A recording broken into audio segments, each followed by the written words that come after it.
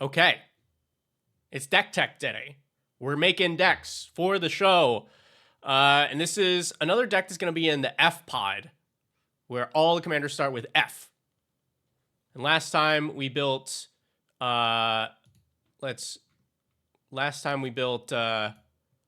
5 boots, the F-bomb deck with lots of big chunky creatures, and now we need a Far Fortune deck to match it. You know the drill as usual. Is this Wednesdays? I'm here every Wednesday, and we talk about decks that you submit. And if you want to do that, then you just go to the link in the corner to Ko-fi, and we stop what we're doing. We deck tech your deck. But we also build decks for the show. So Far Fortune, double F, already good. We got to make this distinctly different from Felix 5 boots, which I think will be pretty easy. Although both decks want to go to combat.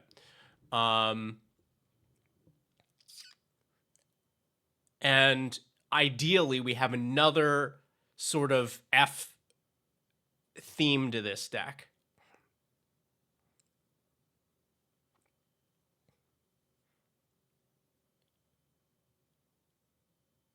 So we have start your engines, and if the number of start your engines things is like pretty low, right?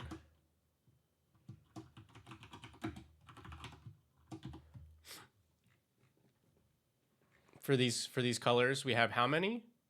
24. 24? Is that right? That's actually fine if we wanted to lean into the speed mechanic here. That's doable.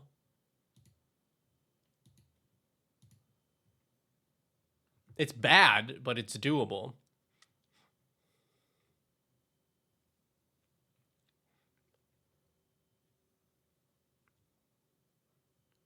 Rate start your engines as an all-time mechanic. On a scale of 1 to 10, for Commander, like a 2. It's so sad. It just doesn't. It does not. You can't make a good start your engines deck because it will never get the mechanic ever again. And the majority of the cards are not good for Commander. Granted, if you put it in the command zone on something cheap like Hazaret, or the one that's actually good is Mendicant, then that makes for an interesting deck, but you're still not playing a lot of the other cards. You're just doing it for whatever your individual card does. Like Vin Wixit, also very interesting, but you don't care about any of the other start your engines cards. You just care about your commander. For limited, actually pretty sick mechanic. Actually played really well. I would give it an 8. I thought it was a really good limited mechanic. And then I've talked about this on the podcast, but as far as flavor goes, I felt that it was not a good execution of the theme. Like, it just needed more something. It needed more cards that cared about how fast you were going as opposed to just hitting max speed.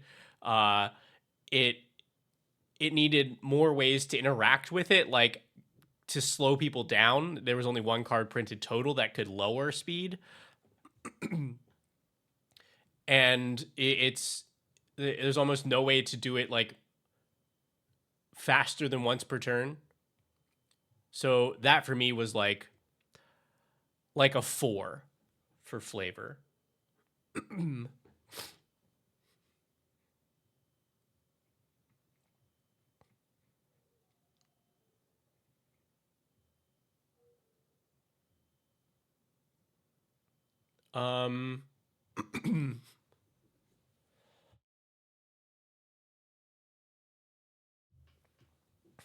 Okay, yeah. So are there any of these cards that we like just want in the deck anyway because they are good?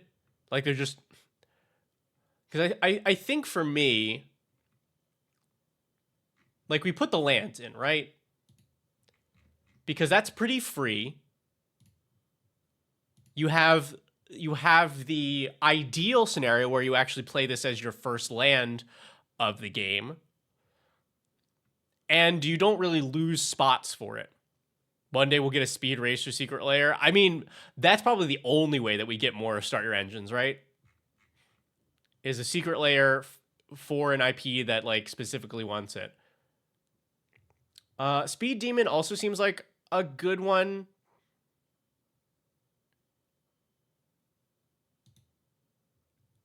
Like everybody, it's a big 5/5 flample.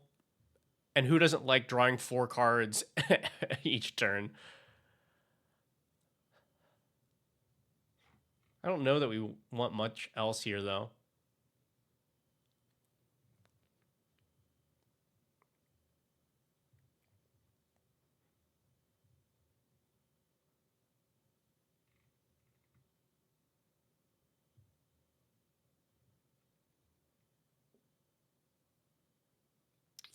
Yeah.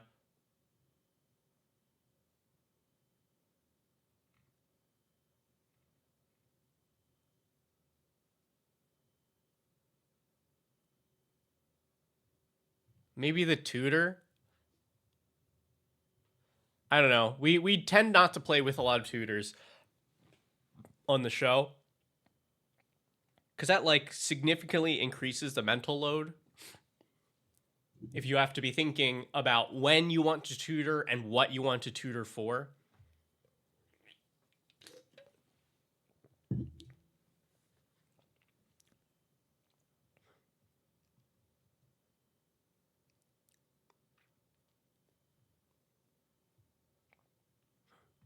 Maybe the Thrill Seeker is worth it here. Like, this is just a good rate on a creature, and most likely we have max speed, so like even late game, it is relevant since it is a 2/3 with Death Touch and Haste and pings opponents.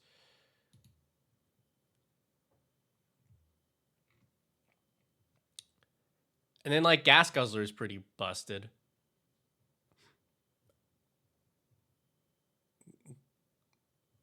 Might as well put Zoolander in, right? But I think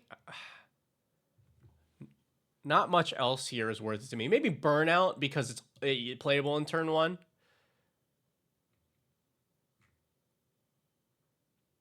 Yeah, that's those are the only ones that I'm like, for sure we want that.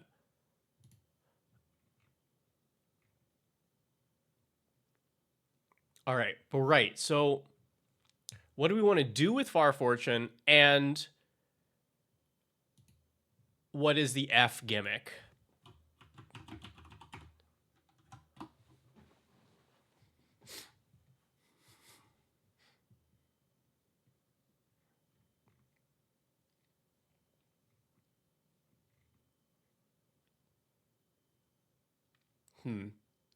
Is there a good creature type that starts with F?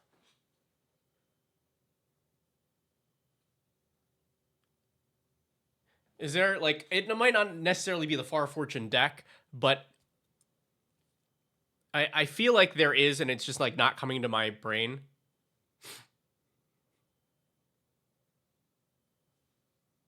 I don't know what that's like.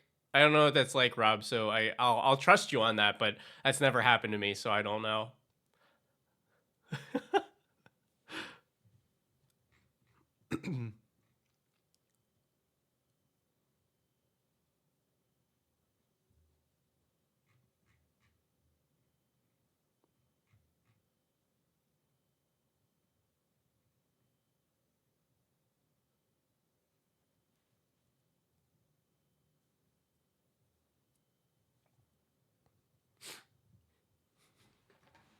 But like, okay, Far Fortune. So if we hit max speed, it increases all of our damage to opponents or things they control by 1. So as many little bits of damage as possible would be like the best basic way to build this. Like you know, impact tremors kind of stuff.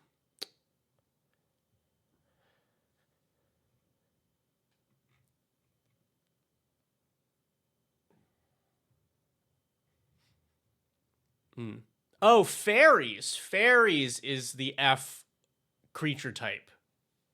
Right? Is there, I don't think, there's not a more popular creature type than fairies that starts with F, right? Hey, Targ. So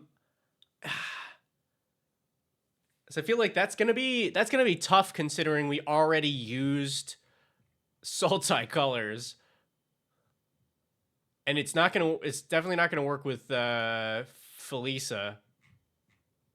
But maybe our extra deck is fairies.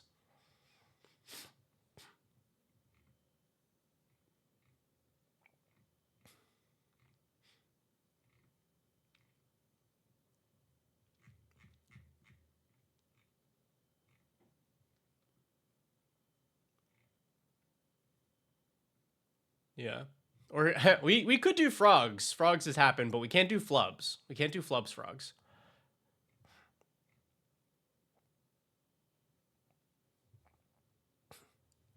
Right now we're building Far Fortune for the F pod. No respect for fish. I mean, if we can build a fish deck that actually cares about fish, I'm very down, but I don't think it exists, right?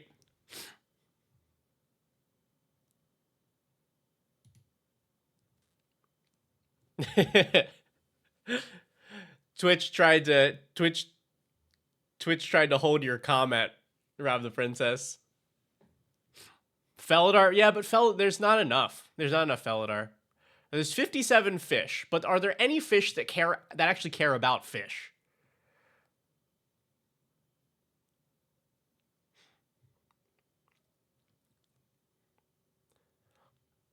I guess we could also do flying. Like, that's kind of boring, but maybe we can make that fun.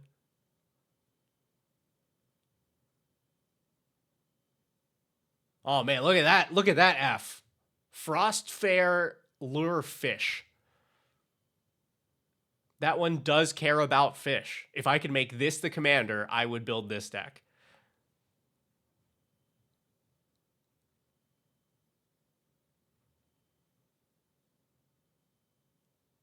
But yeah, there aren't fish that care about fish. They're selfish. Ah? Ah?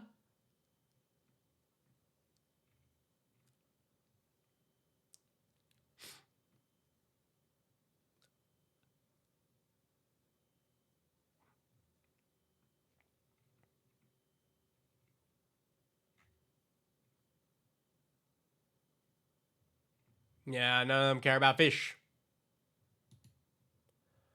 All right. Well, we'll focus on Far Fortune for the moment. Because I don't think we're gonna be able to do a typal strategy with Far Fortune. Unfortunately. F. How do we do more F?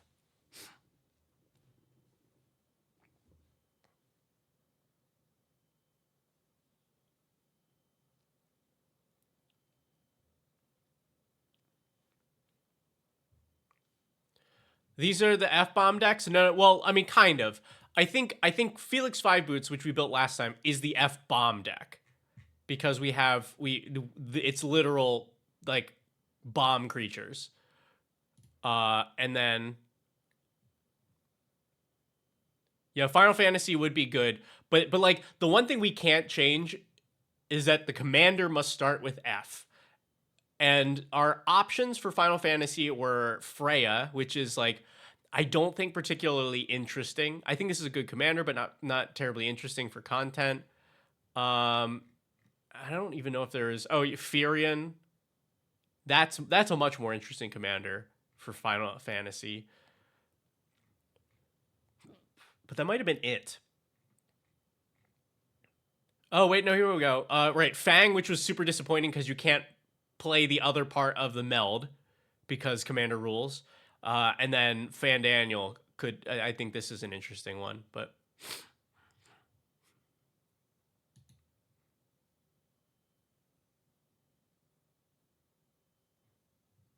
Yeah. So the one rule is commander must start with F.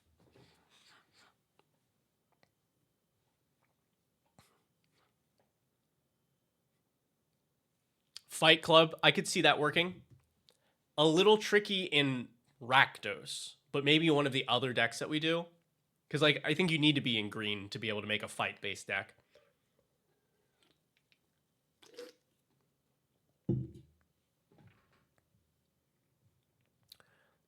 But if there's other mechanics. For Venus, yes. That works. That totally works.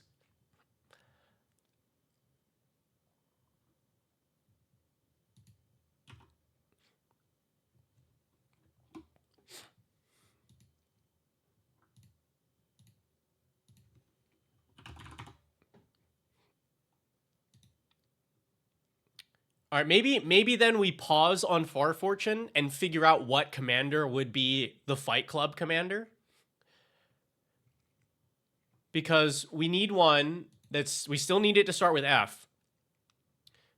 But I feel like once we know who the commander is, like that deck should be pretty easy to build, and that would be that would be nice. All right, so there's gotta be green. There's gotta be green somewhere in it. Foulhorn Fight Club? Falco Fight Club?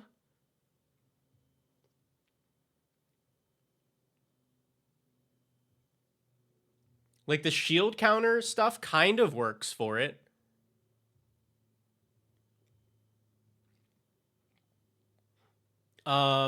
I think, yeah, there was only one other partner here because this would actually be nice for the Fight Club if giving the commander Menace. Not Menace, Death Touch. But the only other one is Francesco, which is also black. Let's see. Fangorn feels not good for fights.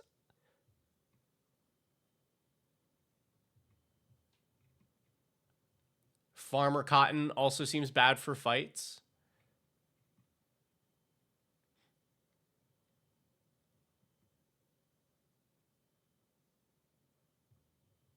I could see Felithar Fight Club. Although that deck is much better at going wide.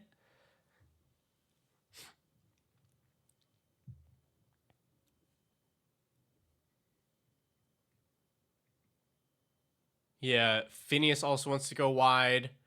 Farafor could go tall. Hey, thanks, Spasmo. I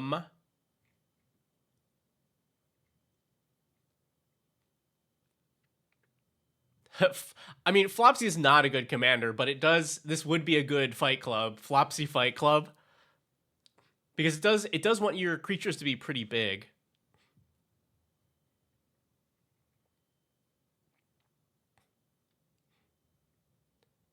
Yeah, Tark saying Frailes.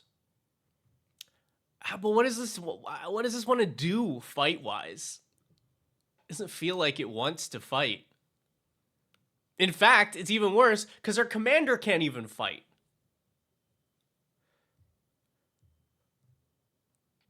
Frodo, also bad fighter. And then Finn would be a great fight commander, but we've done this. We've already got a game with Finn in it.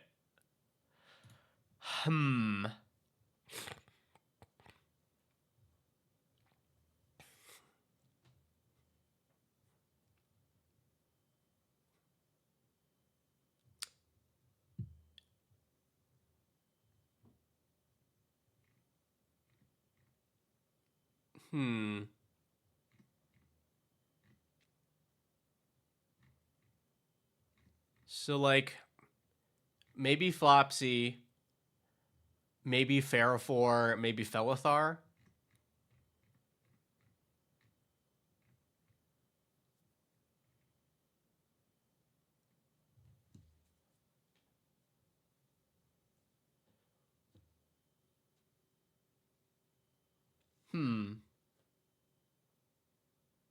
Foretell. I also feel like there's not enough Foretell support.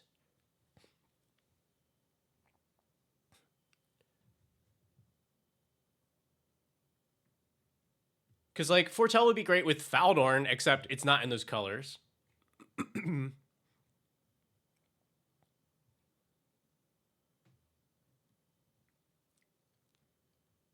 But yeah, are there any other F mechanics?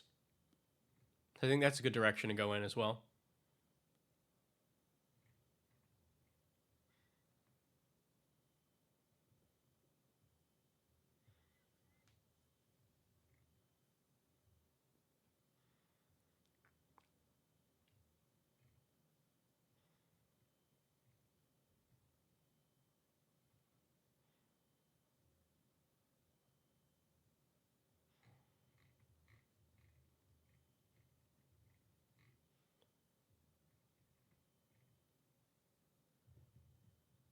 So I'm thinking maybe there's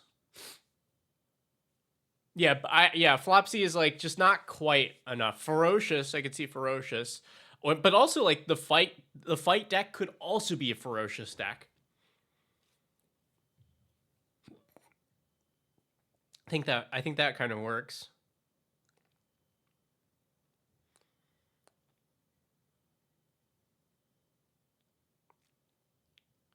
Yeah, Cipher. Cipher. I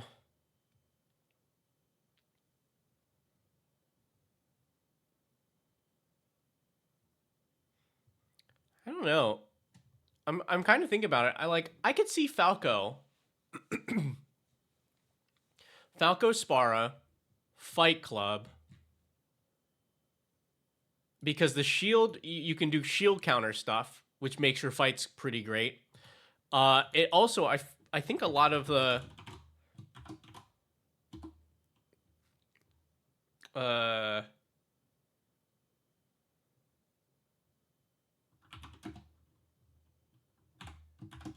lot of the fight spells end up putting counters on.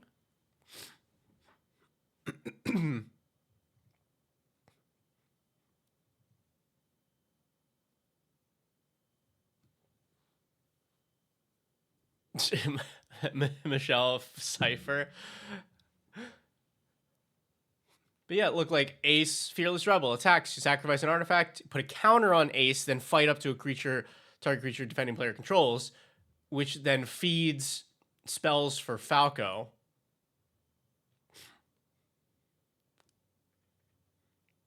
Yeah, like counter and fight.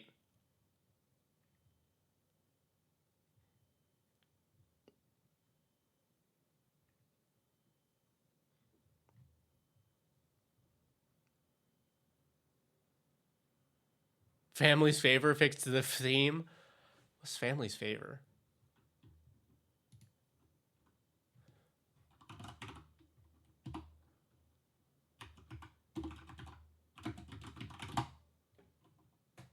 Oh yeah. That is a good F card for Falco.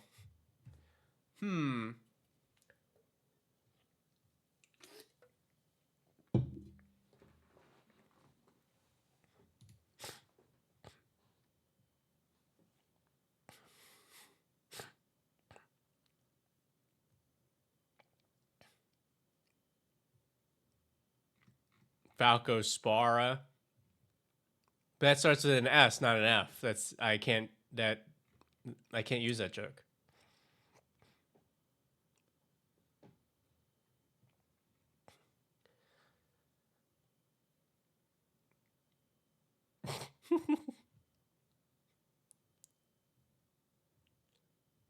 See, like this, like Dramoka's Command, put a counter and fight.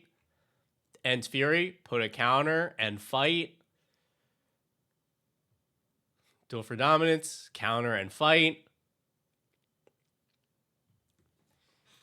So maybe this works.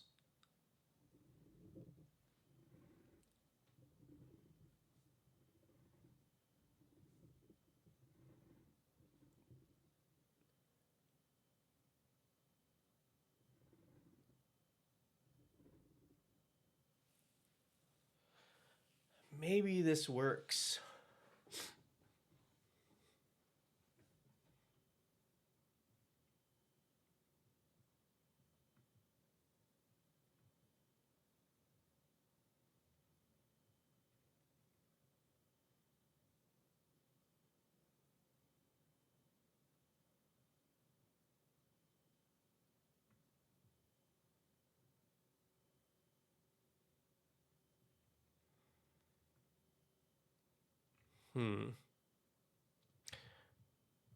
Okay, so if we build Falco as a fight deck, how does that work? Like, what else do we get out of this?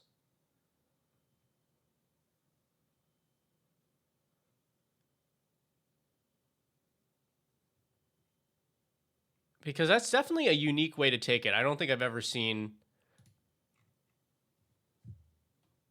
that done.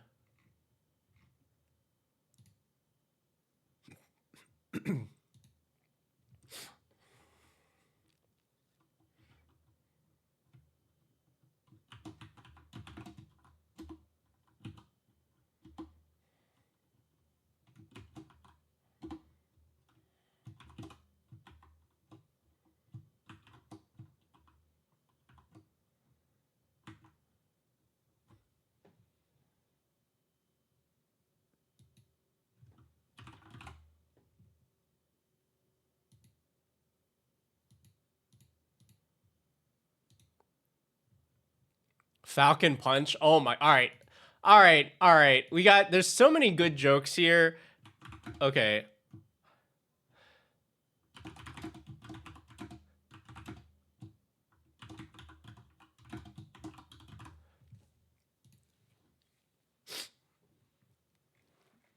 Oh man, first strike. Yeah, okay, okay, all right. I think this one. I think this is a good. This is a good place to be. This is a good place to be.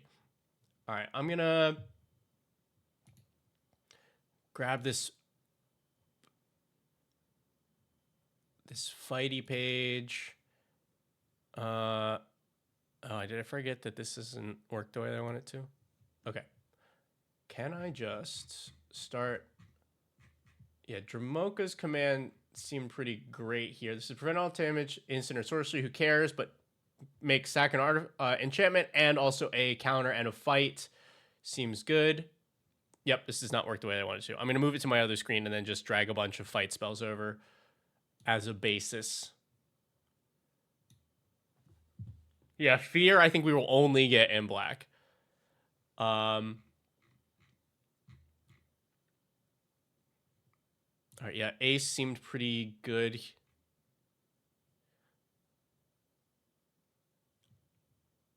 Ancient Animus puts a counter.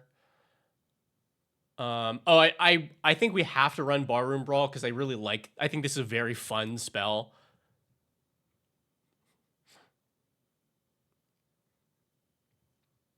Let's see, Bridgeworks Battle is pretty free for the deck.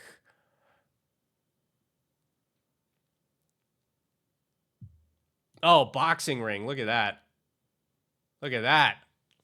Creature enters the battlefield under your control. It fights up to one target creature you don't control with the same mana value. And then you can make a treasure if you have fought this turn, which we certainly will be able to do in this deck.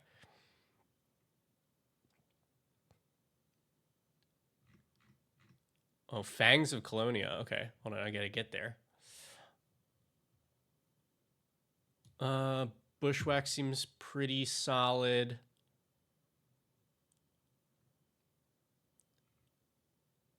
Let's see.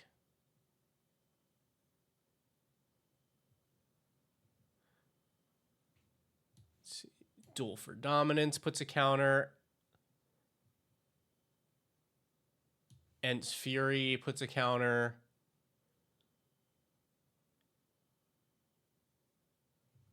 Oh, actually, Earth Rumble. It might be too expensive, but that puts 2 counters, and then you can do a fight.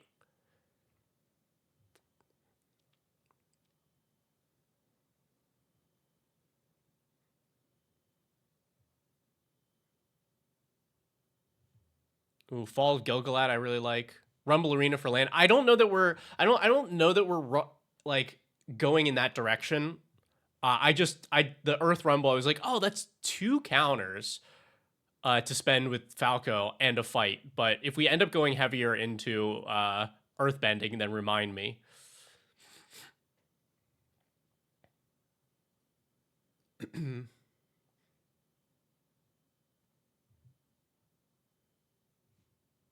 Ooh. Here we go. Foe Razor Regent starts with an F and is a big dragon that cares about fights. Absolutely.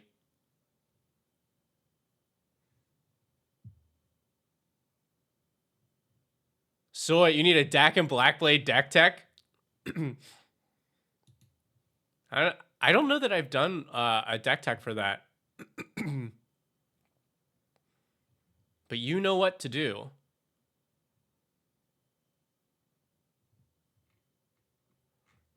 Arena for land.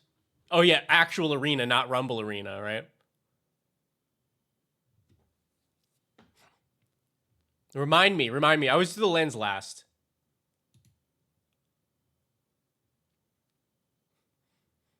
Ooh, I don't know if this is gonna be good, but I guess so. Frontier Siege. At the very least, it is like ramp with cons. But with dragons, whenever creature you control with flying enters, which I don't know, we'll have to look at what happens. Like, we'll have to look at the deck as we've built more of it. But at least it makes Falco fight as soon as it enters. So I'm gonna move this to the sideboard as like we should check on this. Okay, yeah. Other fights that are like on rate and put counters. Here we have Kapow. I'll probably trim down these. Inscription of Abundance is good.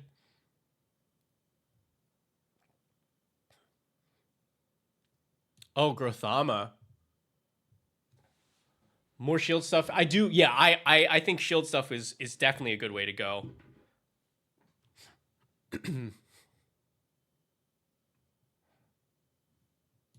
Hive Spine Wolverine. A little bit of everything.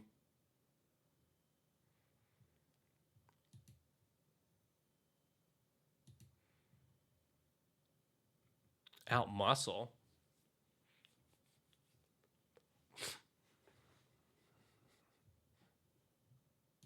Ooh. We'll do County Ambush because MDFC.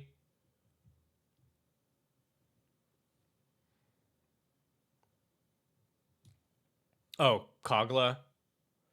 Definitely.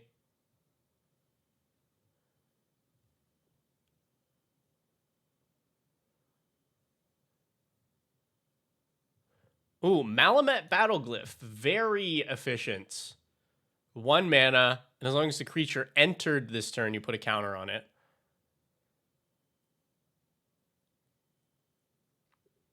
I see a pony. Yeah. Oh yeah. Targ saying Longstock Brawl also. Like these I think would be the ideal. Anything that's super cheap that we can still get a counter out of.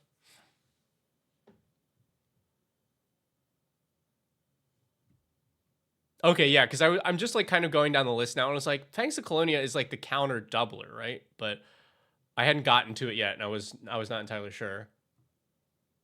Oh, I guess Mutant's Prey is like it fits the bill enough. It cares that the counter is there already, but that's kind of what we should do.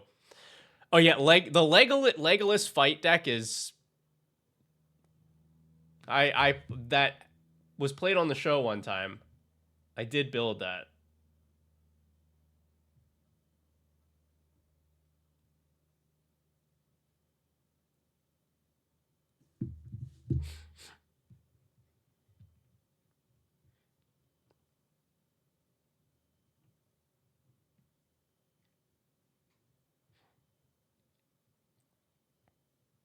Oh, this is interesting. Look at this guy. Nessian Wild's Ravager. Tribute 6. You know, everyone's favorite well-known mechanic, Tribute. As it enters the battlefield, an opponent of your choice may put 6+1/+1 counters on it. And if it when it enters, if the tribute wasn't paid, it fights. So it's either a 6/6 fight or a 12/12. That seems ideal for this. And that's a very fun content card.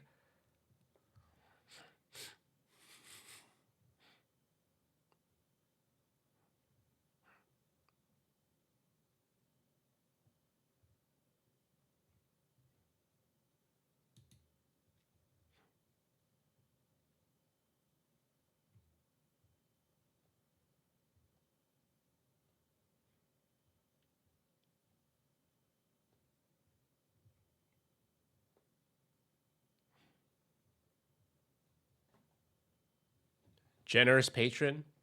Isn't that when you put counters on opponent stuff?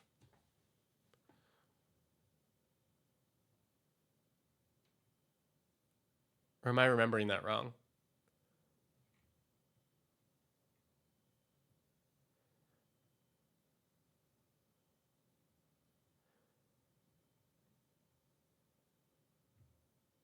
Oh, yeah. There we go. Smell fear, proliferate, and fight.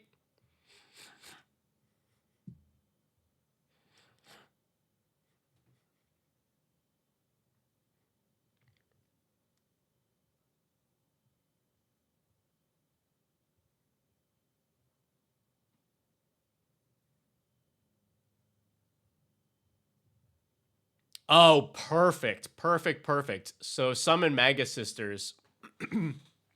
Oh, Leatherhead. I really like that. Summon Magus Sisters. Does stuff with counters. Can put shield counters on. And can fight. And you can use Falco to remove the lore counters for the saga part of it. Oh my god, that's so perfect. Yeah, Leatherhead is great. Is it this one? Yeah. Manjari. All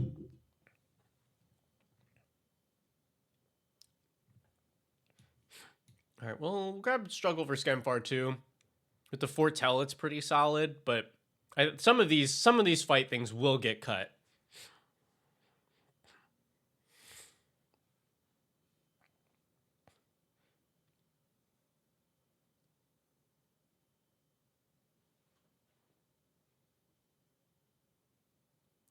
Falco Sagas, yes.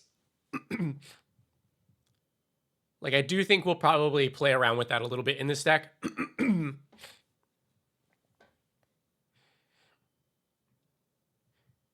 See, Titanic Brawl seems good here.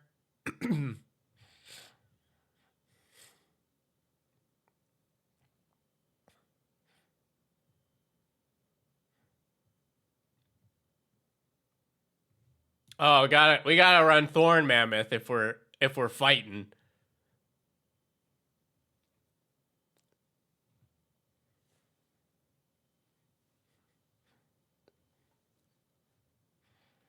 Voracious Hydra also counters and fighting. Maybe Uvenwald Tracker. Like, I get the feeling we're not gonna have problems like getting sources of fight, but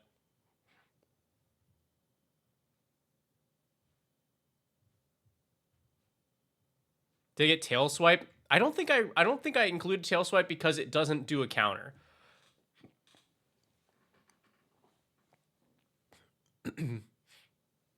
Because it only it gives +1/+1 conditionally, but it doesn't give an actual counter.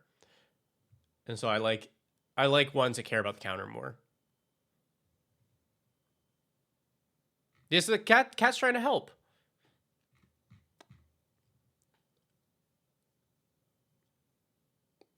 All right. Oh yeah, we want this family's favor.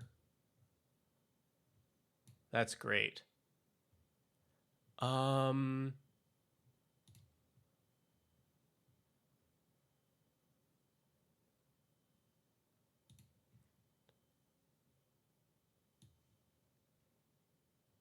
Skitter Spike, my baby.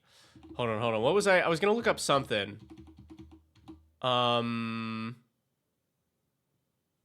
Oh, shield counters.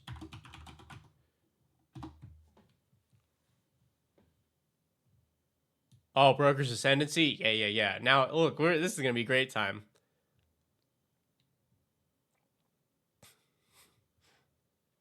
Oh, Agent's Toolkit seems good. I'm going to move this over here. I'm just going to start dragging some cards in.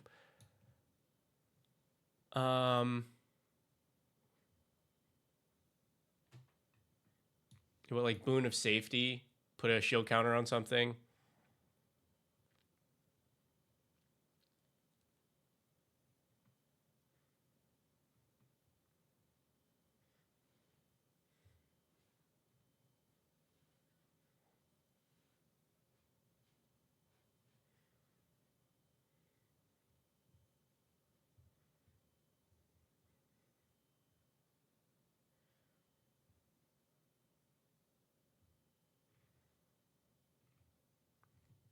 Oh yeah, right. Protection magic. Brand newish.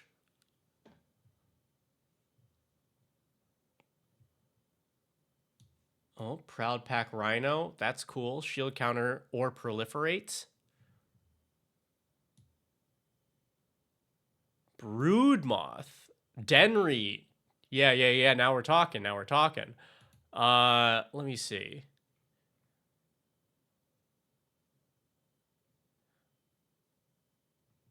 I like Sanctuary Warden here.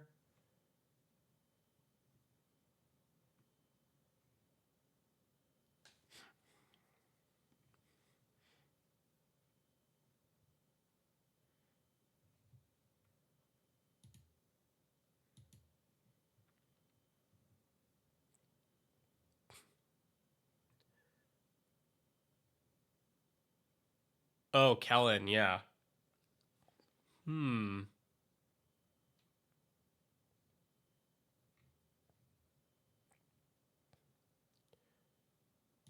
Okay.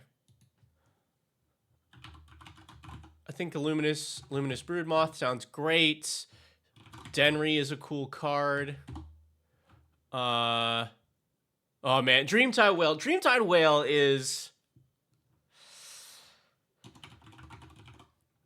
I think this card is so good.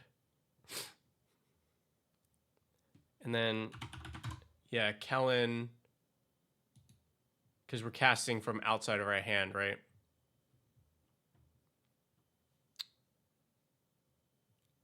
Okay.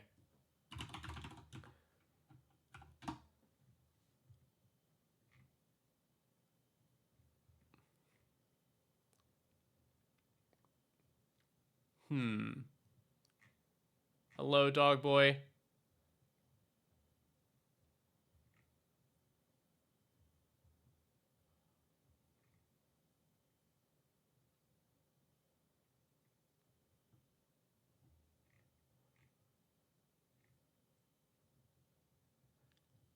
Okay.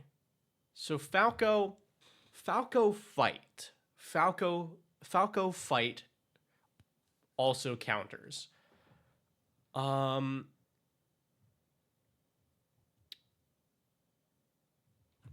Electman. Hello and thank you. I think we made a good pivot to working on this deck today.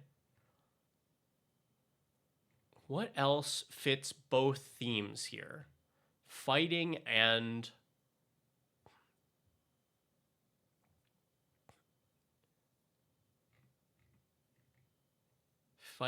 counters.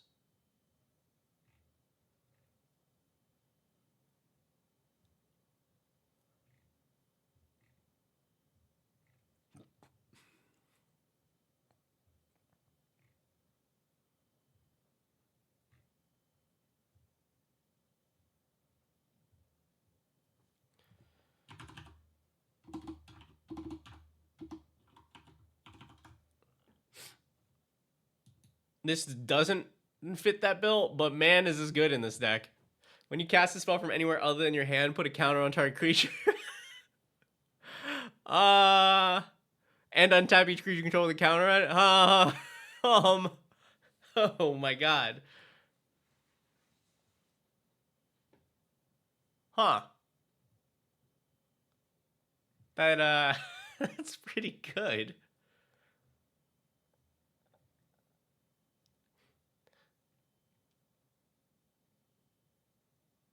Fenrir, oh, I like that. Yeah. I want to be careful because I'm starting to think too much on it. I don't want this to lean too much towards generic Falco Spara deck. I would like to keep the fight as like a heavy main theme.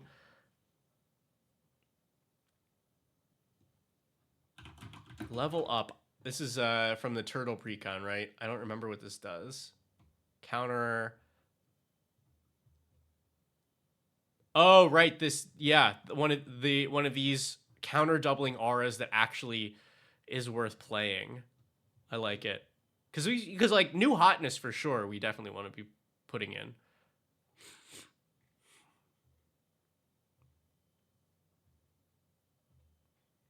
But like, how else do we make this? Do we make this good for fighting?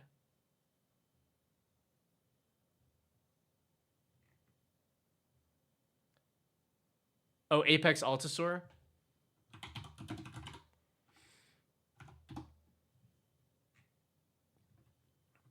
Yeah, fights a creature, then fights a creature, then fights a creature, then fights a creature. Yeah.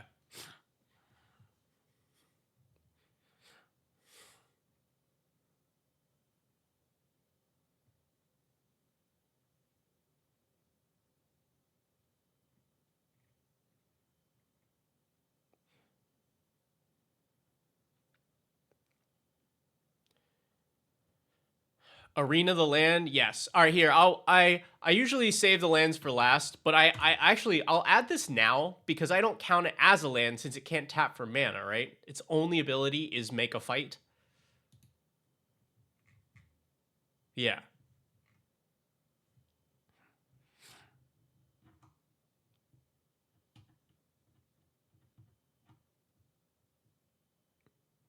Herd Beloth. Is this like a deals damage kind of situation? Oh, when counters are put on it, make a beast. Yeah, and yeah, Voracious Hydra is a good suggestion. That's already in the.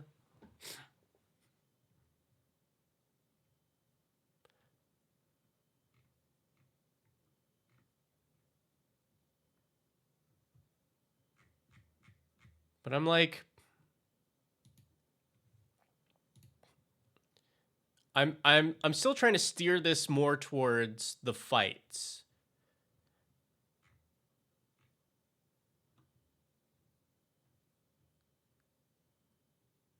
Ooh, I got it. Arwen Mortal Queen does not fight, but indestructible counter. Great for fighting. Can move the indestructible counter, or not move it, but can make a creature indestructible at instant speed, which means you can do it in response to a fight that is happening.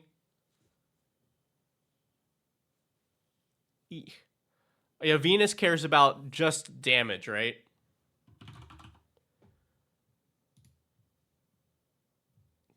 Is dealt damage, yeah. Got boxing ring? Oh yeah, we got boxing ring.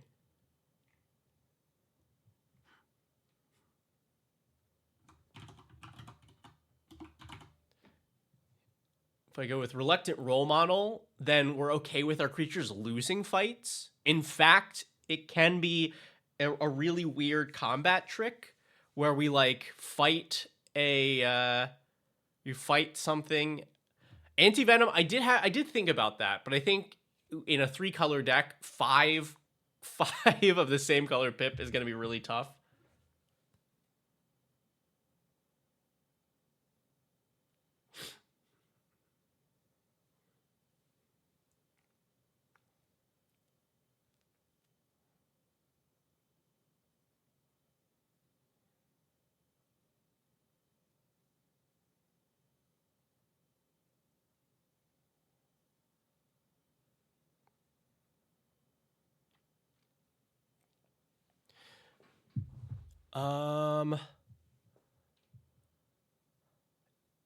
Yeah, we got Inscription for sure. That's like that's great, I think. Um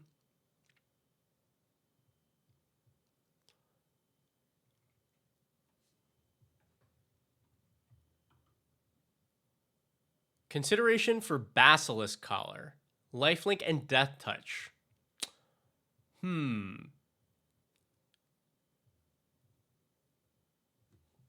Um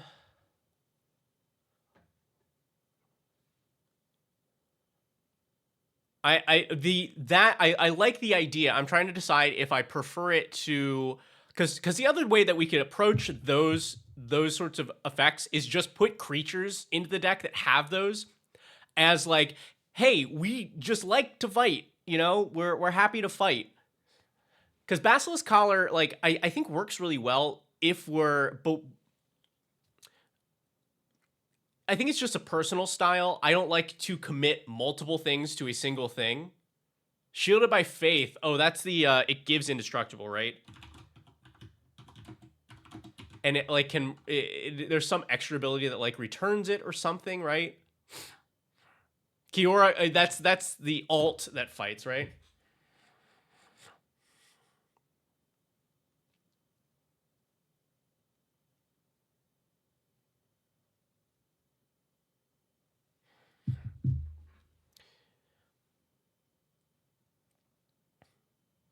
Yeah, Shielded by Faith enters, right? You move it. Yeah. I think this is one move to the sideboard. We just I think there's a good chance it makes it in. We just want to make sure like that cuz that is a little pricey. But I think as long as we have enough creatures to enter and fight, then it's worth it. Well, I want a mutational advantage here.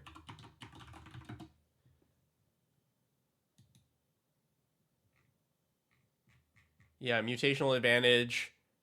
Permanents with counters gain hexproof and indestructible, so it protects the board, but also prevent all damage that we dealt to those permanents this turn. Is that what I want? Because I was thinking like it could be a really expensive combo with like Altasaur. But if we prevent the damage also, it's still probably worth it. Because we also proliferate, but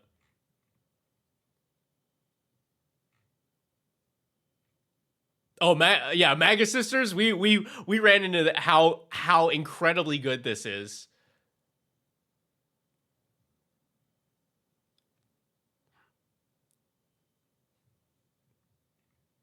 It just does everything that you want. But like how do I make this more fighty? How do I make this more fighty?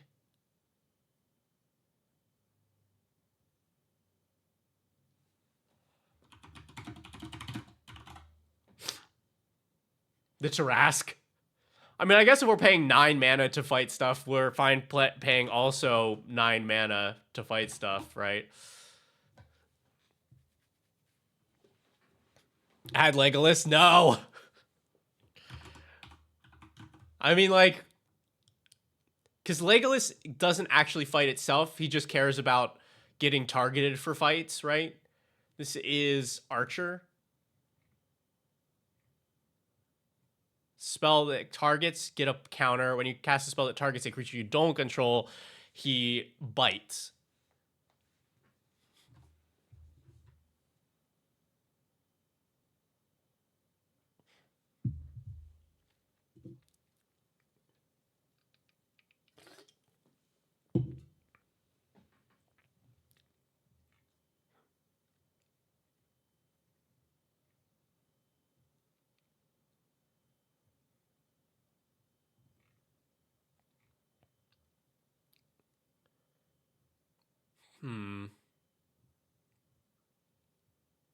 Yeah, we do have Uvenwald.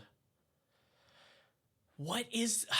I still feel like there's like some vital piece that is missing to really tie this deck together. Like I feel like I feel like we've got a bunch of good cards that fit into the deck, but I'm missing the aha.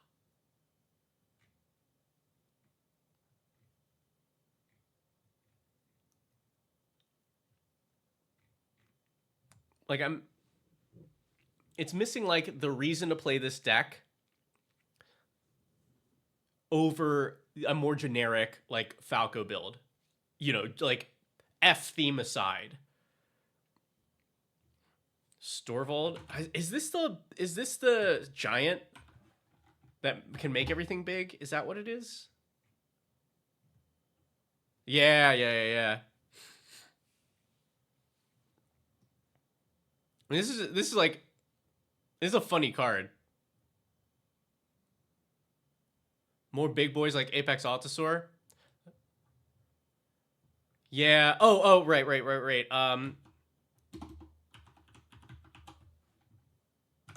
Skitter Spike for sure. I will put this in any deck that wants it. This deck definitely wants it.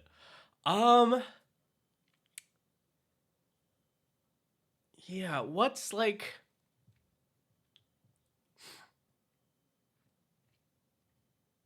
what is the thing? What is the thing that makes this work?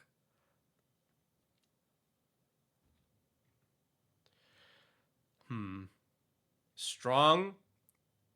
Does strong do rad counters? Because I'd like to avoid that if it's the only one doing.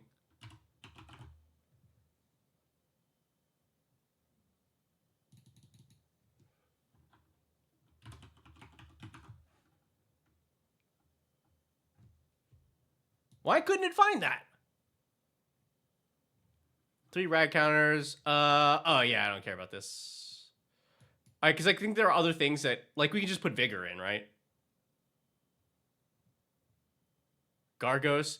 I don't remember what does Gargos care? What is the trigger for the fight for Gargos? Creature you control becomes a target of a spell. Okay, yeah, I think we want that. Because that's what double the fights. Creature you control becomes a target of a spell. Yeah, so we just cast a fight spell, get a second fight.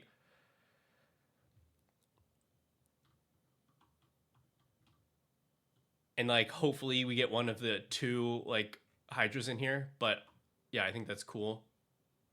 Yeah, 6 mana, 8/7. Yeah, he does like the fight. It's great. Lily, what is I don't remember what Lily does. Am I spelling this wrong? Oh, is it maybe Lily? Lily Bowen. Enters 2 counters, double counters, and then gain a bunch of life. Meh. Glass, hello?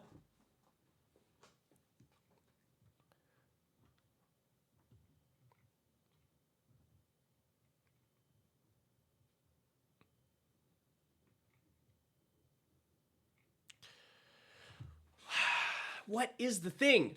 What is the thing that does the thing? What is it? What is the final piece? There's something. I know it exists. There's like just a I don't know.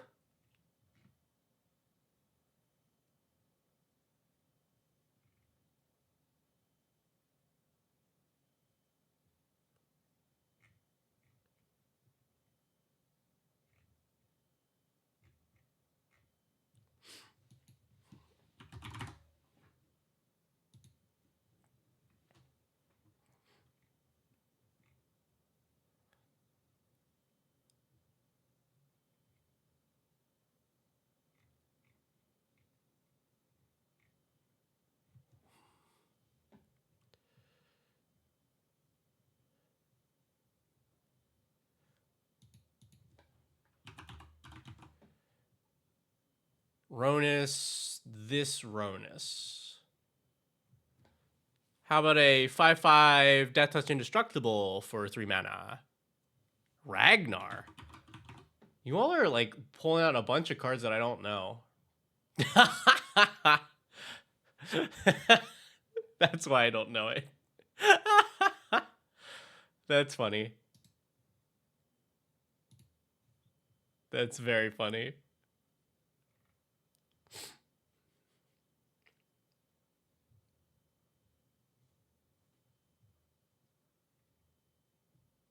We're gonna be in Dallas.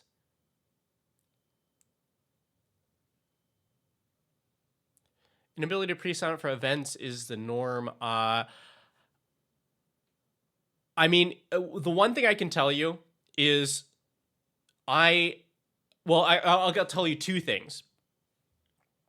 Glass. One, for every Cool Stuff event, which is the thing we'll be going to in Dallas, I've never heard of people like not being able to do events. Like, sure, there will be a couple, like some of the more popular ones that may sell out, but there's usually plenty of stuff to go on. And the other one is because we're going to be there, and Nerd Girl is running a bunch of the creator stuff, there will always be stuff to do because that's like there will always be stuff to do with us.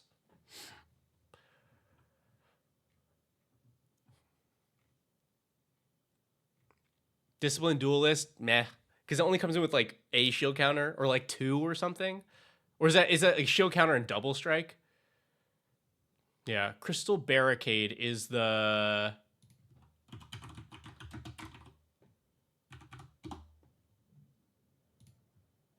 I don't remember.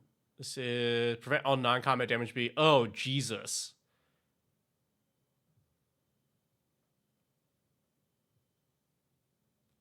Uh-huh. All right, well, yeah, we'll do that one. Yeah, we'll do that one. I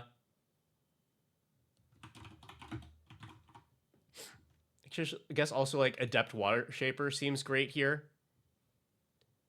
We send our stuff into combat and then fight after they're tapped.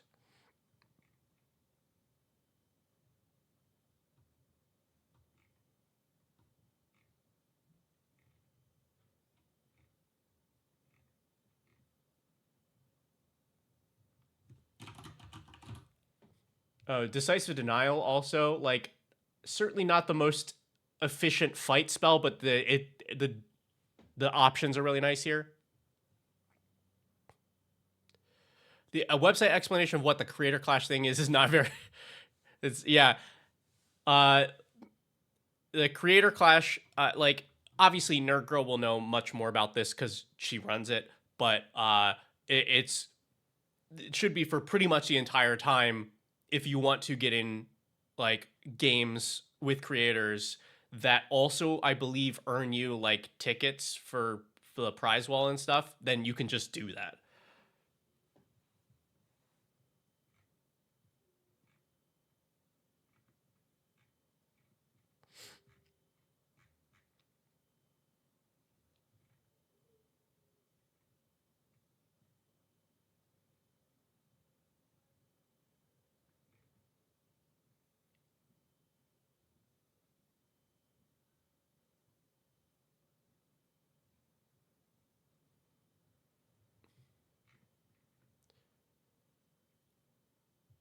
Are you missing a Fox Rogue?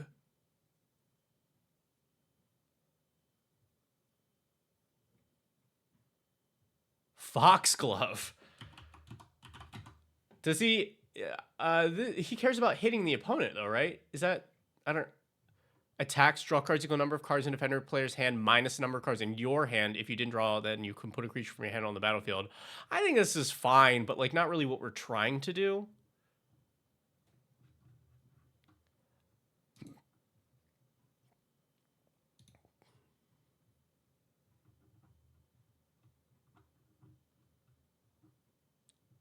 Oh, Fox. I see what you're saying. I see what you're saying.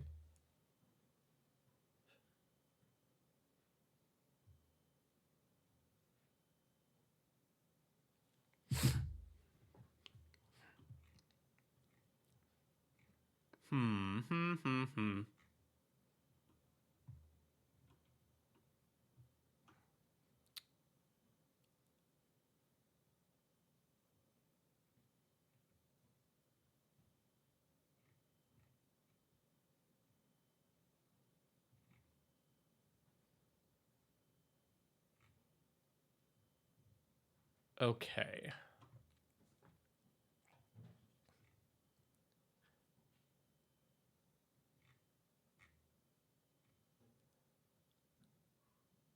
Loading zone.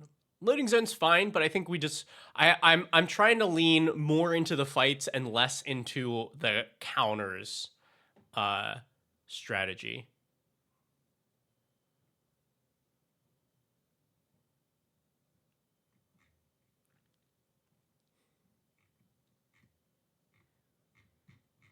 Um I know I think it was Rob that said earlier about enrage stuff. That might now with the direction that this is leaning in, especially if we have like water shaper.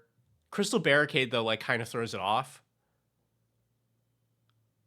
Like we don't necessarily want to non-bow ourselves.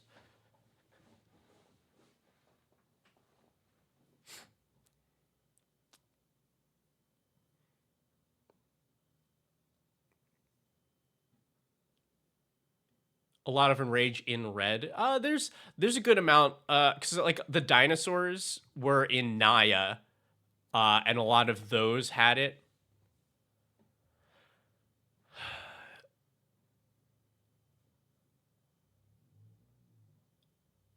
I'm just trying to think, does because I think that's a decent direction to go with this.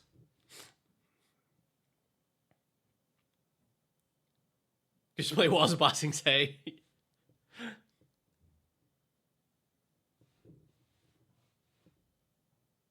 Hmm.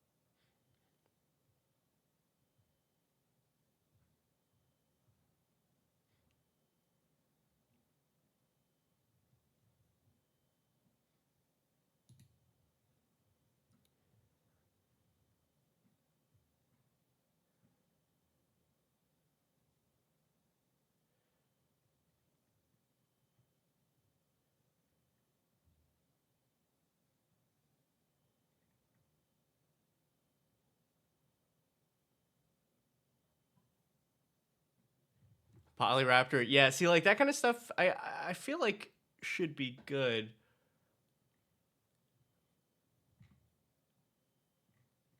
Yeah, like a bunch of the enraged stuff I think totally works. It's probably a better way to go about this. Season of growth. Oh, season of growth. Yeah, that would be good.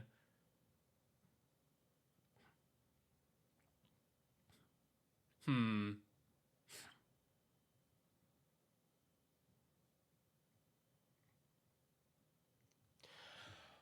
Now, I don't know that I'm worried about it yet, but one thing we are going to need to keep in mind while we build this is that this style of play with like a heavy amount of removal can be kind of oppressive to a table. So we have to make sure that the other decks are able to have like they have a way to fight against this kind of thing. I think the F bombs deck is fine here. Because Felix has ward. Um and then we just want to make sure that like the creatures that it puts out are better than the creatures that this deck can play.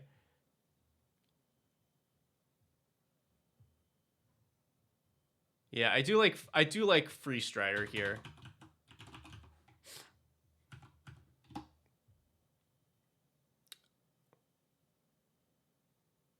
Okay. So maybe what we do here is the fights themselves should be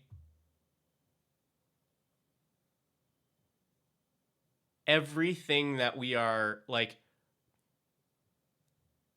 Ooh. Right. Voracious Bibliophile. Is this the card I'm thinking of? Yes. I finally get to play this card. I love this card so much. Every fight spell is also drawing 2 cards. Yes. That's what I want. Okay. I think this is what we're doing. I'm going to move Barricade to the sideboard. And we're gonna grab a bunch more fight spells. We are going to do a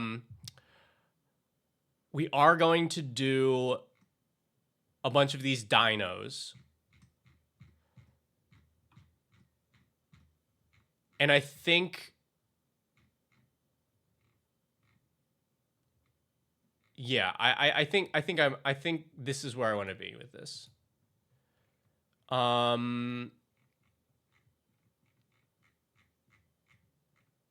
Yeah, so creature-wise, let's do the Bellowing Aegisaur seems great. Trapjaw. Because, like, I think the way that this is going to work, I'm actually going to cut some of the bigger creatures, unless they really lean into the theme, and then play a bunch of smaller spells. Rot Priest is pretty nasty, but I think if there was any way to put anything else in, then I would do it. Did I put Trapjaw in already? Yeah, I did.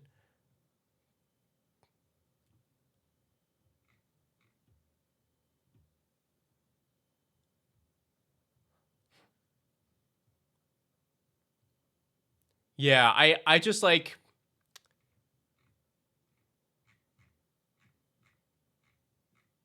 It's too much like on of its own thing, if that makes sense.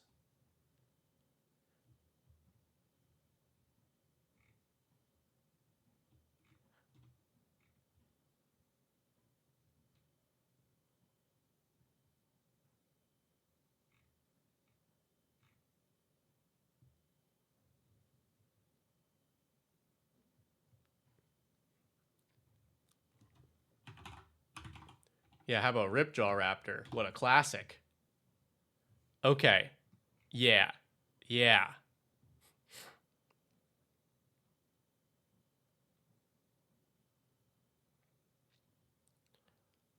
Hello. What was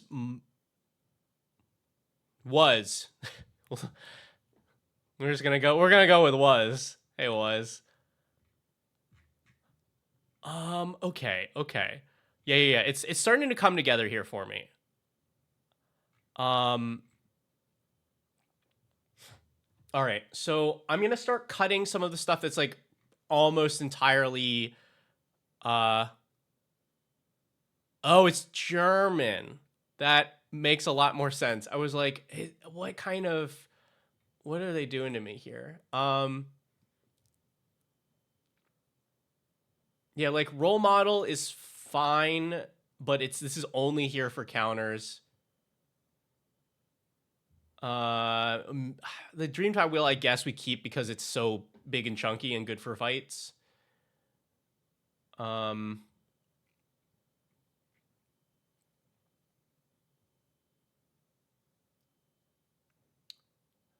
I think Helen, the upside is really cool. It might end up getting cut. Let's see, shield and proliferate. I think we'll hang on to you for the moment.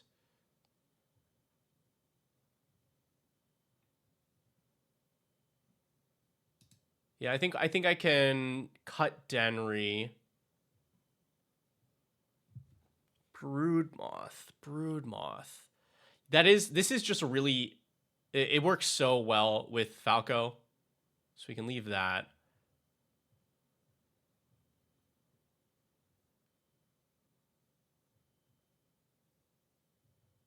Yeah, we'll cut Baloth.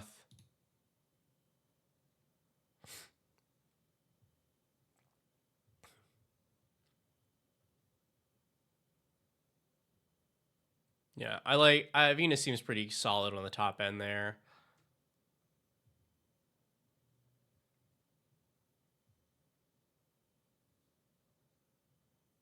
Yeah.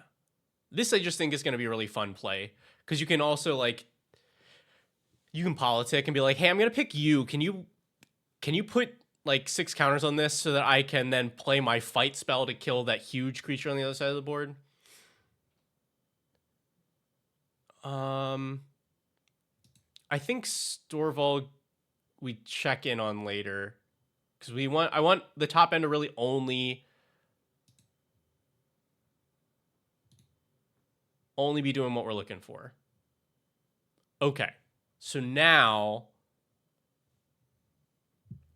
because we want every fight to do like a shit ton. Every time that we fight, we want it to be like, wow, and then I drew like a card and I put a counter and I did this. So like Berker's Ascendancy, I think also gets cut. I think Level Up is fine because it produces a lot of counters on one thing. Boon of Safety is just under, like, I don't know.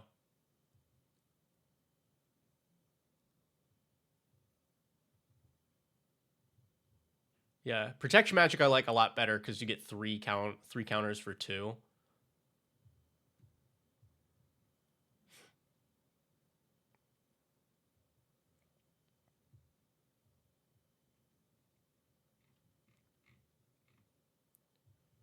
All right. Yeah, Toolkit also, that's only there for counters.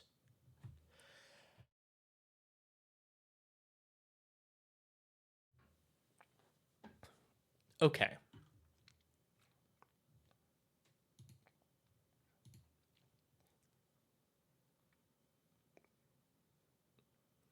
Thank you, Fantacat.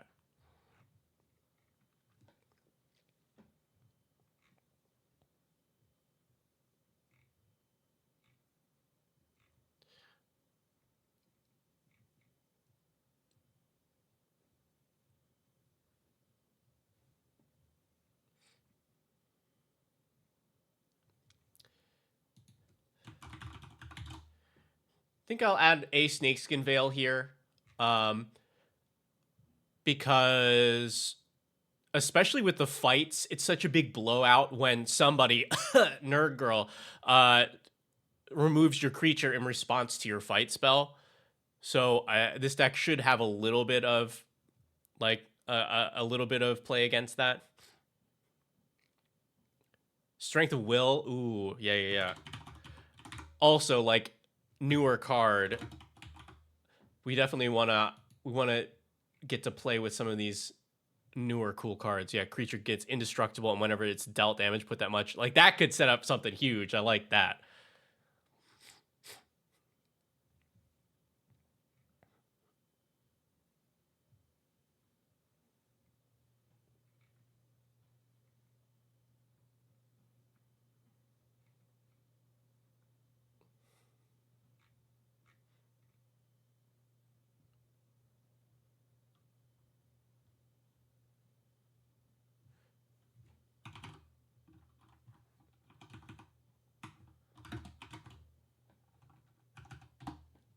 But a little Citizen Tactics.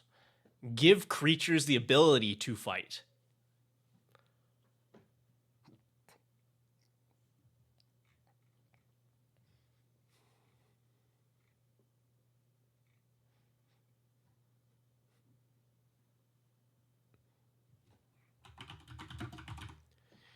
Oh, Primal Might's a good fight spell. Because, like, it can be just 1 mana fight if you've already got it beat stat-wise, but you can boost too. Yeah, Saritha, not only is it 1 land, it's a land that does not produce mana.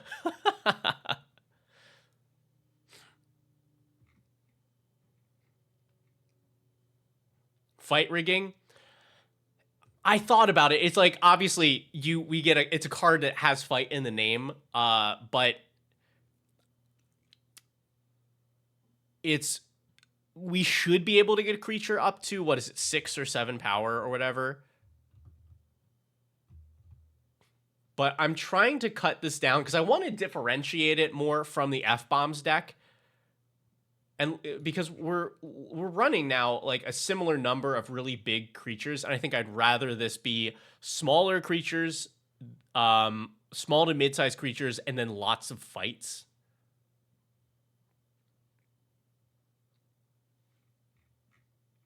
So I'm trying to kind of push it in that direction.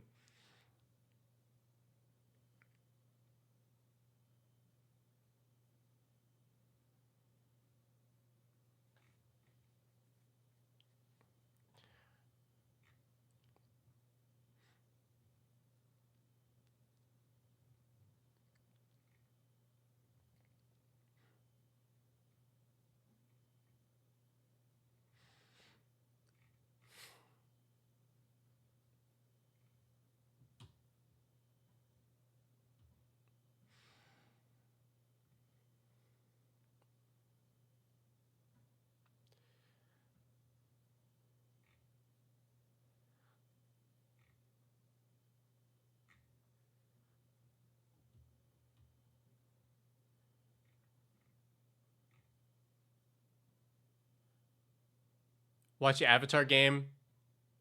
The top deck. Oh, yeah? Yeah?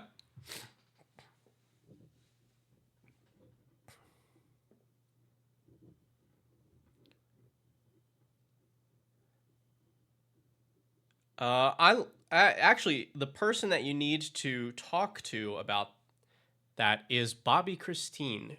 I believe that she was the one that built the decks for that pod.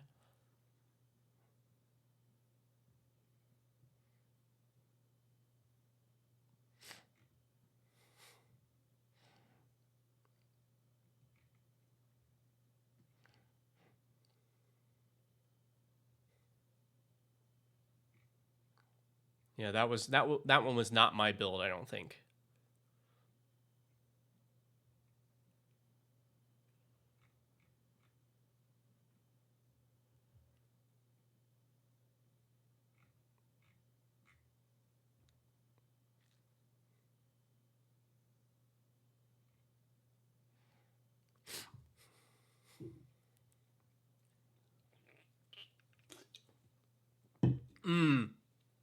Yeah, the Kamal's will was hot.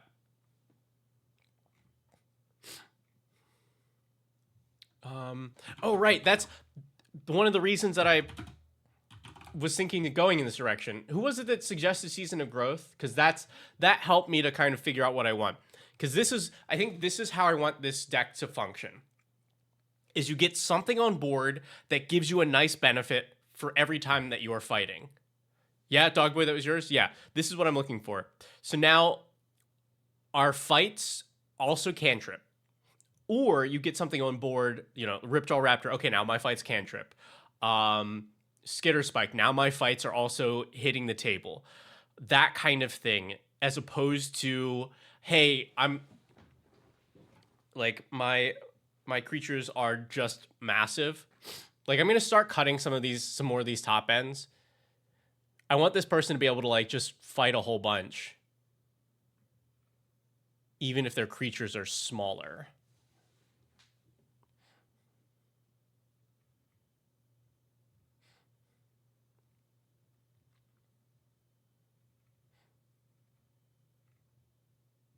Shaper Sanctuary. Doesn't this only trigger on opponents?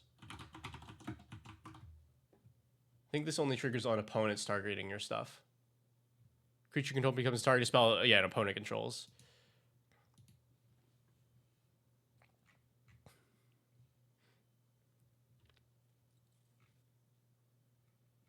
Wild Defiance. I think that one, though, costs more than I'd want. It's like 4 mana or something. 3. 3's not bad. 3's not bad. Let me move that to the sideboard. That's one to check on afterward, because how many fights do we actually have in this deck currently? 1, 2, 3, 4, 5, 6, 7, 8, 9, 10, 11. All right, we're probably good. 12, 13, 14, 15, 16, 17, 18, 19, 20. We have 20 fights just in instants and sorceries. Oh my god. This is...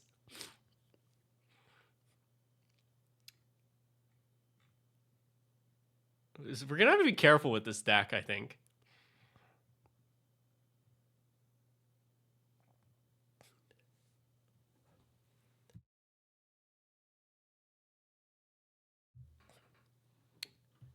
Mikey and Leo, that's the is that the Selesnya one? Because I still think that I think the counters are going to be secondary. I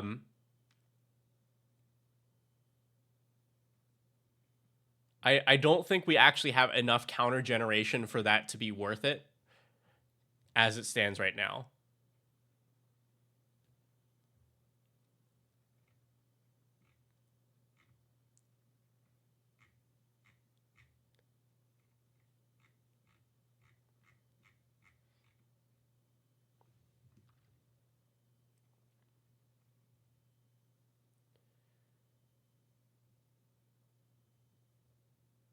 Depths. No, give me suggestions for small creatures that are good at fighting. That's what I want right now. Or like that cuz I'd like to I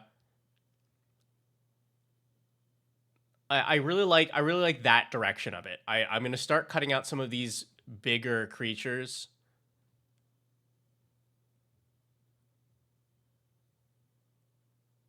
Oh, for removing counters? Yeah, but I believe, yeah, Falco can only remove them from creatures.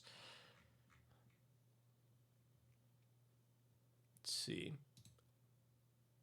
This is fine, but...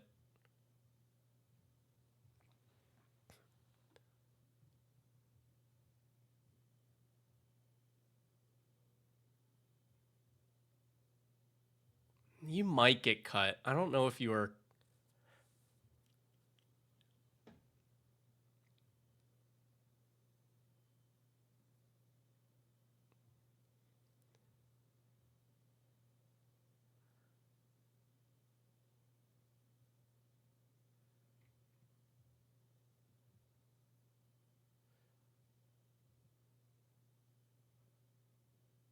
This is so much... It's so much removal. It's so much removal.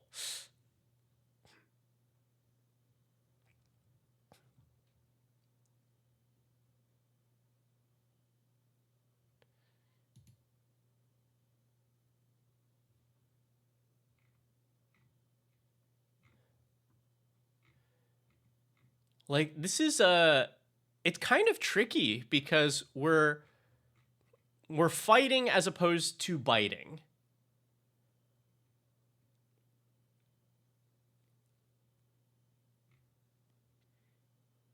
Ace is funny with mutagens. That's true.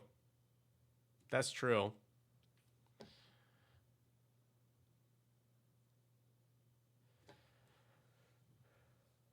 I guess we also need to make sure the Ace actually has things to sacrifice. We have, what, a hot 1 artifact right now?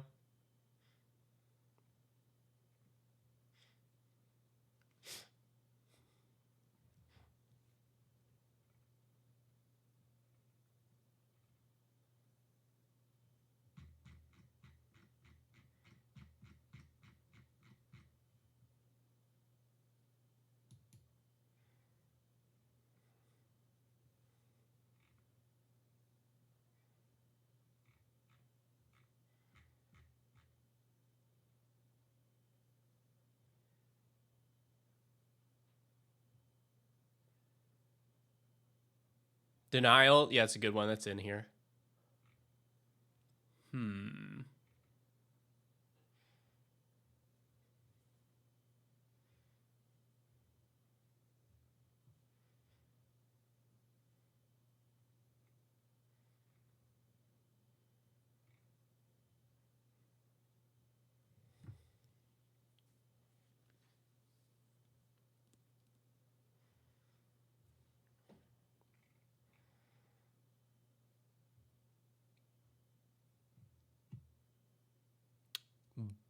Biomancy.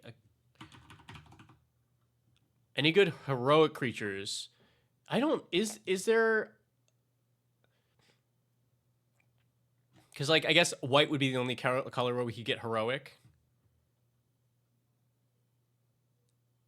Create X token and set our copies of target creature you control, except they have when this creature enters the battlefield, fights. Okay, yeah. Yep. Love that.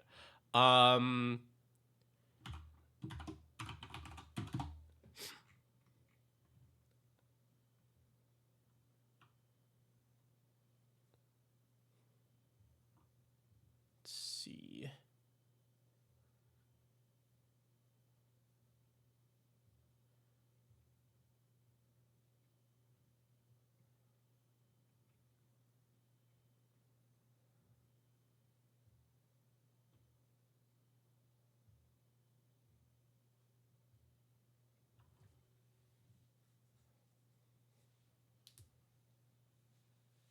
Actually, Hoplite, pretty good at fighting. Cast a spell that targets favorite Hoplite, put a counter on it, and prevent all damage that would be dealt to it to this turn. I don't hate that.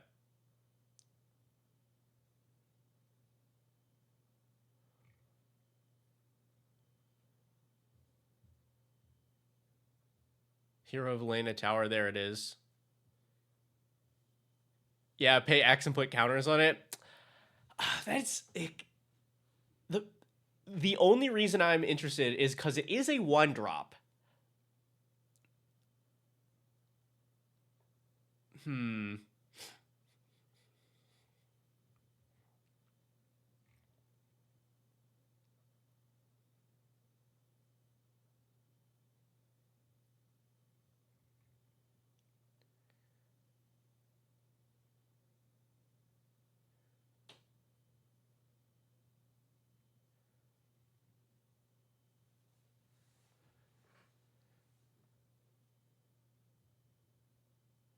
Ballroom Brawl. Oh, Ballroom Brawl is very funny. That was one of the earlier cards that I put in. I was like, I almost want to play this because the card's cool.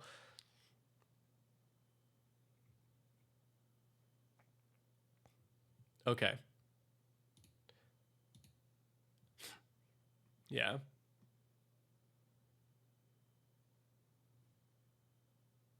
All right. Oh, right. April.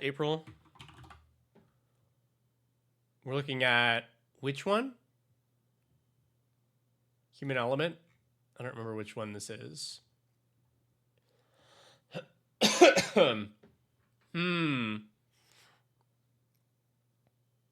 I think I'd be willing to try this one here because she's new. It is more of a, like, counter-focused card, but she's new and cool.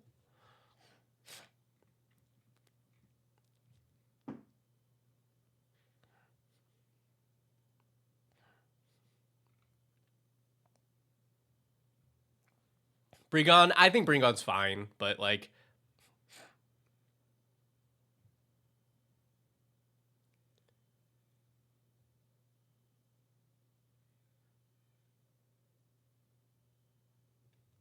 Yeah, she's the, she's in the turtle team up, which I do want to play. I've heard it's good.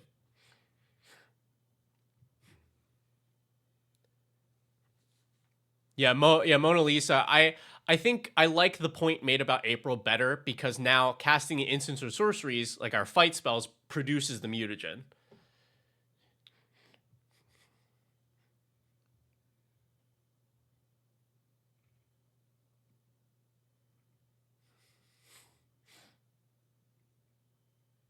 Hello, Ivan.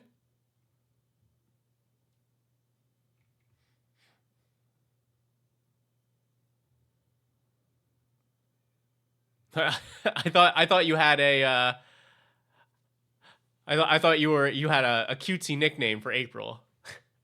But yeah, all players trigger April. I think the same for Mona, right?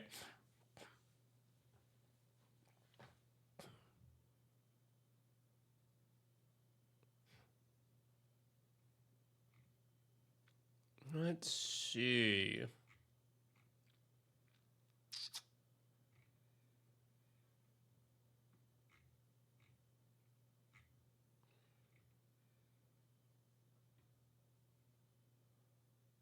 Atsuken Archer.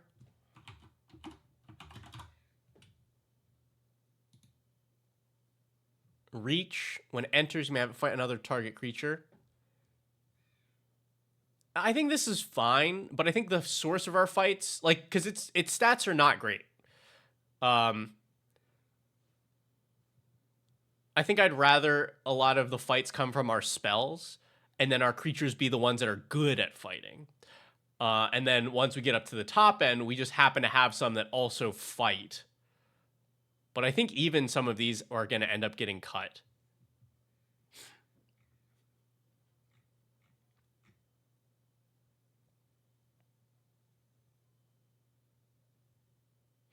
I want lower CMC creatures that are good at fighting. Because I want you to be able, I want whoever plays this to be able to put a creature on board pretty early and be like, great, now I'm ready to fight, as opposed to having to wait until the top end to be able to fight.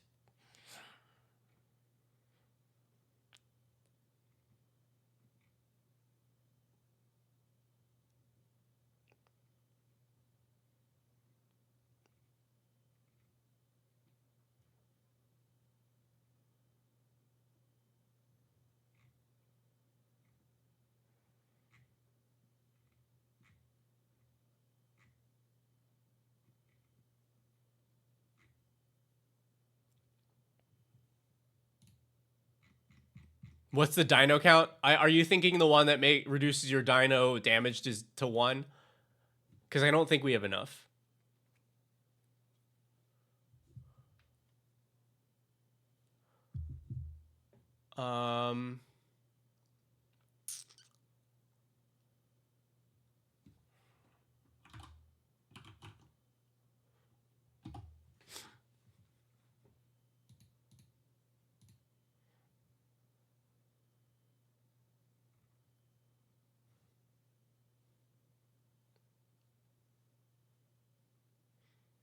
Yeah, I think our dino count's pretty small. Crawl Harpooner. I think if we weren't building for a pod, we'd run the Harpooner. Although the F-Bombs deck probably has, no, because we went away from that, like, strategy. Because I'd want to make sure that the Harpooner has targets and it can only fight flyers, right?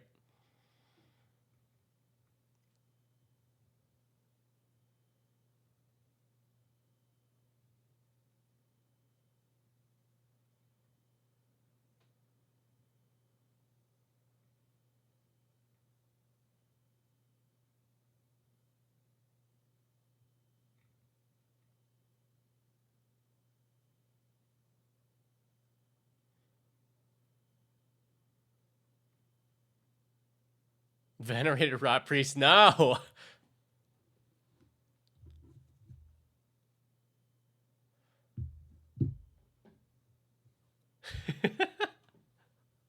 Like, maybe, hold on. All right, let me, because, like, it's just when you target, you poison twice.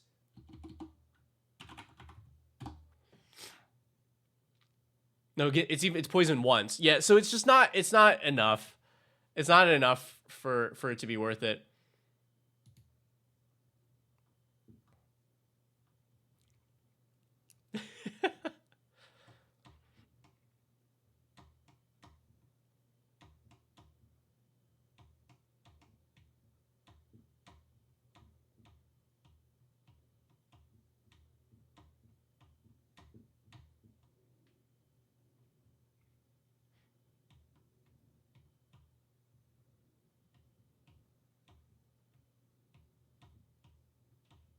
Golden Guardian. That's also, like, it can fight.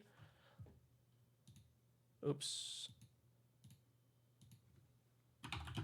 And it, like, transforms when you fight or when it takes damage or something like that. Fights another creature, dies, return it transformed. It's all right. But, like, it has to fight through its own ability. If it could transform through a different fight, I would like it better.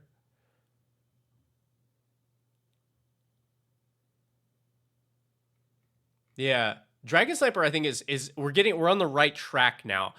This deck is a little trickier because we're fighting as opposed to biting. And so Dragon Sniper really only has one good fight in it.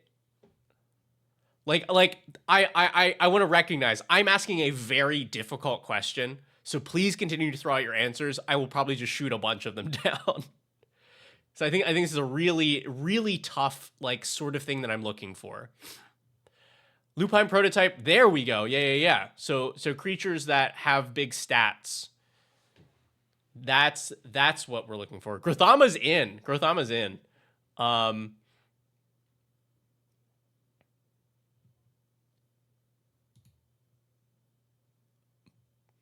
Bogbonder, though, like, only gives... Oh, I guess it does move a bunch of counters.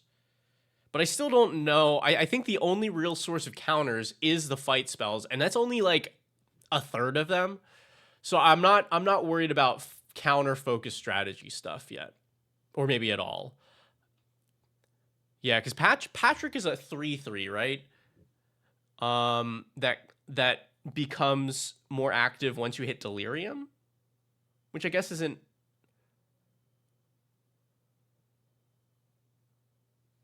Hornet Nest is cute.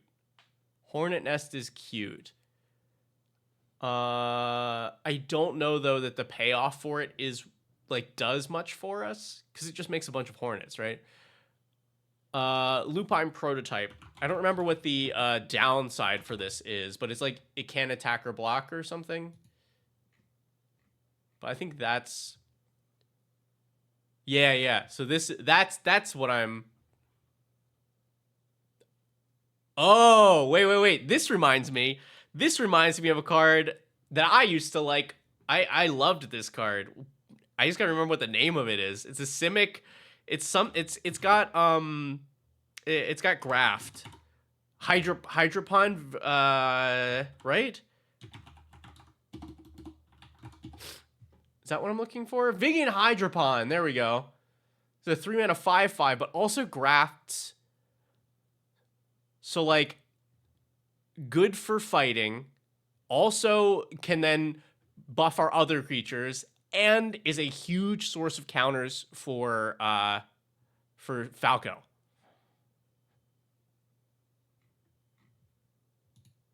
Yeah, I like that. And prototype, I think this is about as good as you can get for this cost. But if we can find, that's the Hydropon is my ideal. Also, it makes me happy to get to toss that in a deck. All right. Right. I was here. Do you have any other, like, indestructibles that I can put out early?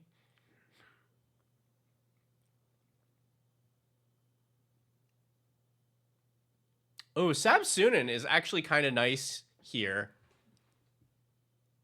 One, because we get bonus content on Frog Mommy, and then, like, we're actually slightly able to manipulate the number of counters on it. Yeah.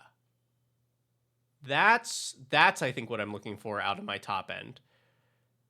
I don't need the top end to actually fight. Like, this one is nice because it triggers on all fights. But I think even, like, Thorn Mammoth does not really do anything for the deck. Like, we don't care that we're fighting. We care that the fight does something for us.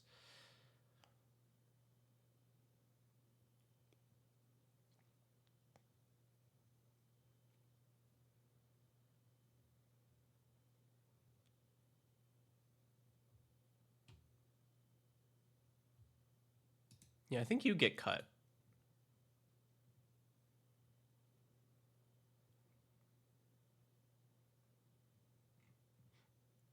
I think one of these gets cut too. Altasaur or Tarask.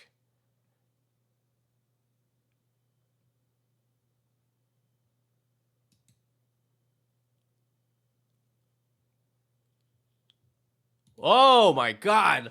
Look at all these people! Hi, Ollie. Hi, Ollie gang. What do you have a name for all for your viewers?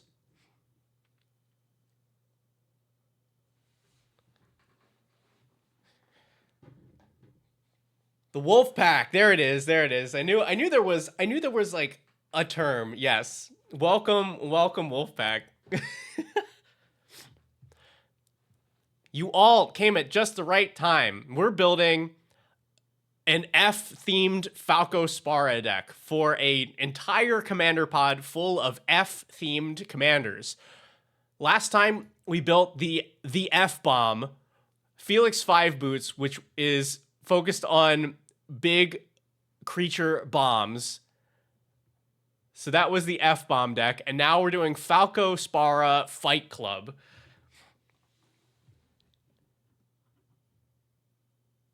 So a bunch of fights, a bunch of creatures that are happy to fight or helping our fights.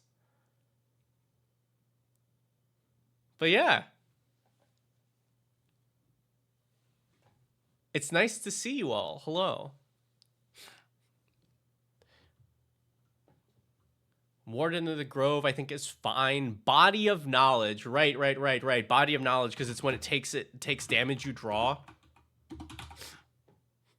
Yeah, this is the kind of top end that I want. I think I cut more of this stuff up here too. I think I cut both of these, right?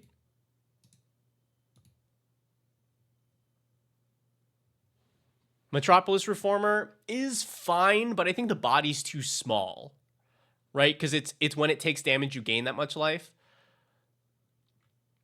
But we are not buffing our creatures particularly quickly. So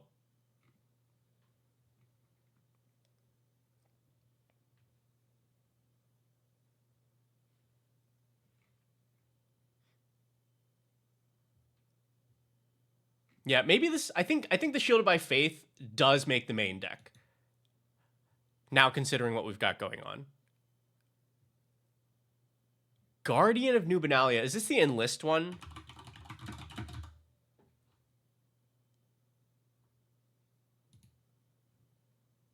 Yeah, Enlists, which I don't remember exactly how this works. This is only buff attack, but it then can make itself indestructible, so becomes, you like send it into combat, you enlist something, you then can make it indestructible, so it makes it through combat, and you can fight with it. I did consider role model earlier, but we're less focused on counter stuff. I like Guardian here. Yeah, Siegehorn, there we go. Yeah. Siegehorn Ceratops. That's exactly what we're looking for. So if you can sneak in an attack, a small attack, and then it just starts ramping up, yeah, that I like.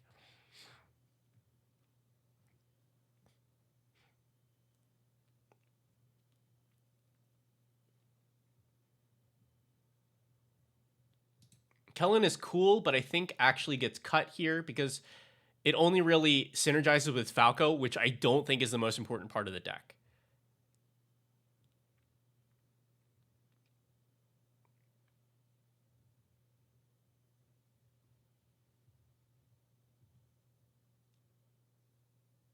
I think Proud Pack Rhino also gets the chop.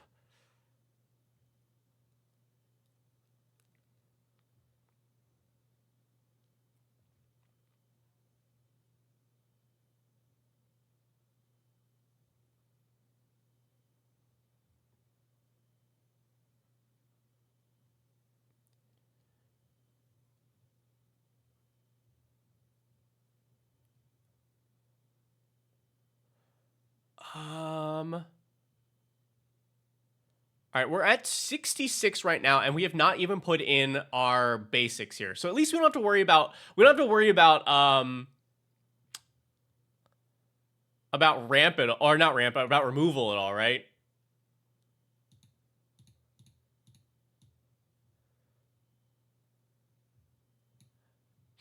So let me put in some basics here. Can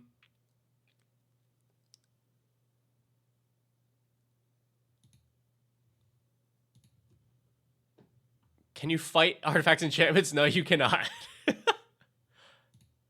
Okay.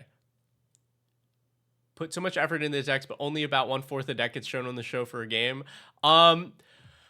We don't reuse decks often, because the way that we design, the way that we play means that most every deck at least gets a chance to shine.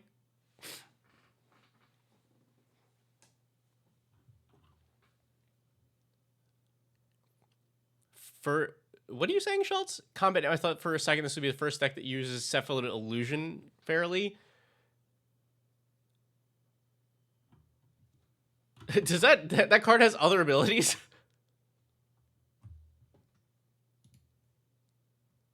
Prevent all combat damage you dealt to and dealt by target creature. Yeah. It's only combat damage though. Yeah, that's what you're saying. I see. Okay. Do we need more F decks? Yeah, we're gonna need 2 more F decks. I think we're probably doing Far Fortune and then one other. But let's stuff some staples and some lands in this. Give it a test run. See how it does.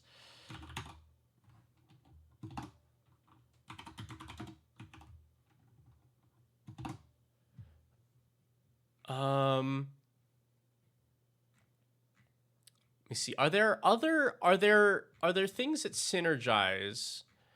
Are there ramp pieces that synergize with what we are doing?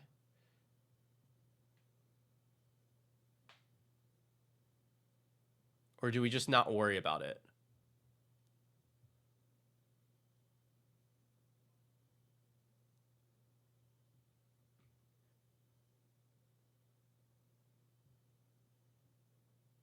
Take it. Vigor is in here. Vigor is not in currently.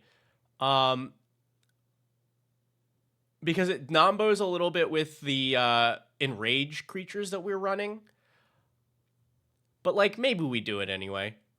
I think the way that I'd like it more would be Rite of Passage, where you're taking the damage and putting the counters on.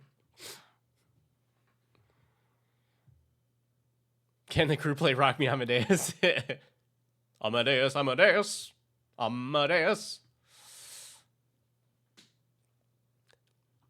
Look, you and me are going to be the only ones to understand why that, like, what's happening there.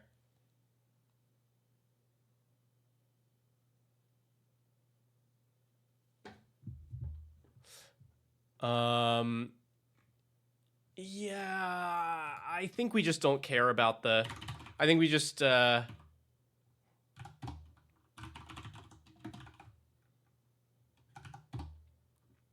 3 visits in Nature's Lore.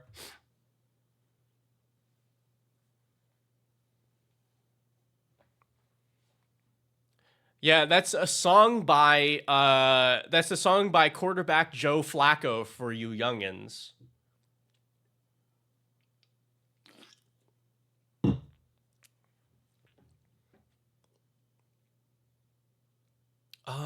What else? What else does this want?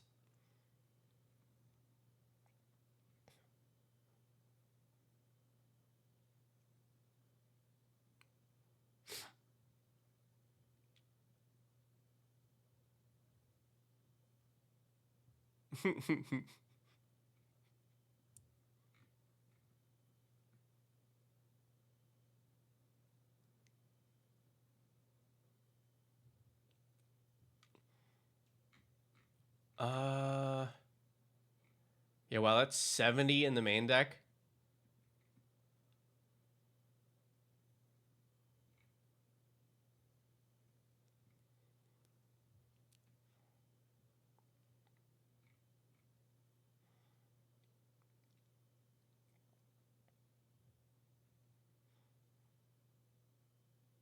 Falthus, the only partner that starts with F is Francisco. So that was like not good. Also because between Felix and Far Fortune, we're guaranteed to have a bunch of black in the pot already. That's one of the reasons I kind of ran with this Falco thing.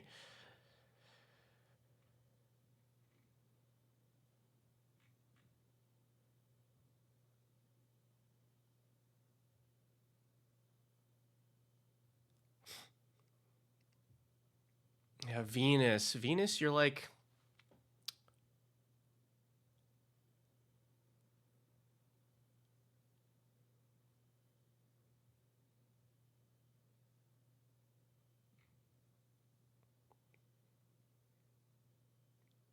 I think I might cut this Trap Jaw Tyrant. Cause like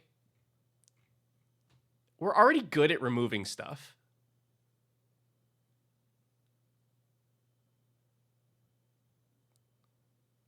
Like I not maybe also too oppressive, but like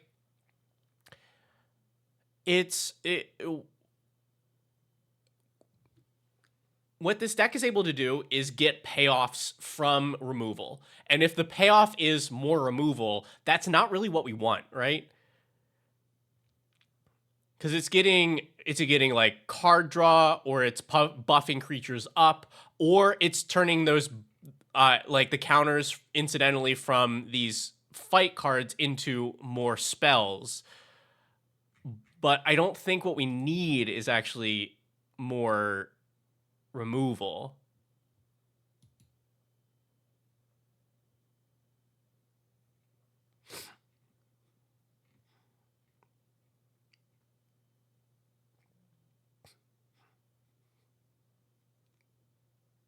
This deck is very green.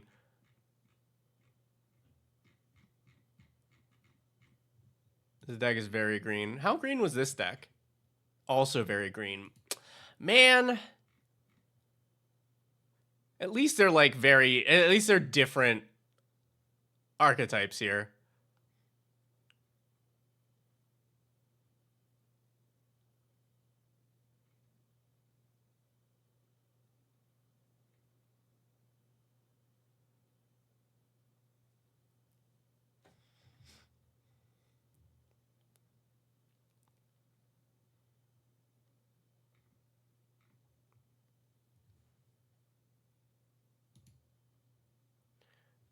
Do we have any other like utility lands that work well here?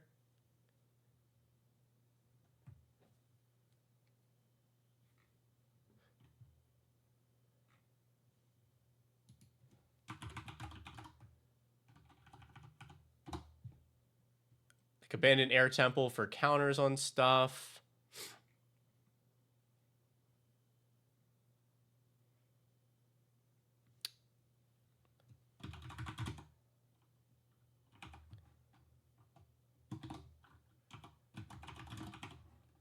I'm just gonna start filling in the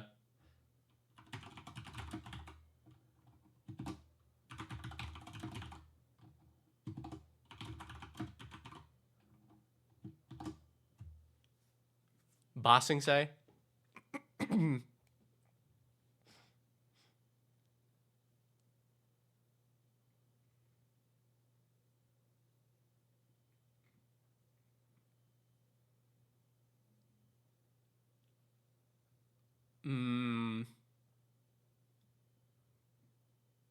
I think Bossing Say is fine.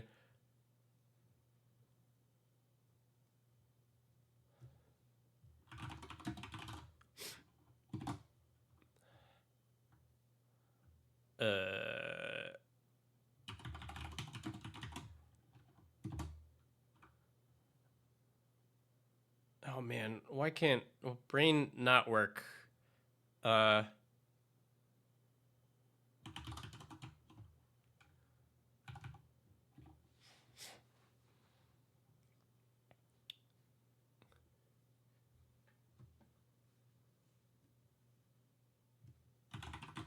guess we gotta have Spara's headquarters, right?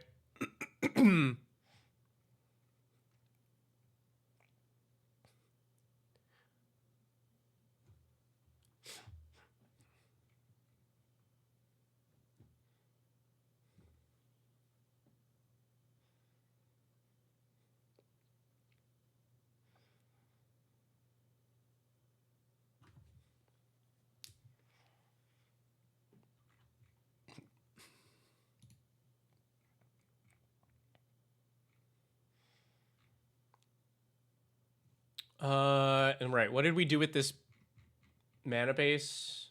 We were pretty nice with this mana base. Okay. Quick reflexes. Maybe that card is real good. This card is real good.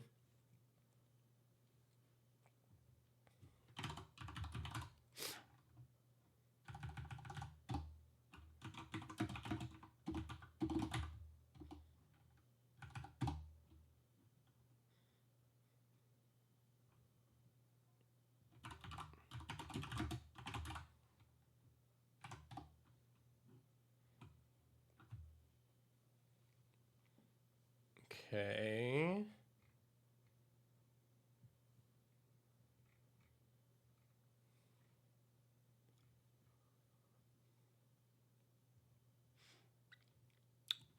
Oh, the slow lands I think are good here.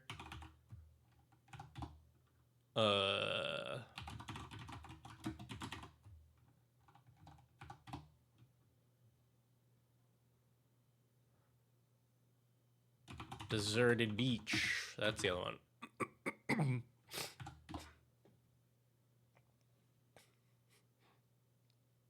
Yeah, because I think this deck has to be like people have to be able to interact with it for it to be fair. So I added the Snakeskin Veil in because it also does a counter. Because I don't want this to be totally naked, but I want it to be kind of naked.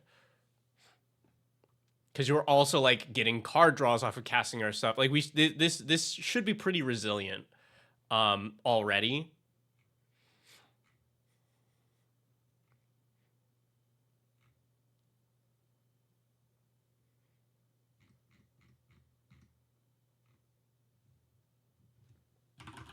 Let's see, we'll do a Fabled Passage here. And then the check lands, I think, also pretty good.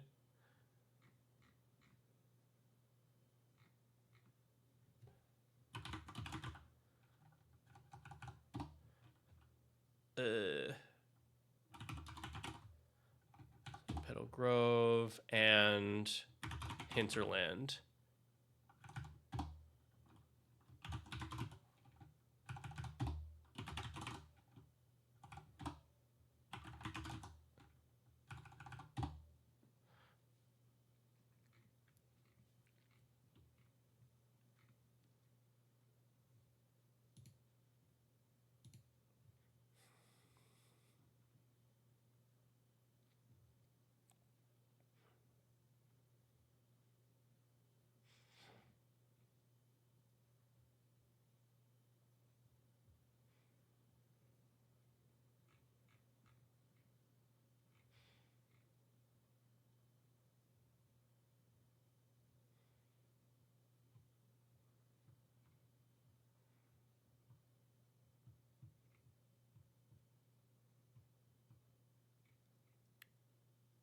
What else? What else do I put here? We know that there needs to be a good number of forests.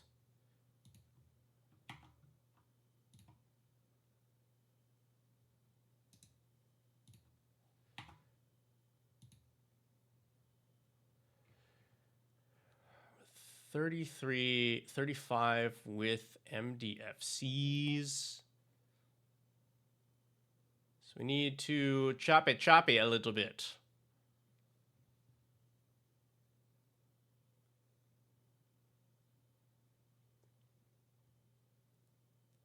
But what gets cut?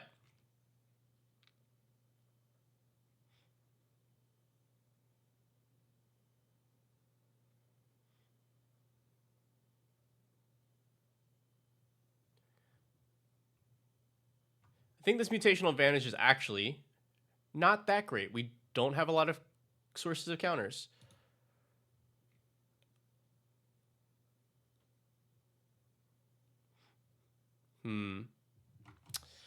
Tactics, are you actually good here?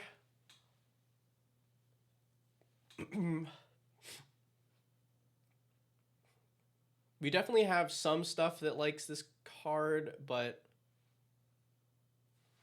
I think it's a little too funky. Get out of here, Schultz. By the way, did you because you've streamed since the last event that we did, right? Did you tell people how it went? Or I guess no, you haven't streamed since then, right?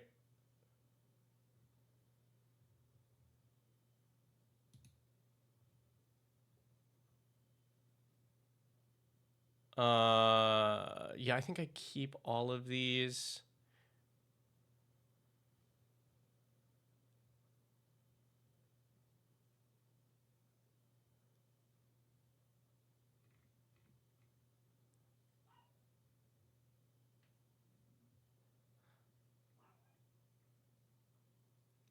All right, maybe I cut like some of our worst fights. Kapow is pretty bad. It was the day after. Well, yeah, I'll leave it. I'll leave it to you to talk about on your Friday stream. But all I'll say for everybody is that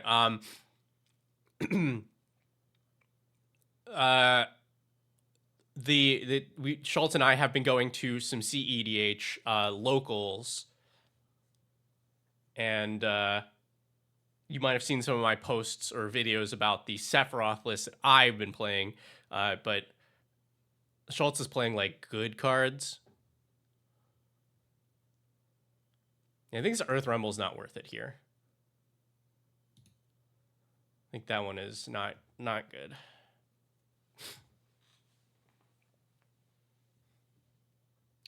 But yeah, he's playing the most on brand CEDH deck that he possibly could. Been gold fishing Muxus. I mean, like, you messaged me that there was a Muxus list, and I'm like, sure, but I don't believe in it. I don't even need to look at the list. I don't think that's it.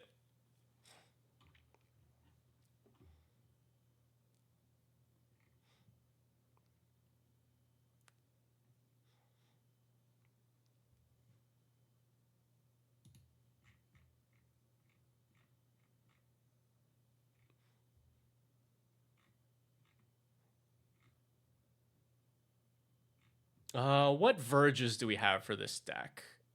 Are any of the verges like?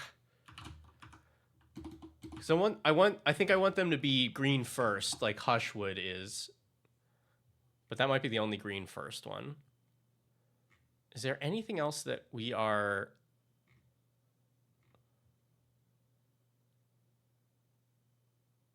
Super mulligan dependent. If you can't turn 2 Muxus, yeah. I mean, like that's the only thing that red that could do, right? Is turbo, and then it's still like it's a turbo that doesn't win the game. I guess I don't. I guess if you get this conspicuous Snoop setup, then it does. But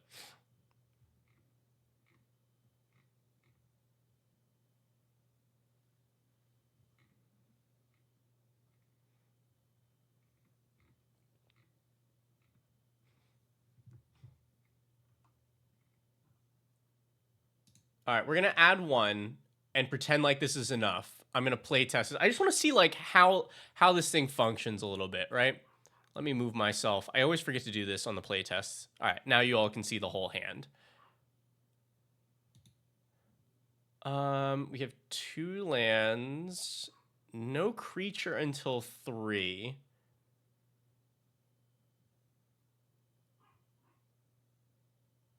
Because that's the thing that we might be missing here. Let's just roll with it. So if we draw, oh wow, okay. Headquarters, Harbor, into Hoplite.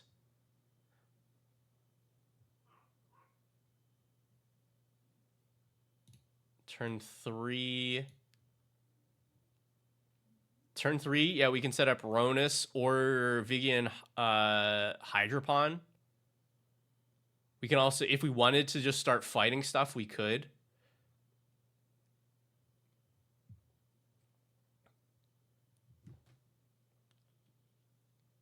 Like what Ronus is probably our best bet here. because there's not a lot that people could do about this. We play Ronus, we draw. So now, this turn, we can fight a lot. Or we can play Falco. I'm already happy, I think, with this setup for that run. Okay. We got lands. Our first creature's on 3. Draw. So what we just, I think here we go Windswept Heath into Spara's headquarters. Draw on 2. Here's a command tower. Actually not a command tower because we don't have anything to play. Fabled Passage. I think we have everything we want. I'm just gonna grab a forest. Okay, so turn 3. Turn 3. We can play Legolas.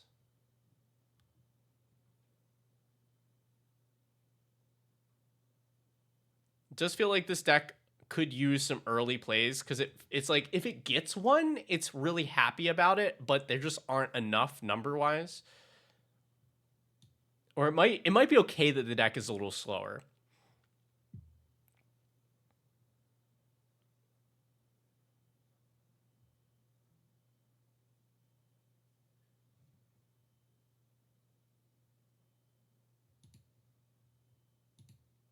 Maybe we just look for like mana dorks with Death Touch or something so that we know that we've got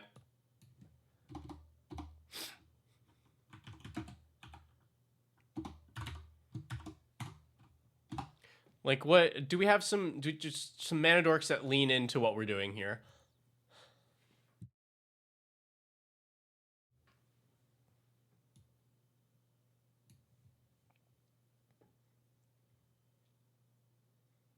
Oh, everybody. All right. Tell Nerd Girl that we've only been working on decks this entire time that we finished. This is our 12th deck that we finished.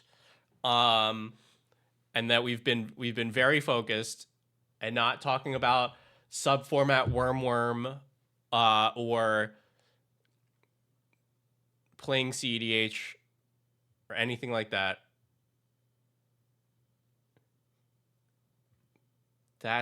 Just that.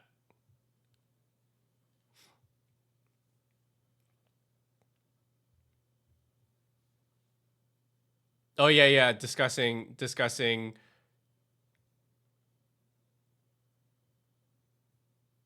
You sent a photo.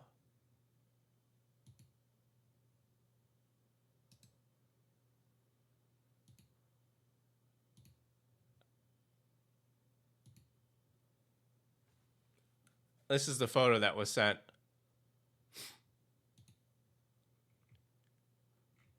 Good God. We have some we have some decks to play. We have a couple games set up.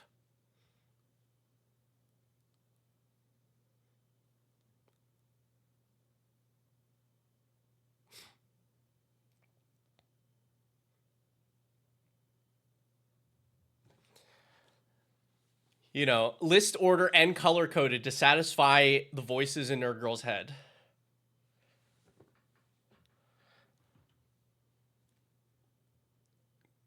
Gross. Get that out of here.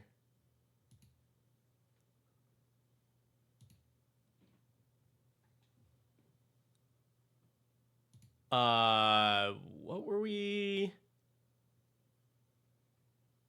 Oh yeah. We need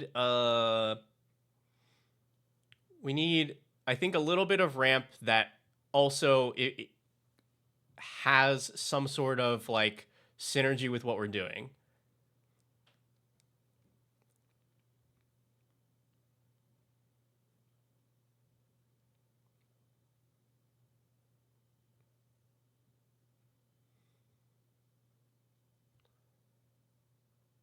We could do like just go with Nightshade Dryad for Death Touch. Did I see what the TMT bundle box looks like? The pizza box one?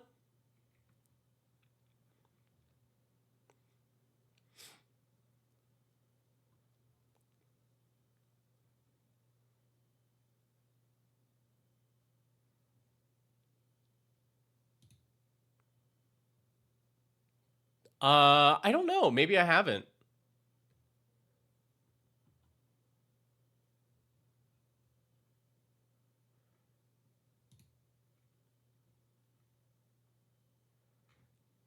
Well, maybe Tender Wild Guide, just because it puts counters on itself and it scales well.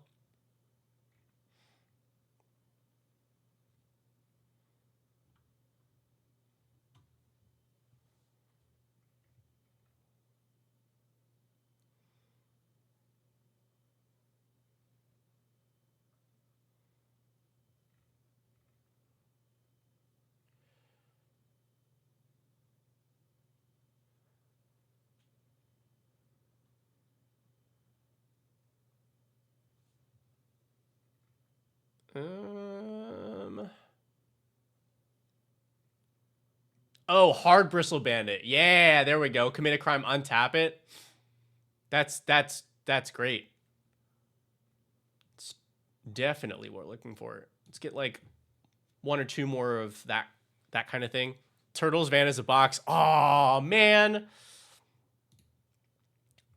That is cool. I'm here for that.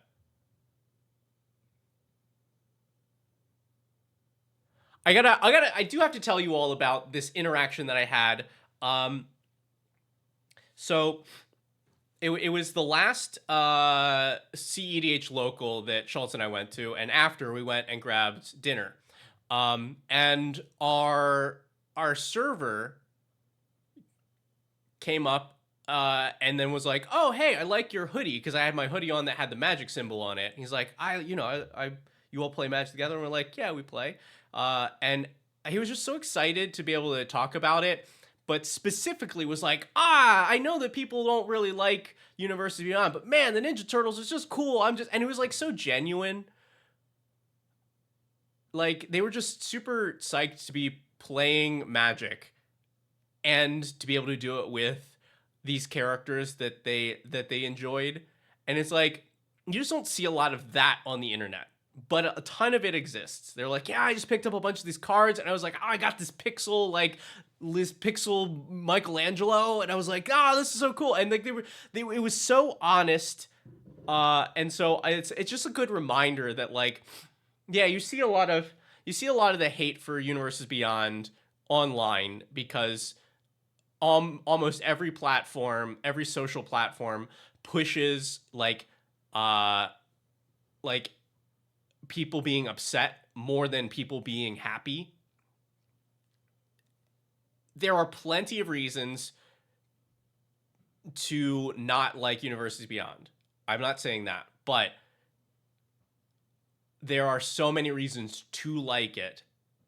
And this person, it sounds like, was playing because of Magic, genuinely now enjoys the game, and is happy to be playing with these characters. So you don't think there's enough hate? It doesn't matter is the thing, because they're not looking at any of that. They're just looking at does money in our bank account go up? Great. Like that's the only thing they're looking at. Yes. Oh, like again, don't get me wrong. Plenty of reasons to hate it,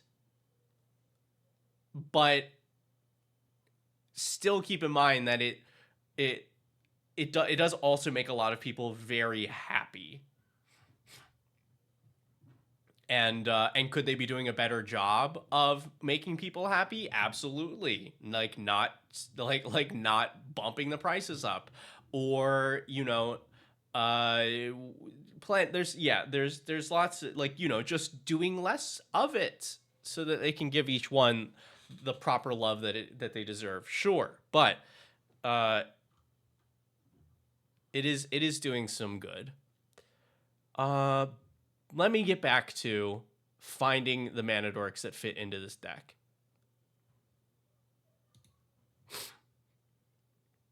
Hello, Gub. It's going well.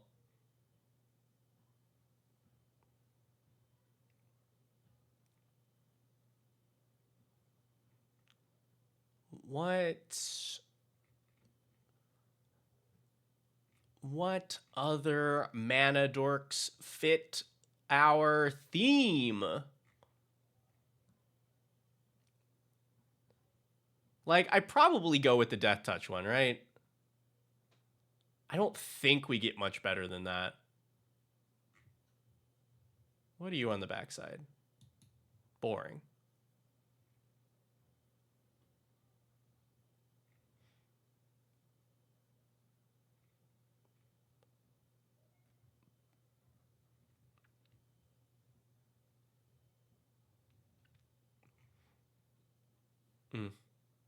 Heart Warden, one of my underrated mana dorks.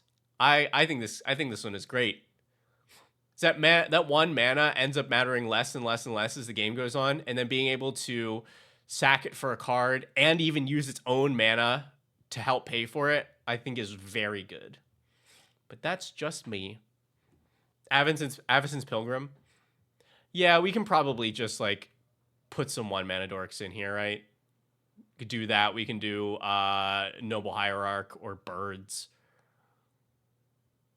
I was just hoping to find a little bit more that worked with what we're doing, but it probably does not exist. More ninja reprints? Yeah, like that seems so easy to put in the bonus sheet or something.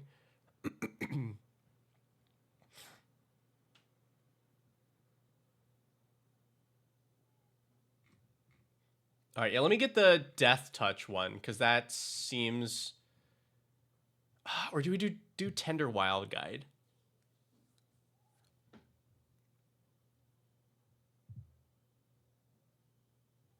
I think we go with the Death Touch one.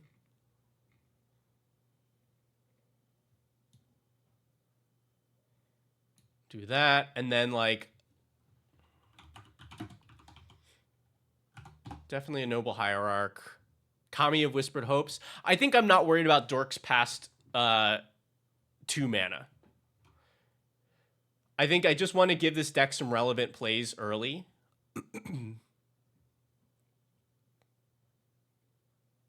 You're like, look at this. That's pretty sad.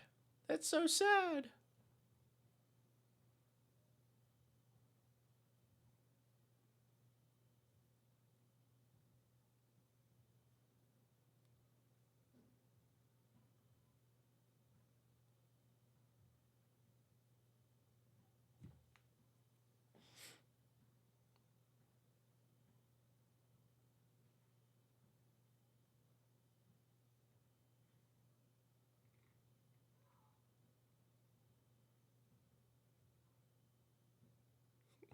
Also, what are we cutting? What are we cutting?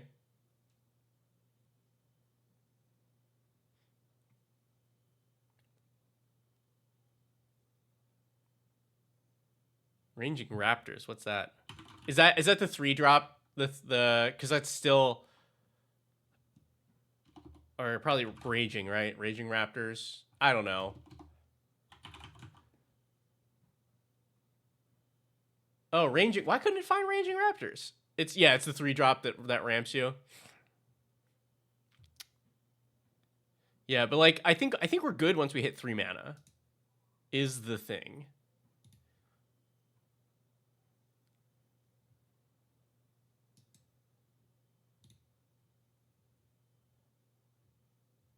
Gifted an old Edgar Markov deck. Ooh, first time in that color. I do like black. It's a good time. I definitely enjoy like the aspect of using your life aggressively as a resource. It is on theme. It is on theme, and like we probably will like it would live well in this deck. It is just not what I'm focused on currently.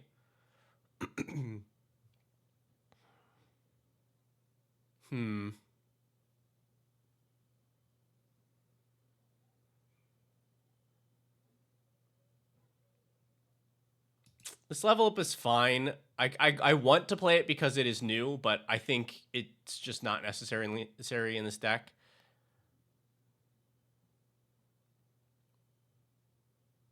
Do I have prize fight? No, because it's still the same thing, right? It's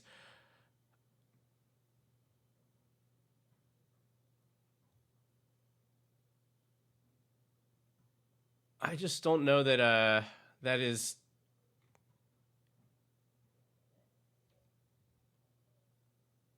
like all of those are pretty interchangeable.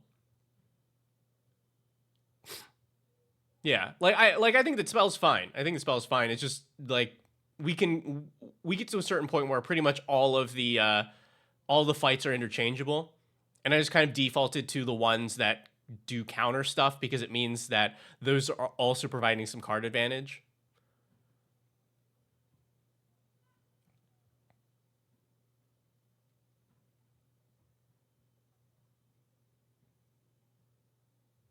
But here, let's sub in the Raptors.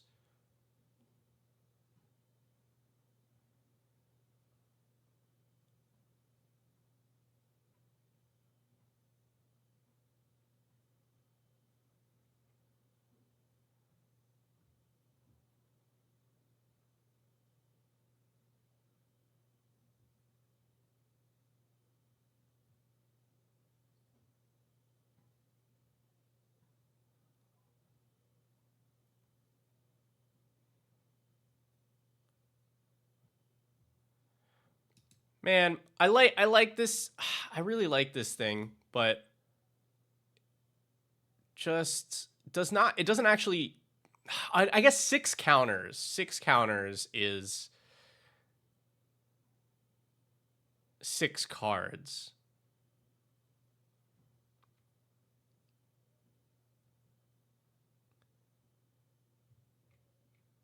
And like we currently don't have much of any ways to deal with non-creature permanents. So it feels like Leatherhead and Kogla have to stay. Maybe Gargos gets the chop. Triple green, and like this is also similar to whatever the dino was that I cut. The payoff for removing stuff is more removing stuff, which is not really what we need.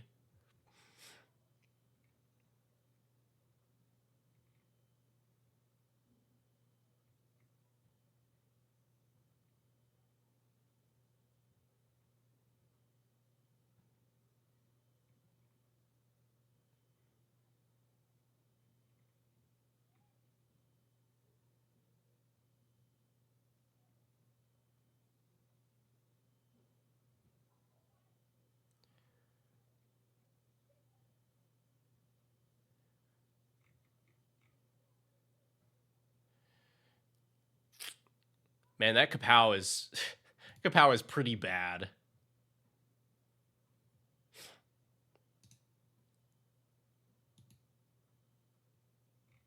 All right, we're 101. Let me play test again. Bugenhagen, I think, is pretty good. But I really don't think that our deck is great at producing a very large creature. Ooh. That's a great streak, Soren. All right, see, this hand looks pretty good. We draw a card.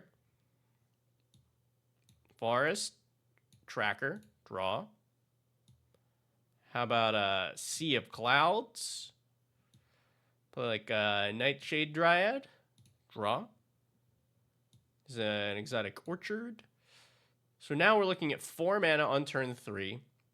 If we need to remove something, we can have Nightshade Dryad fight. Looking at the hand, we just have fights, but we don't have a lot of like much else. So I would rather have Falco here. So you look at our top card. We have no mana left though, so we end up drawing this. Look at this. Great, a breeding pool. We can only cast off the top, right? So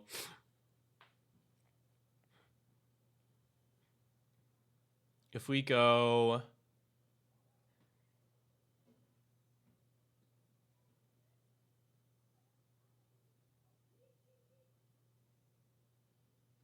All right, so this is our top card.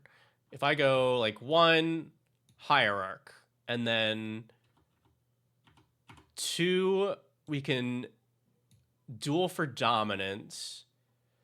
We have Coven, so we put a counter on a creature and have it fight. So let's say we put it onto Falco. It'll lose the shield, but then live through whatever thing.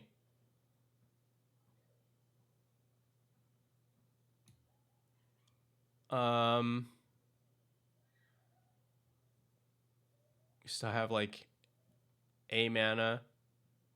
So actually, probably we put Arcane Signet out. This seems fine. Let's try one more. Yeah, see, this seems a lot better now that we're getting like a turn 1 or turn 2 play.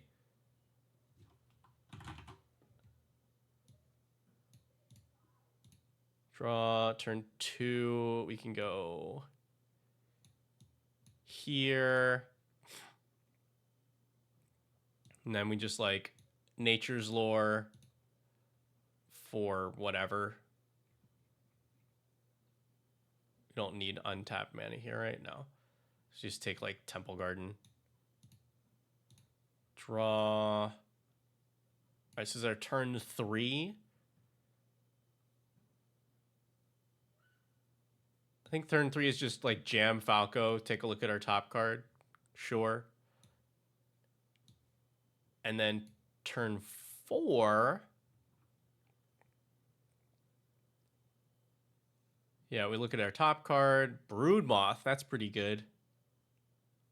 I think at that point you just cast the Broodmoth. You remove the shield counter from Falco. You have like a mana left for Gift of the Viper, and you're in great shape.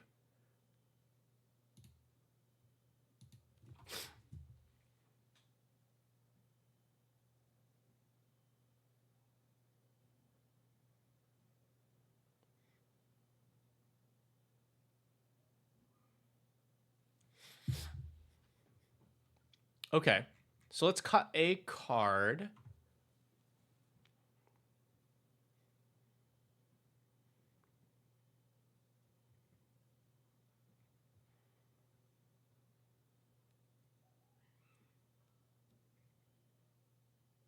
Like, this still might be too many fights, but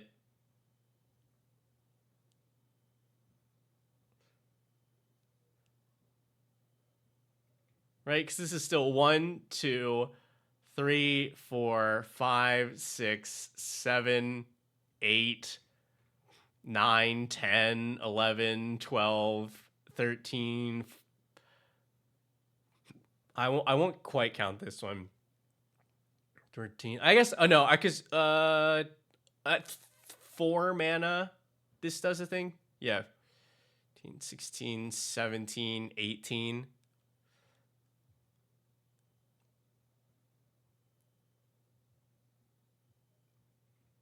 It's a lot of fights. It's not counting the fights in here.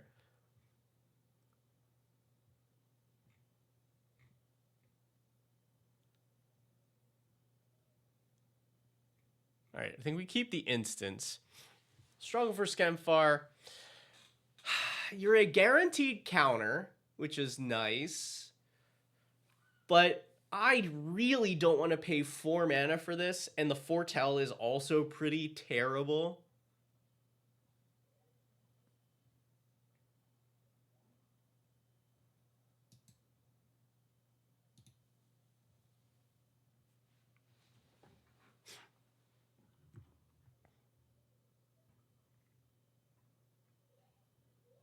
All right.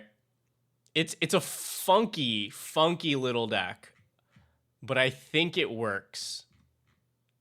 All right. All right. So we got Falco Spara Fight Club.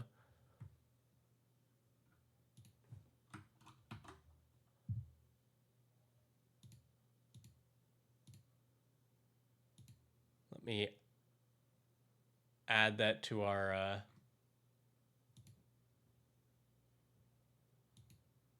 internals.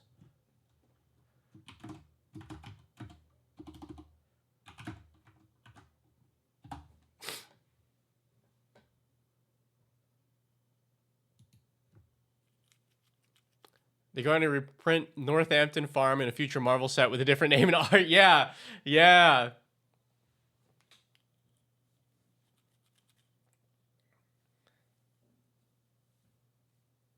Bucky Barnes.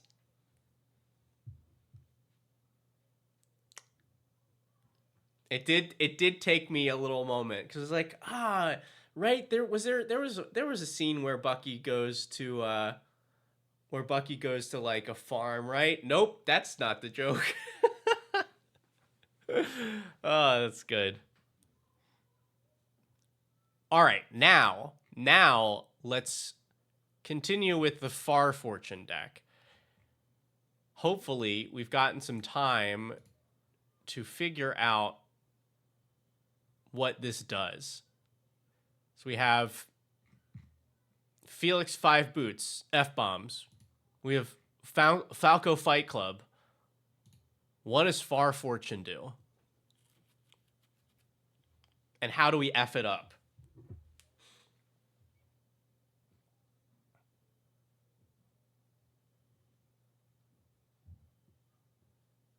Chaos? What does that have to do with F, though?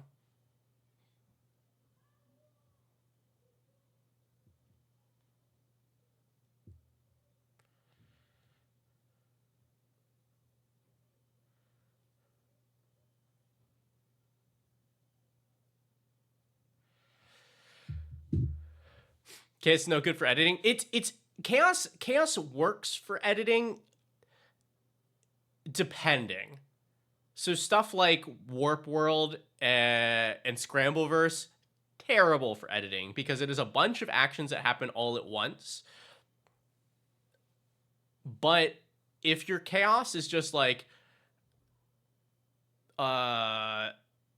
swapping control of stuff, or you know, like it's still generally bad for editing, but it is not a total no-no.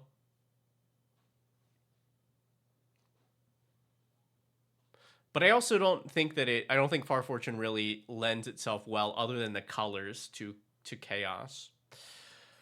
So we're good at pings.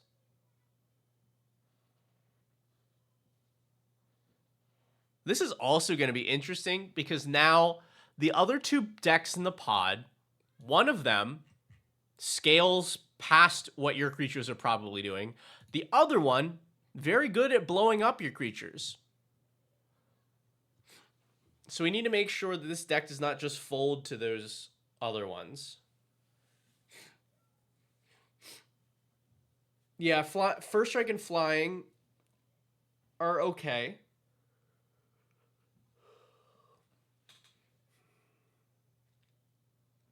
But I think this deck probably ends up better with a non-combat based strategy. Like Far Fortune, we want Far Fortune to be able to go to combat. But I think if we go all in on this one also being combat, then it like struggles against the other decks.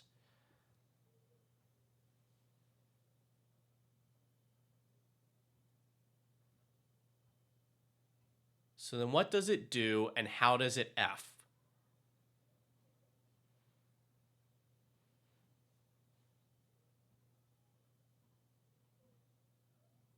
Fear, yeah, fear I think is a good angle for it. The card delirium? What is the card delirium?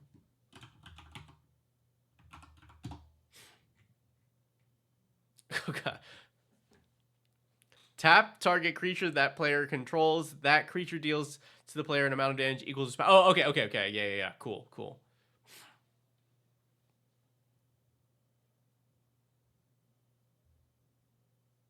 And no, I don't think that there are a lot of things that do this.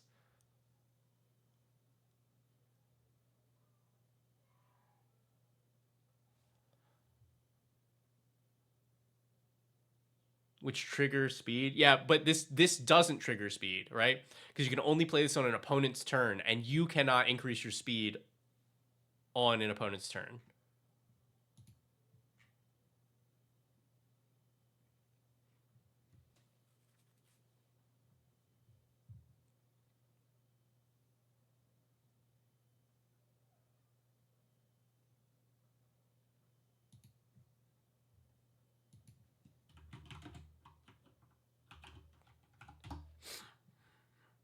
Backlash.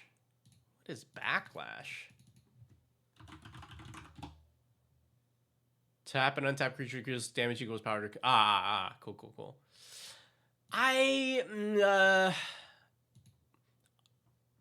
Let's say we had a deck full of stuff that could do that, right?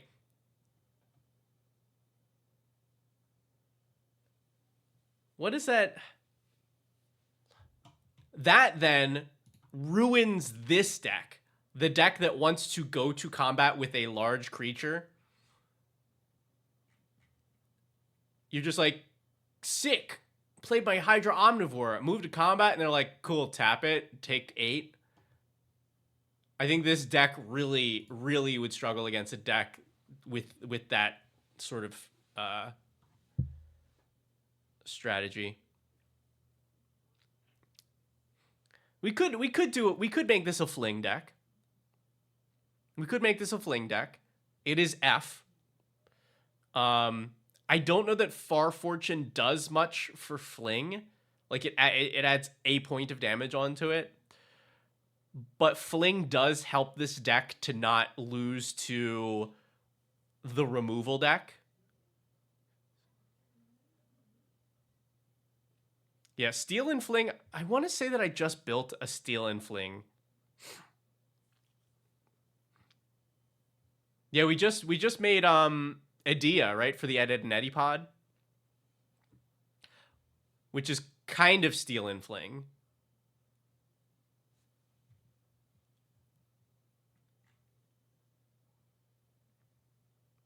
Mercenary. That's interesting.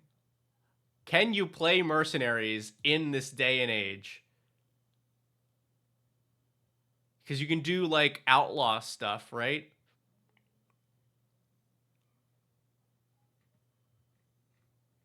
And you really don't get anything out of Far Fortune being a mercenary, since the thing that mercenaries do are find each other out of the library. But I'm intrigued. I also don't know what this has to do with F, but maybe we don't care if it's cool enough.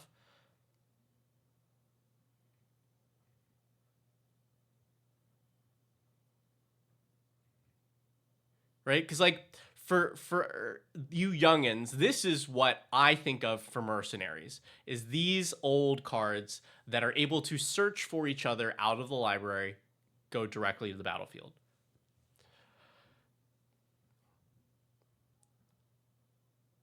It does mean that this deck gets very hard to pilot. And like that's not the worst thing, as long as not every deck in the pod is like this.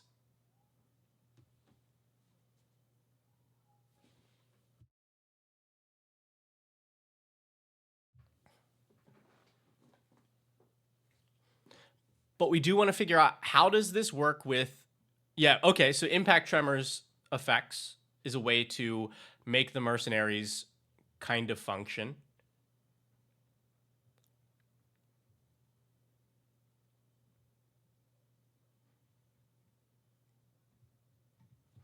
Yeah, like pingers I think is probably the best way to build Far Fortune. The pings allow you to increase your speed safely, and then they also get amplified by Far Fortune's effect.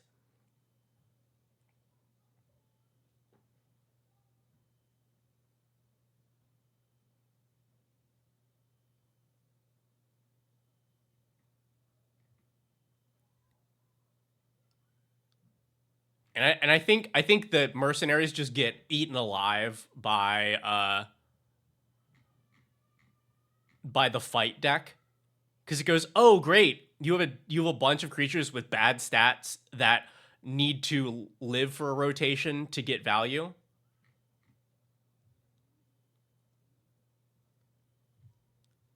Yeah, I think this deck does not end up being mercenaries.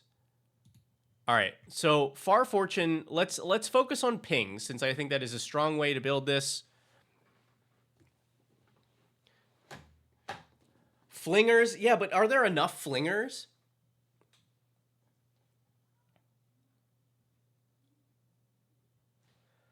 Because like I think that's like that's the ideal for the theme, right? Is if we do flings, but I don't know that we.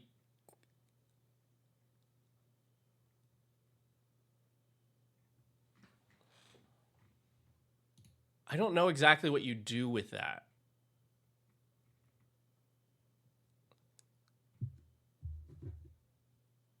Maybe like we could do we can do pingers and flingers, right? Catapult captain? What the hell is catapult cap? Oh, the backside of this thing? Yeah, that one I know. And I guess Far Fortune is one of the 3 creatures needed for this to flip, but I don't know. That seems this is not a good card.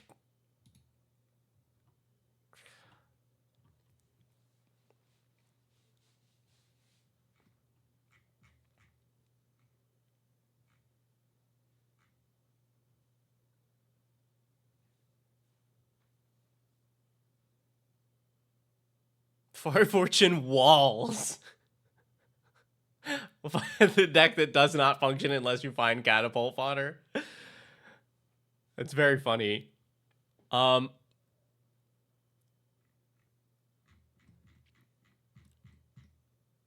right, yeah, let's see. So let's start with pingers, and then hopefully we find something that is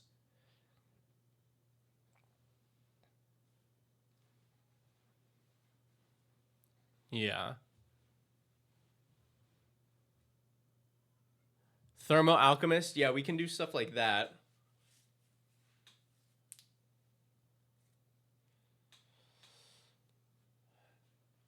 Shiny, we're building Far Fortune for the gameplay show and hopefully finding a way to add an F theme to it.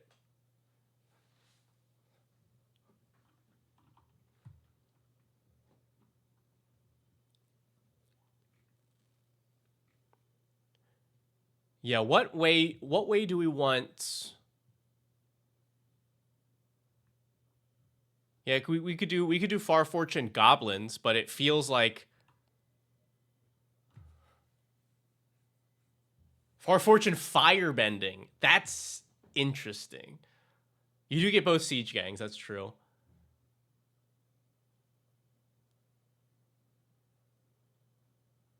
Far Fortune firebending. It does mean that we've got another deck that is like that really wants to go to combat. And I think this gets messed up by the fight deck. I think this really gets messed up by the fight deck, but let's see.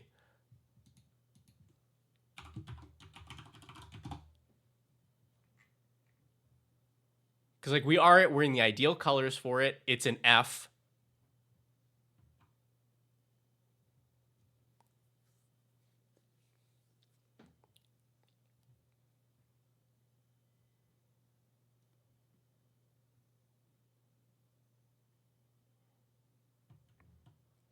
I suppose if we can go wide on firebending, then this works because the fight deck then can't blow up everything that you're trying to do.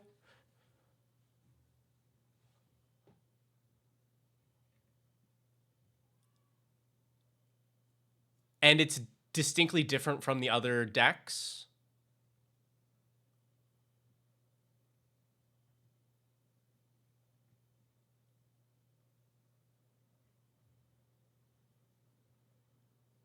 Oh, look at that. Firebending and Foretell.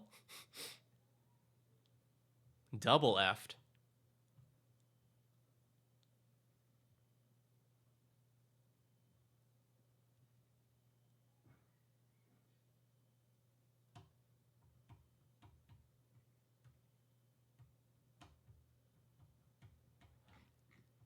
I think we don't do a firebending theme because I don't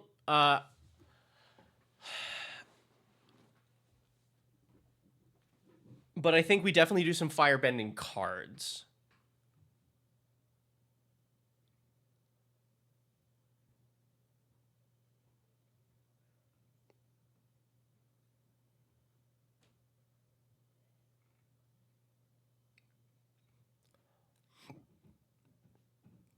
Yeah, maybe. Because now looking at it, I'm like, it's just. It's like, how does what firebending does help us with Far Fortune? I think the answer is it doesn't. I think this would be really cute, but we need a different. Like we could swap commanders. We could go like Fire Lord, whatever, and do fire bending.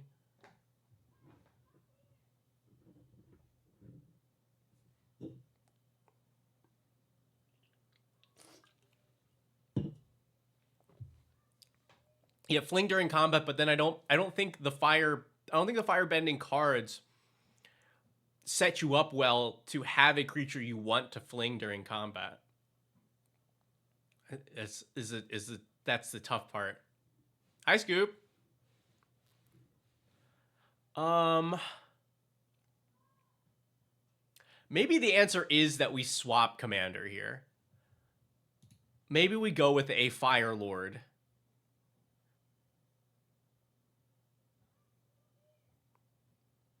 Ooh, could you make an entire deck where every single card has the word fire on it? That is a way that we can definitely build an F commander. That way you get all of the fire bending stuff and you get like so many different cards in general.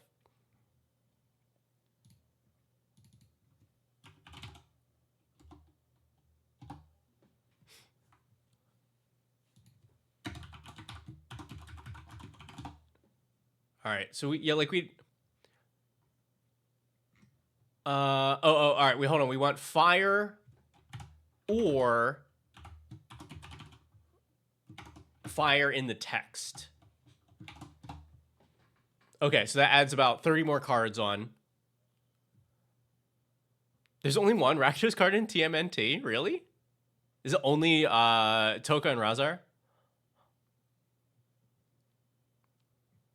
All right, so let's say Commander is it's definitely black and red. Let's just see how many is in black and red. Because I think the only other, because we either do I don't think we run Firelord Azula. I think we run Zuko or Ozai.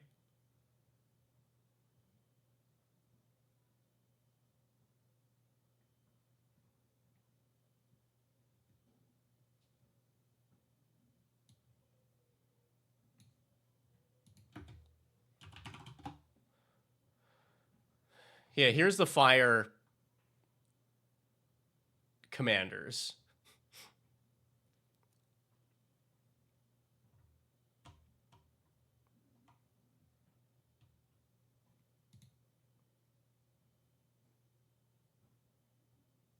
So like what? No matter unless we go with Fire Song and Sunspeaker, which I don't think we do. We're in these colors at a minimum.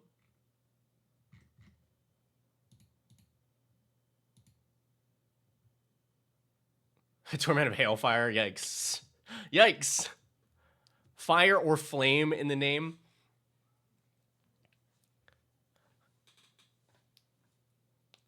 Yeah, it's tough. I kind of want to do it with just fire because it's like the theme is cleaner. I think what the problem is going to be functionality. Like we just can't ramp.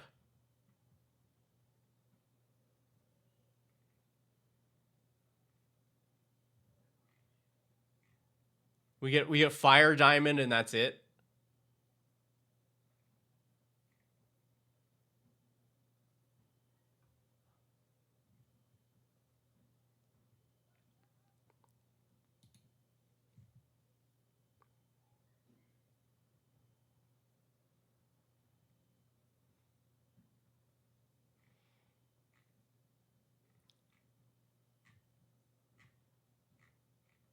Like I think we're on the right track here. I just got to figure out, can we compensate for all of this and make a functional deck? Like what do we gain with flame?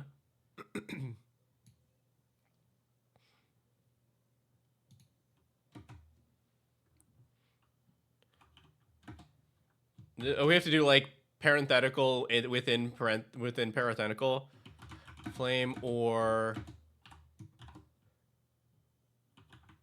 is there, I don't think there's a mechanic that has flame in its name. How many more cards does this give us? Again, it does give us a bunch more cards.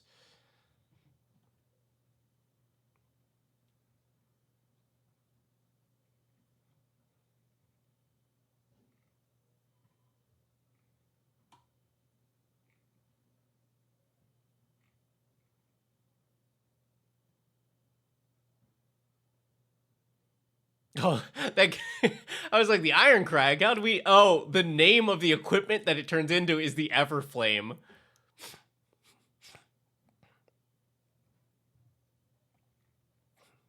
Okay, I think this can work.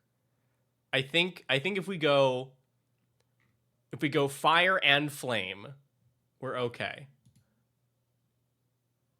And then what commander do we want?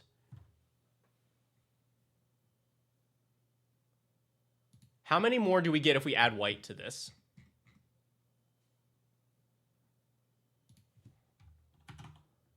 We were at 401. We get like 30 some cards. Anything that's relevant. Fire main commando.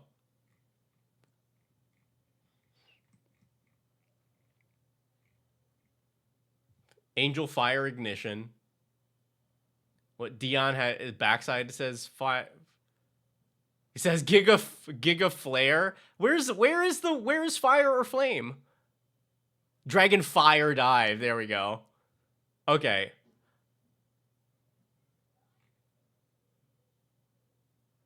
All right. I think we go with Zuko just because it gives us the widest range of things. Like, I don't know. This ability is kind of narrow.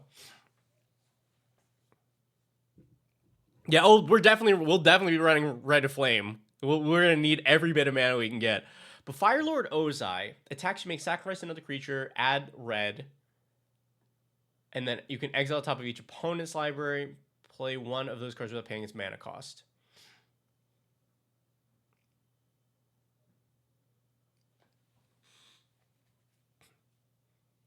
That is, I think, the better choice against the other decks.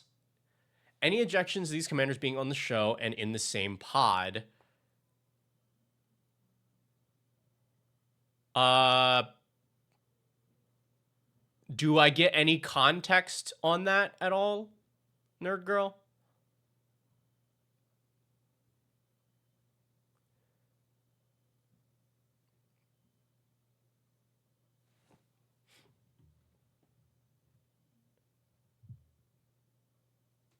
So I don't know. Special guests would like to make a pod and bring those. Okay, Jin Voltron though. Like, it depends on who the Jin is, because that makes me think Jin Cataxius. I don't know if there's another Jin.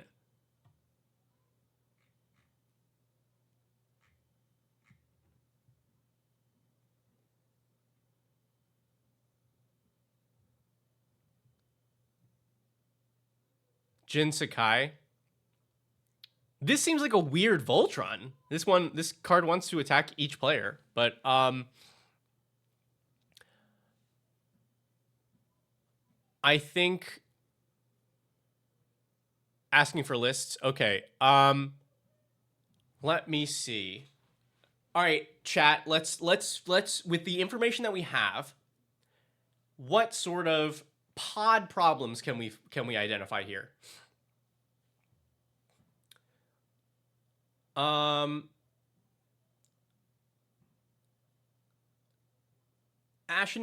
Burn is what? Just gonna try and go face, probably. So, Shrines is Shrines, very permanent based, not very interactive. Baitor toughness is what I guess we would expect. I would guess that is the Baitor that cares about toughness and not the one that everybody knows Nerd Girl for.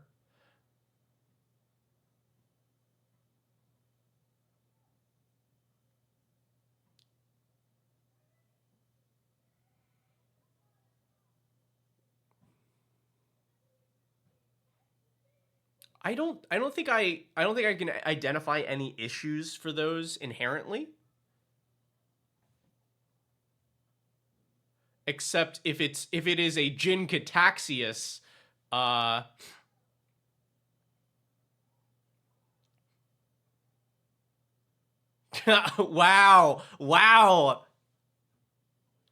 I was gonna try not to say anything.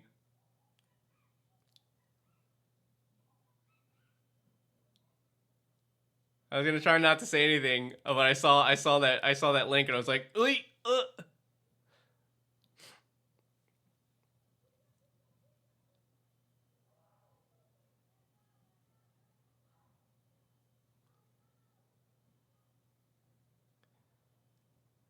All right. Let's see. It's okay. It's Jinsekai. Well, look at that. Look at Baitor. 3 and 3. Okay, we're already in a reasonable. What else?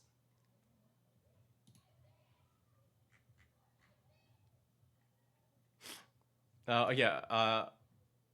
O'Hare also. I gotta remember if we use these that I gotta make some O'Hare jokes for Kyle Hill. What was the last one?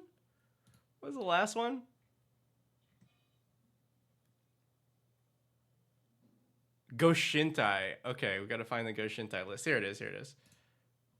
All right. Let's do a quick look.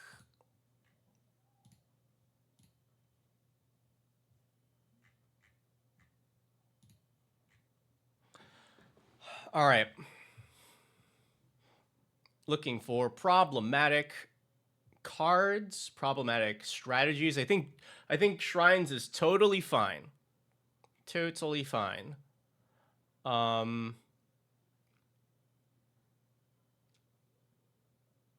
Let's see. Two tutors here. What are your game changers? Just aura shards. Yuck. All right, so now let me do a quick look. Do any of these decks get just destroyed by an aura shards?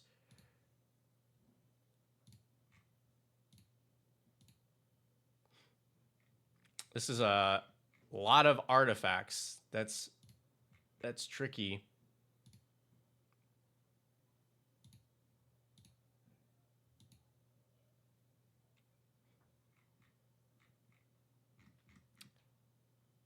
Baitor, that's not too bad.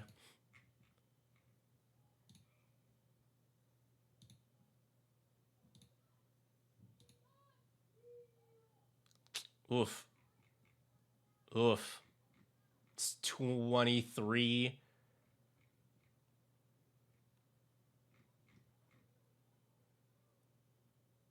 In here. Okay.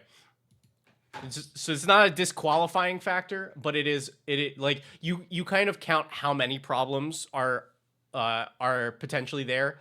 This is a card that we can certainly, like, if it's just this, then this can be subbed out.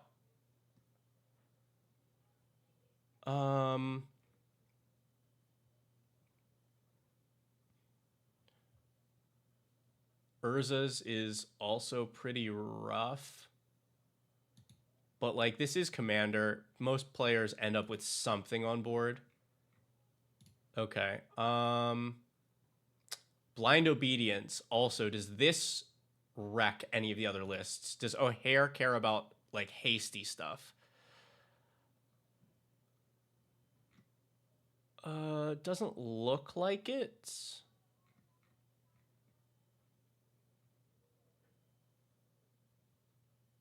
Okay.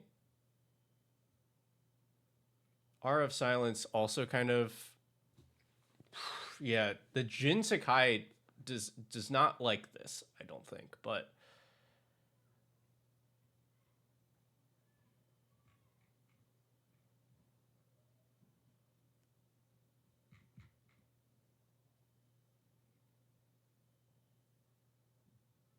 okay. Let's look at the Jin list.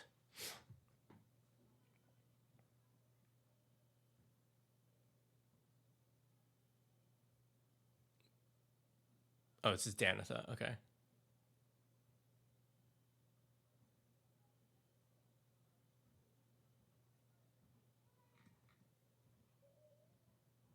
Seems fine so far. It's probably...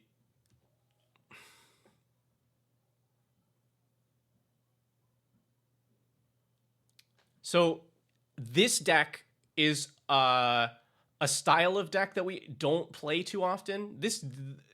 So we have Jin Sakai, Voltron. You put a bunch of stuff on it, and then because it can also double strike itself or unblockable itself, it's very good at eliminating single players. Again, does not rule it out of the show, but that type of strategy just has a high potential for worse content, because if you eliminate a player, then they have to stay relevant, like entertainment wise, without taking any game actions, or they just are not in the episode anymore.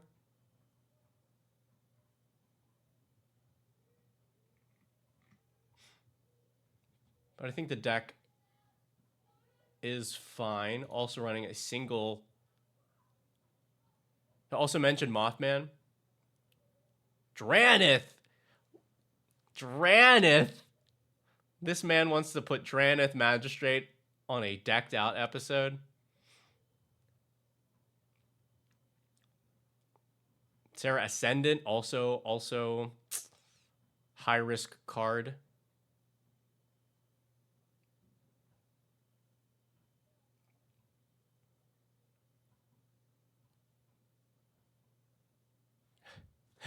Dogboy, yeah, Nurgle usually eliminates me early. I can pretend like that's true.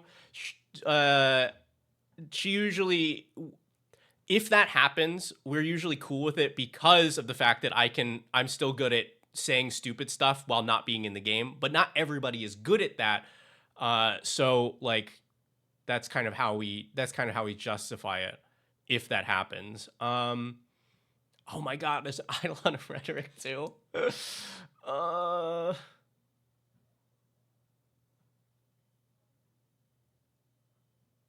Drana and Linvala. So we have some stacks pieces. Drana and Linvala, does this shut down anything that the other decks are trying to do? I think it's fine against the shrines. Fine against Jin Sakai, and in fact helps to shut off some of the more difficult patterns here. This is Elishnorn. Elishnorn hits like half the shrines, right?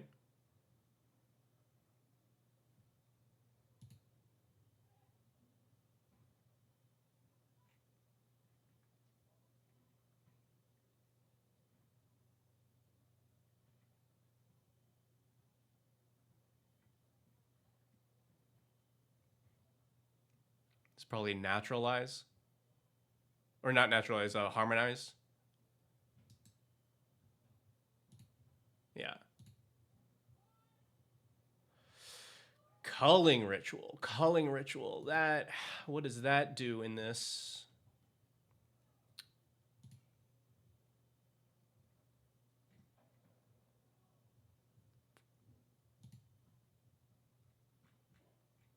I think the culling ritual is pretty brutal.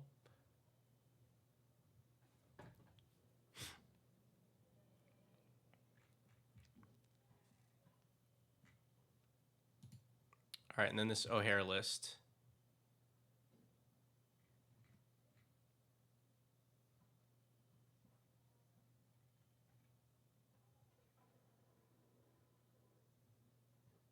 All right, so we have a lot of, let's see. Is Ferocidon, okay.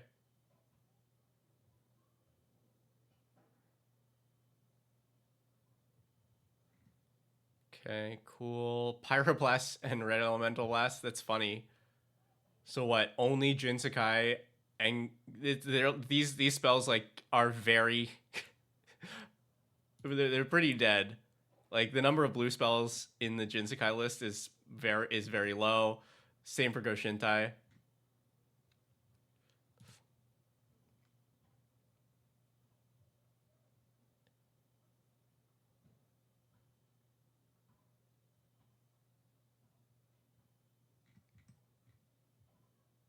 Flame Folisade. Fusillade. I say Folisade because it was how I said it for like a million years, way back when. Yeah, Fusillade.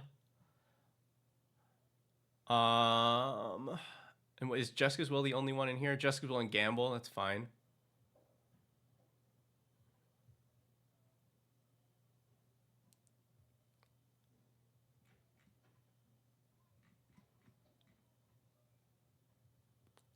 I mean,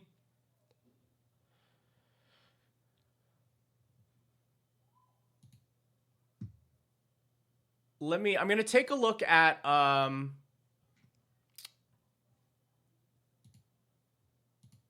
gonna take a look at the Mothman list. Is it this one?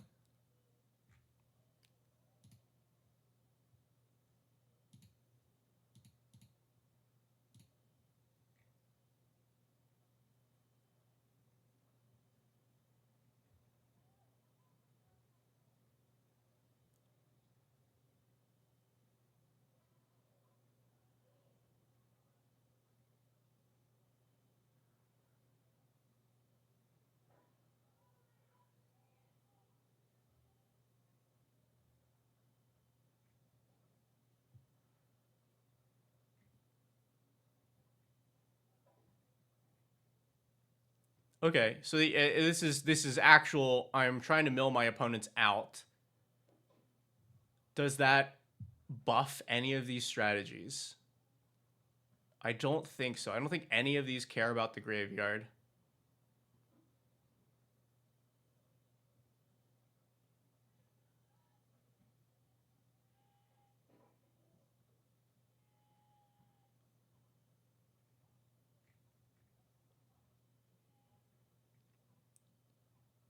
This has Mind Crank. Do we have Mind Crank combo in this? I don't think so. It doesn't look like it.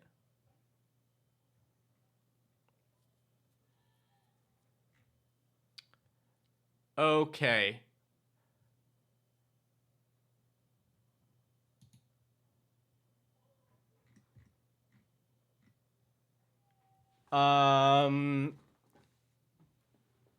Yes. Okay. Nerd girl, here's what I got for you. I think that all of these would be fine for the show. They have a couple things here and there that would be that I just label as high risk for like high risk for entertainment that we would probably like we'd probably want to cut, like Draneth.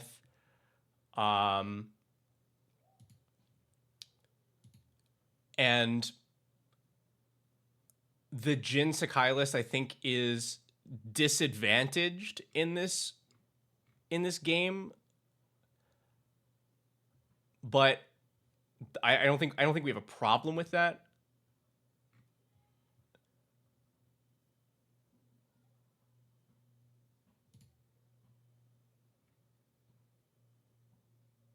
So I think any of the decks would be good. On the day of, we might be like, let's sub out like a card per.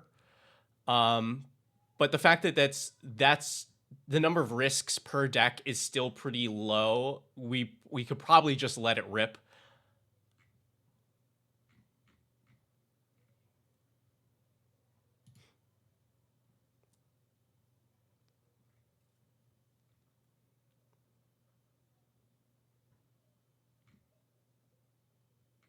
Yeah.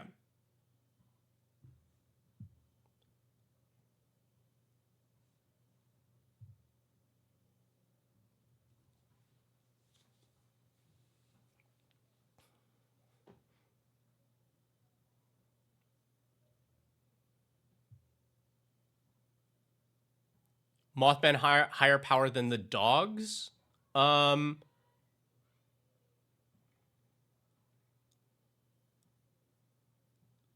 I don't think so.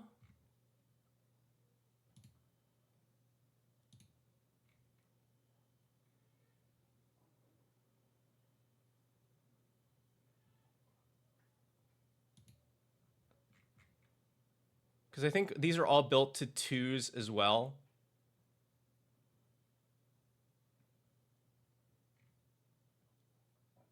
Oh, we can't play the Mothman deck in the Dogs pod.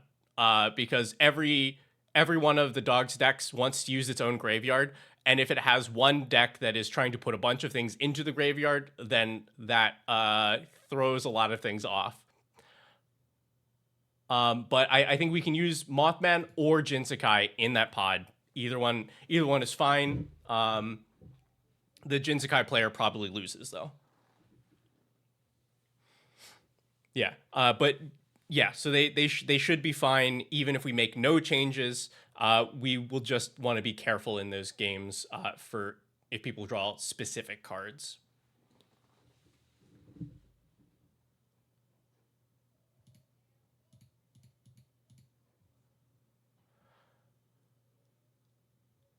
Oh, yikes! Can you imagine Jin Gitaxius Voltron?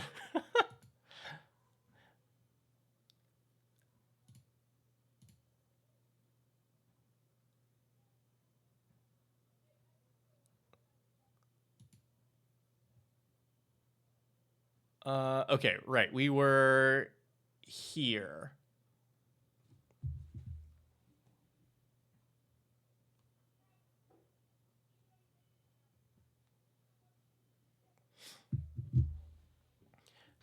Right, and we were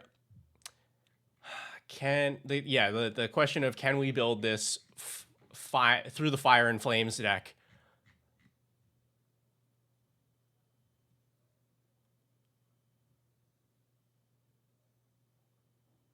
With the one that makes a copy of first instant sorcery or artifact kind. Oh yeah. Yeah, like it could be done. Certainly, I'm saying that I think it would be kind of nuts. All right. Let's go.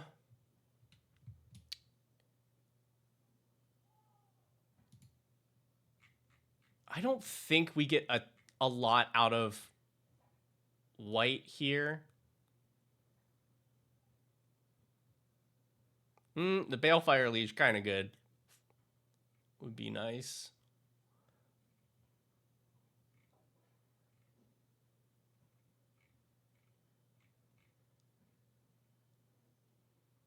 Man, okay. There's the white does add like a handful of pretty good pieces.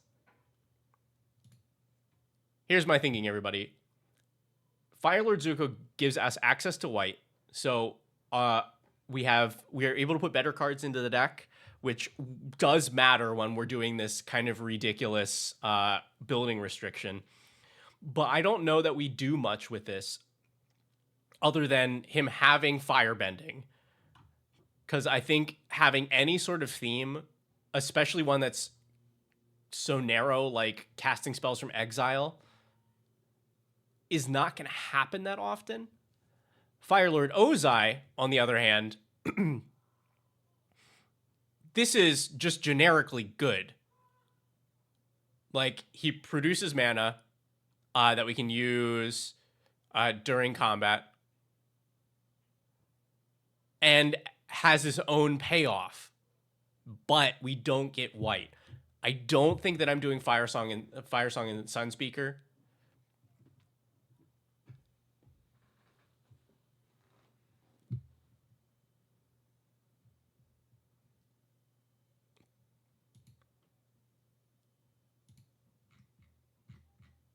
Because I think that really cuts back on the firebending cards that we can run.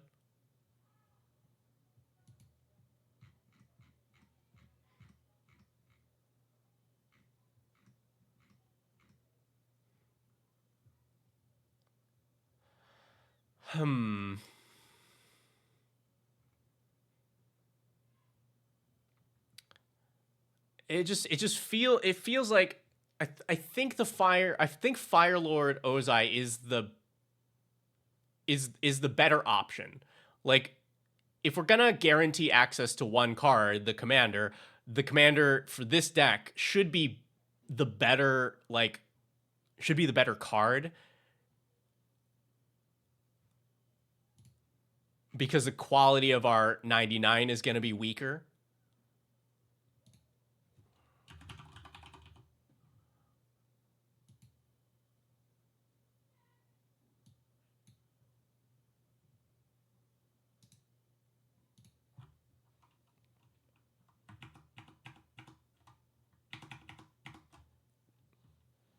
All right. So let's now drop the white out of this search.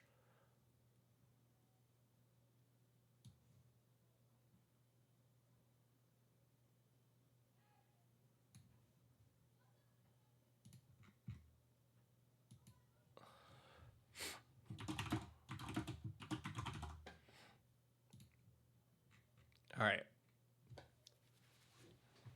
So now I'm going to just like kind of start dragging over some cards that we're certainly going to be using.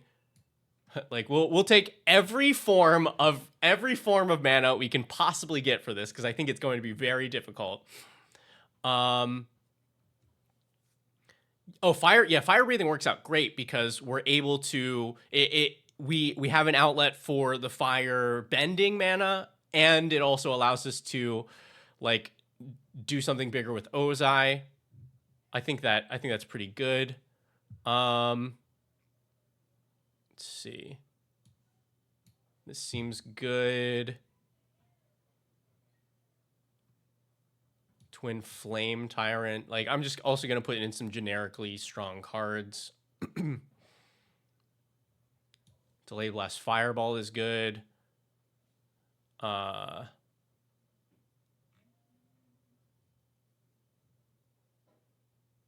see. Fire Covenant.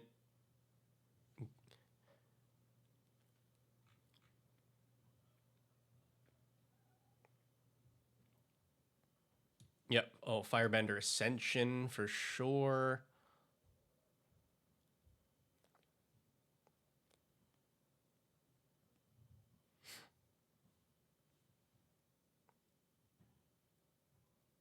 Let's see. All right. The Iron Crag.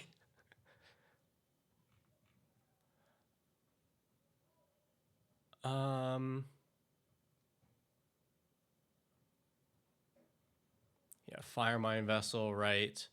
Braid of Fire, since we should have a lot of outlets for this mana. Firebending Student.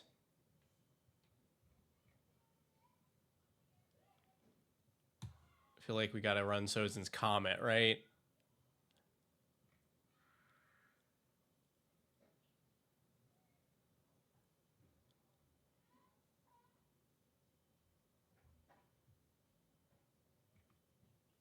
Oh, I guess we gotta run other Ozai, right? Yeah, Legend of Roku seems good.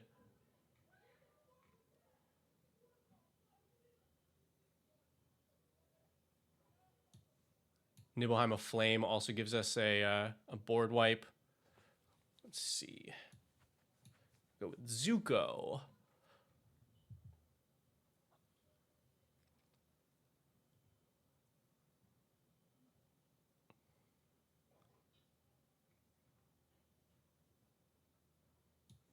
Avatar Roku. Other Zuko. Ashling, I'm going to have to check to see how many spells we have for Ashling.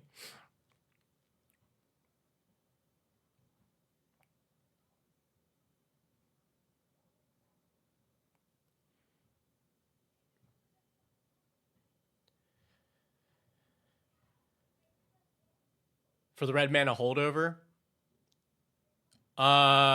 That's fair. That's fair. I'm on board for that.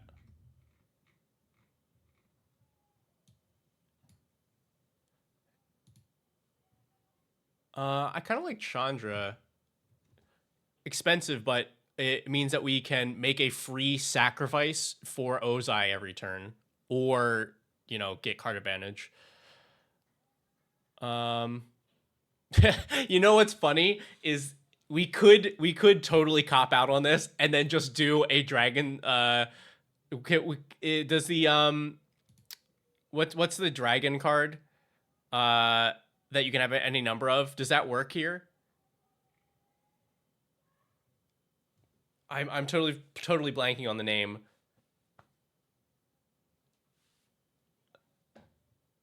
Dragon's Approach. Oh, I guess that probably doesn't have fire on it, does it? I mean, it's kind of funny. I don't think this works, right? Yeah, it doesn't have fire or flame on in the text, but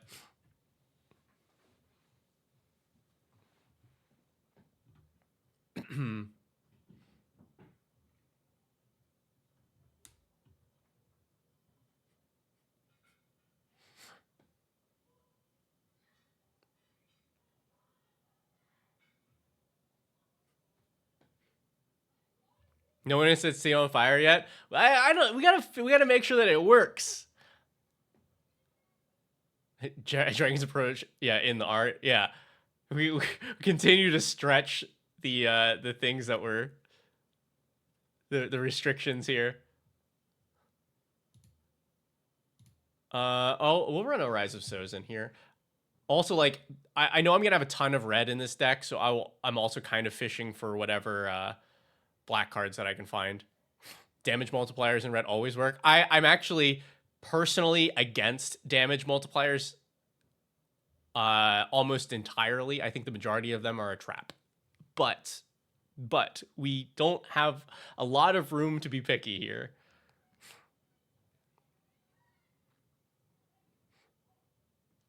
Fire Nation Turrets. That is a very funny card. That is a good outlet for firebending mana.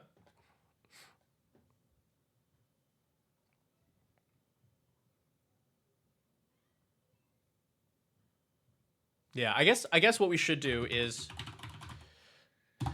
start here with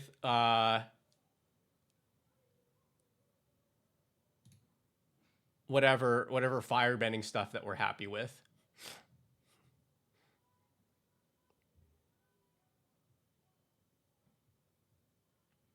I mean, it's like probably all of it, right? We can't run Sun Warriors because we're not on white.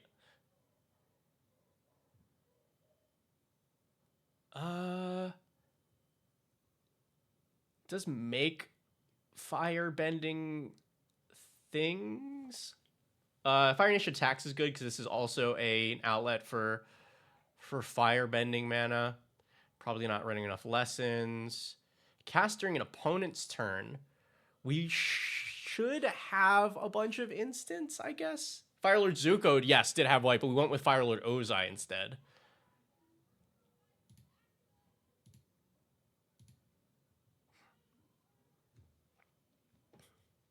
I think we're good. We definitely want Occupation. Oh, Iroh.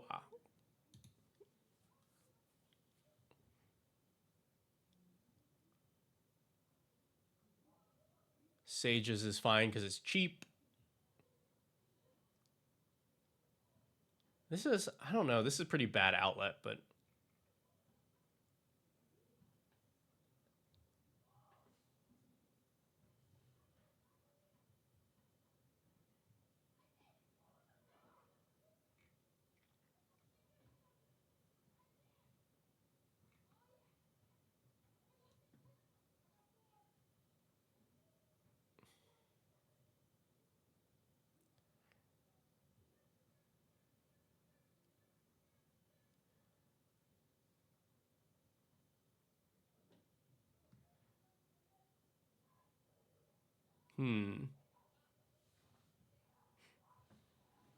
Hey, Cecil. Um,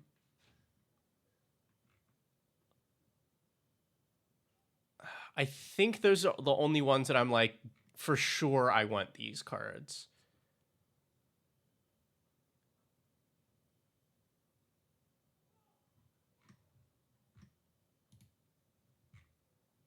Okay, back to the fires.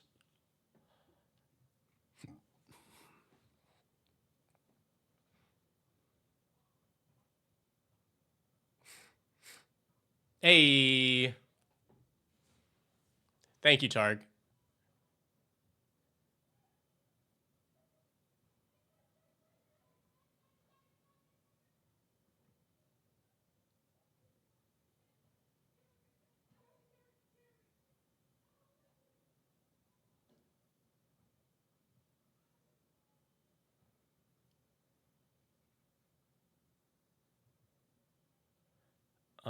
Ooh, I like Garna.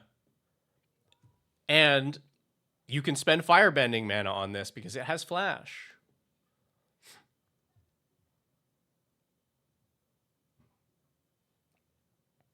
Flame Blast Dragon. This might not be good, but it is another outlet for firebending mana.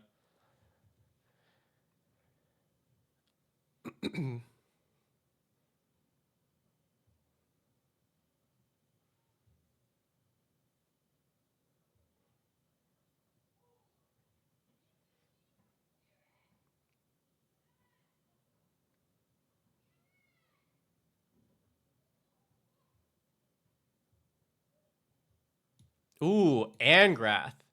Angrath, steal an opponent's creature, and then sacrifice it to Ozai.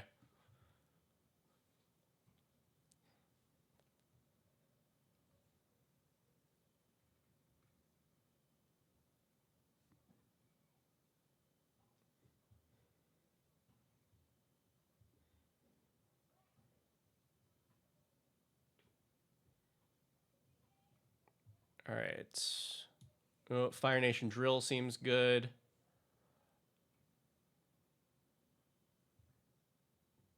Oh yeah, you go into the tour, Cecil? Cause they're coming through here soonish, right?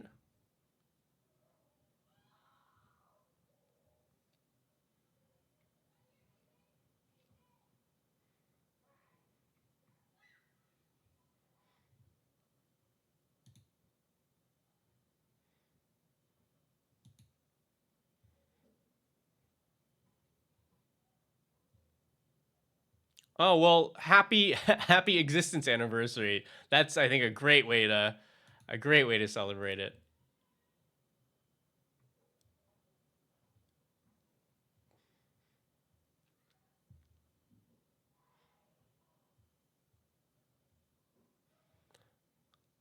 All right, how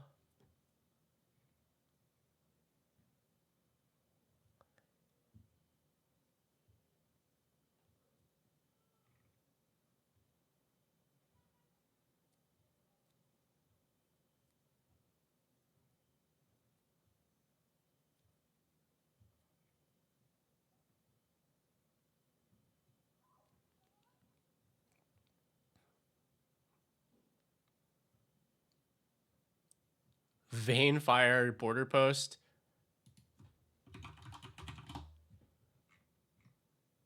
Oh god, it's so bad. We'll take what we can get. I think the Fire Navy Trebuchet is good here because it does produce a thing for Ozai to sacrifice without any other help.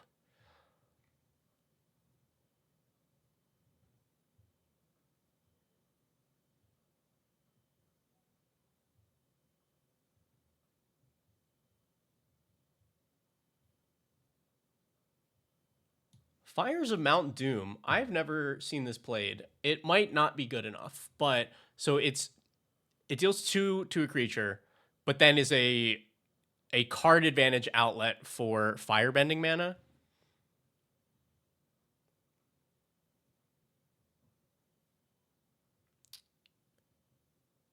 I don't know that, like, right, if we're making a bunch of firebending mana, isn't Fire Lord Ozai's ability just the better option? I don't know.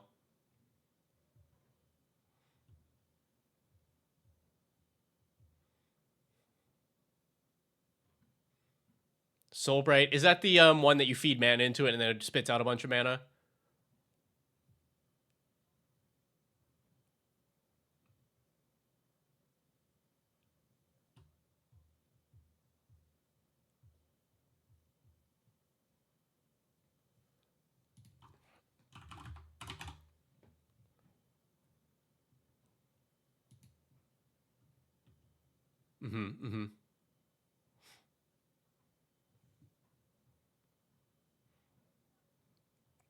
Yeah, also gives trample.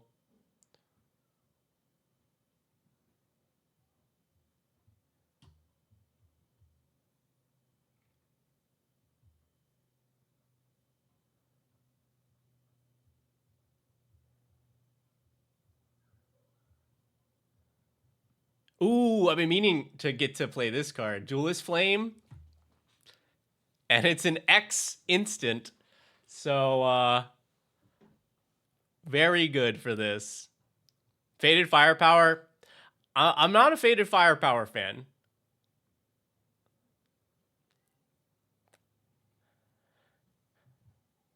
Because I don't know.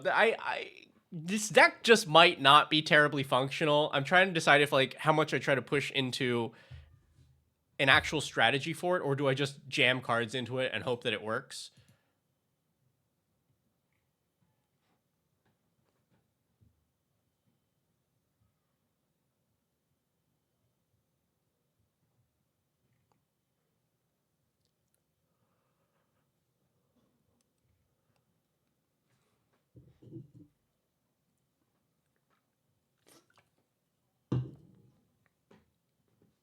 I mean, it does get fire counters. All right, but don't get mad at me if this gets cut later.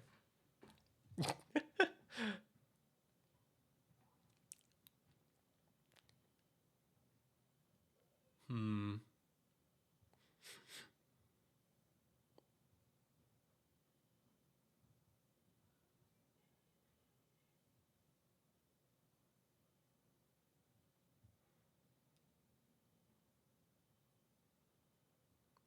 Hmm.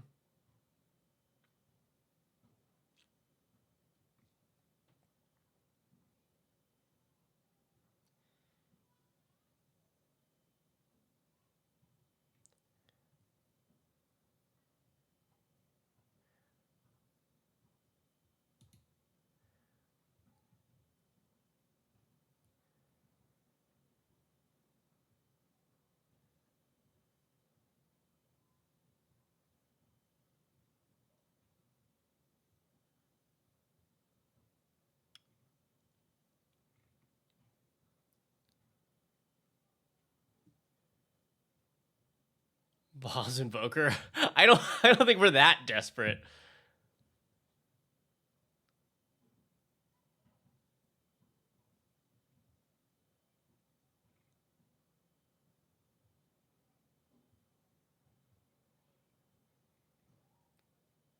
Hmm.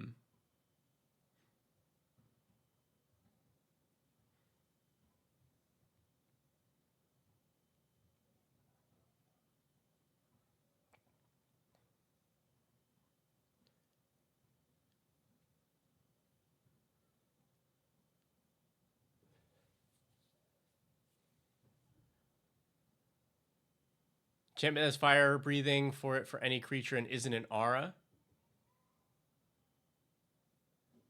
I think we're going with fire. Fire or flame has to be in the text on the card somewhere.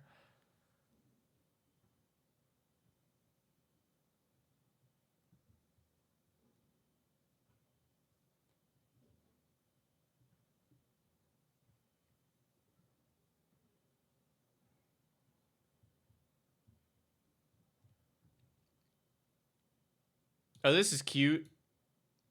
Firewing Phoenix. you can bring it back with fire breathing or fire bending mana.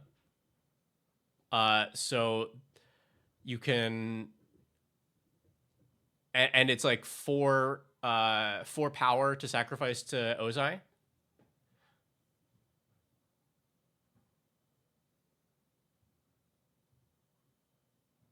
Wait, does this deck function? Does this, hold on.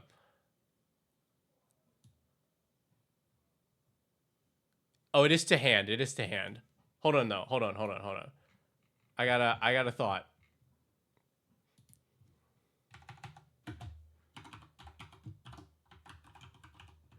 How many Phoenixes fit into this restriction? 9.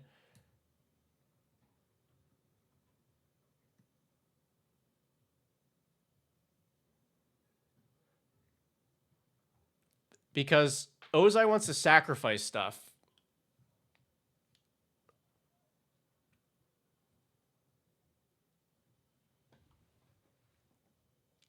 But I don't think this is quite enough. Right, he's the Phoenix King, exactly.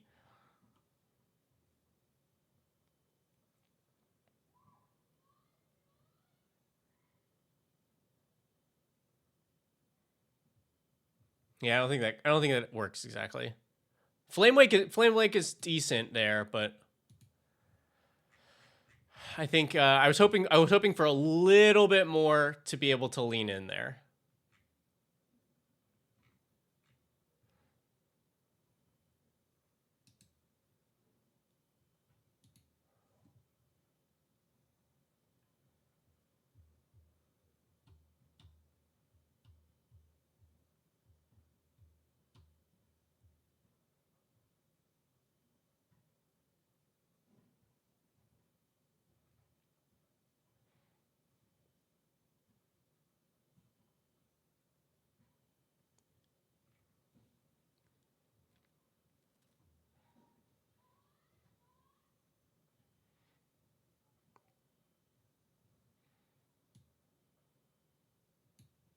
Free sack a creature each turn. It's not quite though, right? Because we have to pay red before any fire bending triggers happen. And it's only getting us 2.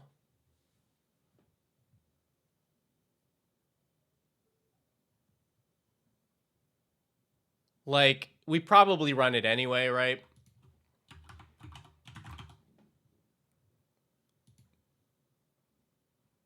But it's I wish it was better.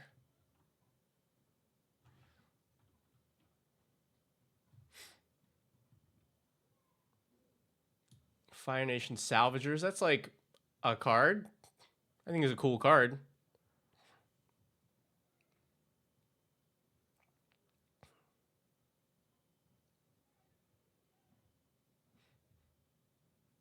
Oh yeah, there we go. Gitu Fire Breathing. Gives the creature fire breathing, returns the hand at instant speed, and flashes.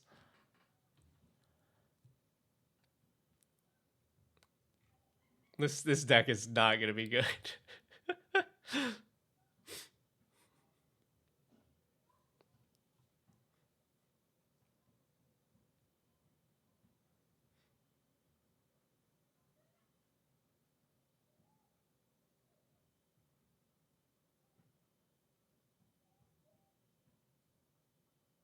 But will it be fun? Yeah, that's I think it will be very funny.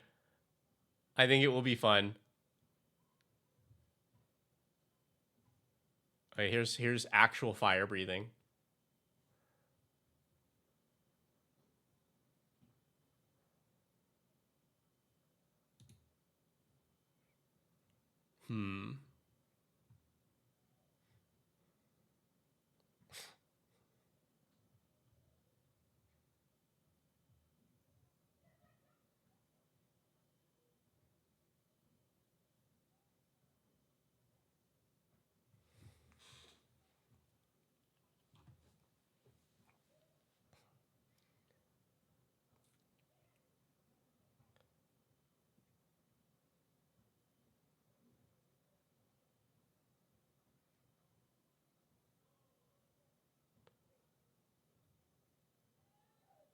Eh.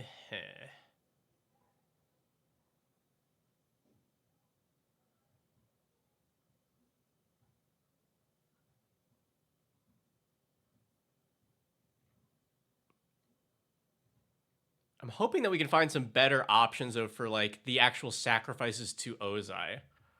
Because I think that's what really makes the deck go.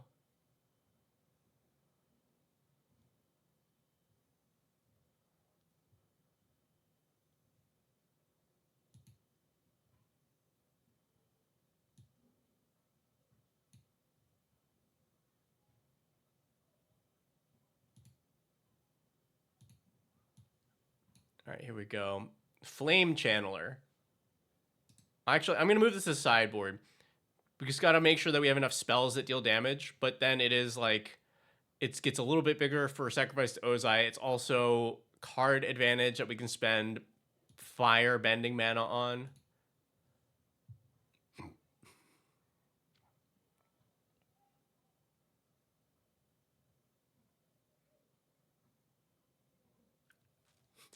Oh my god. Yeah, we got to play this. Sisters of the Flame. 3 mana dork. What's Chandra's Firemaw?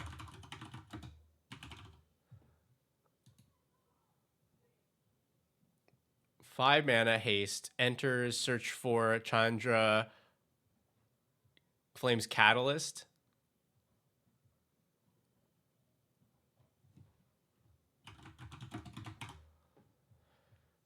Which one is that? This one.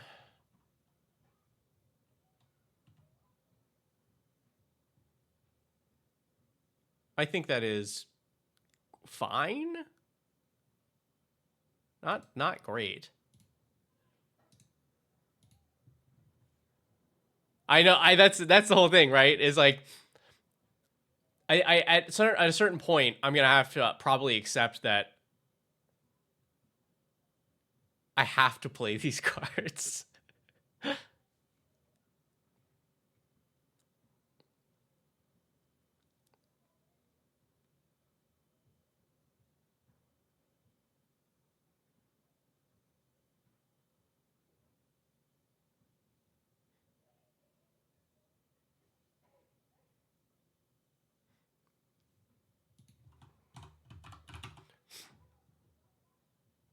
Here's Exuberant Firestoker, another 3 mana colorless dork, but might deal 2 damage sometimes. Oh, enjoy, Cecil.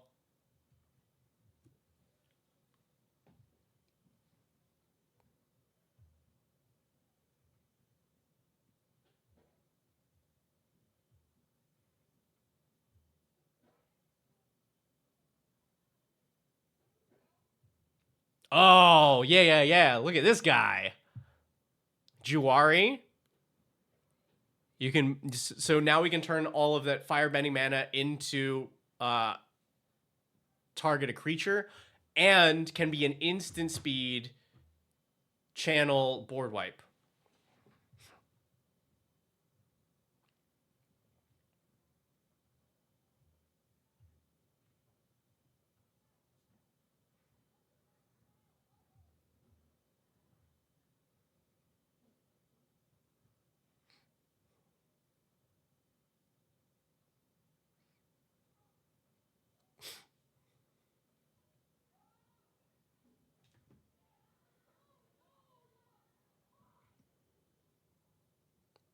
This is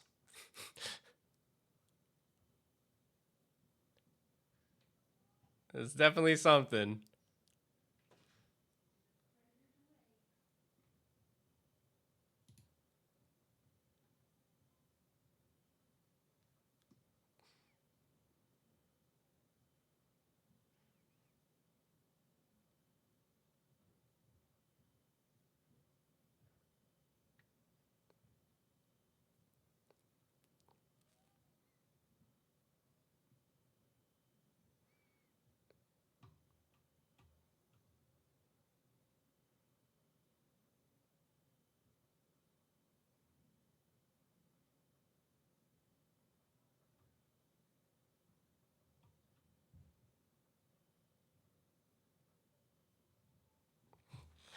Yeah, I mean, hey, it's a dumpster fire, right? Yeah.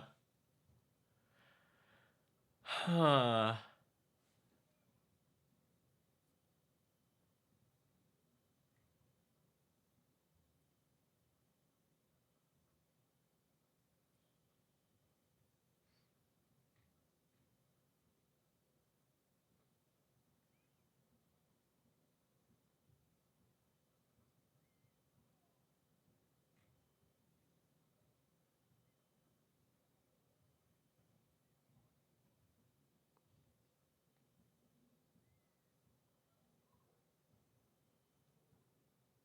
Hey, yes. Hey, look, a dumpster box, perfect for Bello.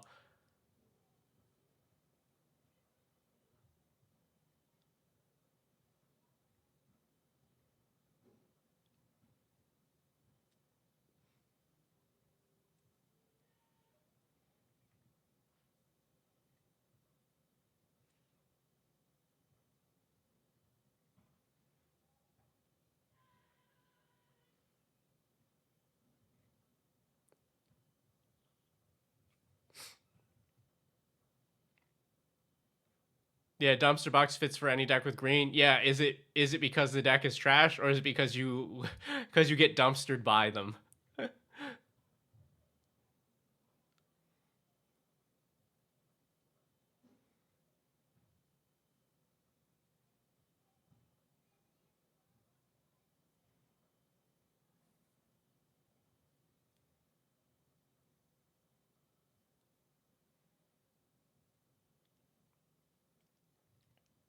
This one is, I don't know, man. It was making sense for a bit,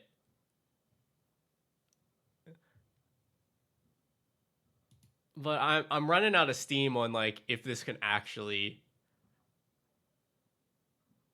As I think the bit is good, but I don't know that it still has to like kind of keep up.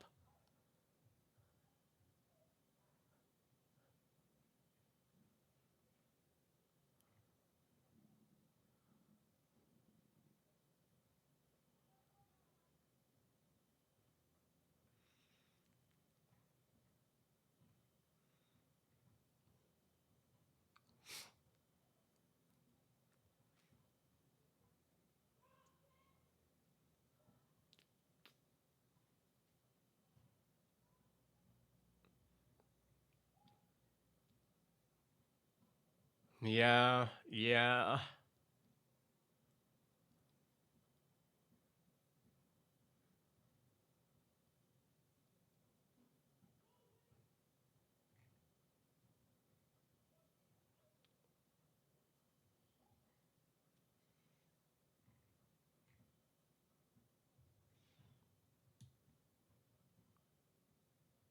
Here we go. I found it. I found the perfect card to fix the deck. Ah.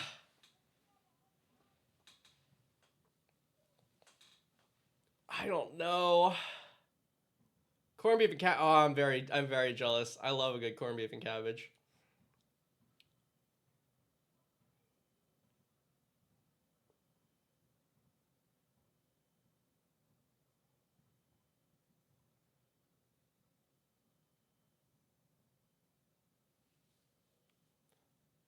All right.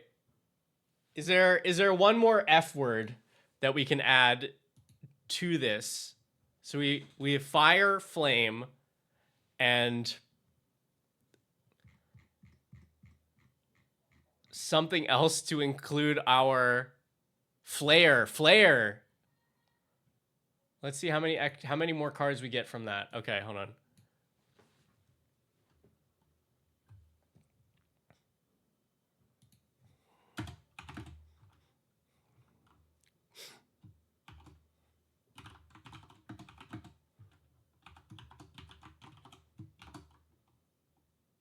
We started with 401 cards. We get 14 extra cards.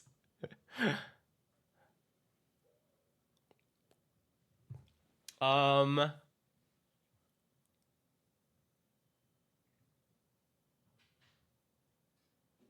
Furnace.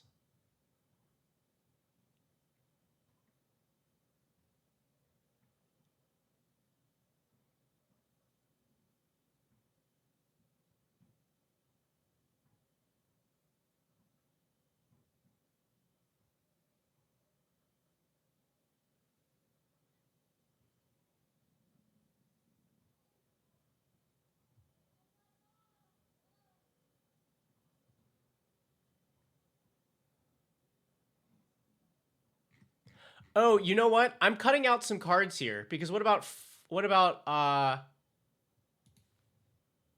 like flaming or that kind of stuff? Hold on, I'm gonna cut flare out because it just does not give us enough. What does this do? Added 7 cards. Cool.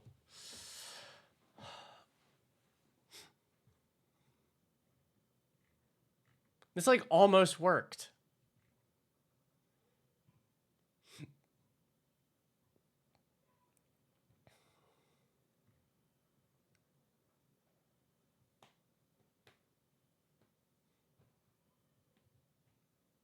This definitely should have been in there.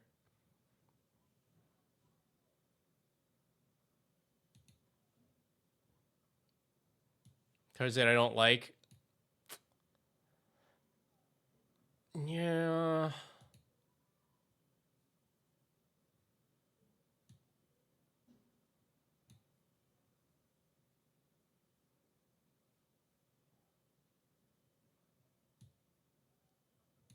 Ooh, it did not include fiery. Good call. Good call.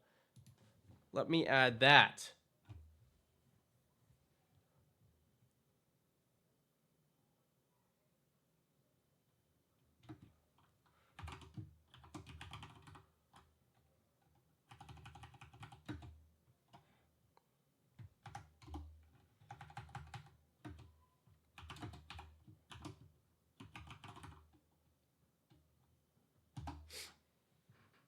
That gave us some cards.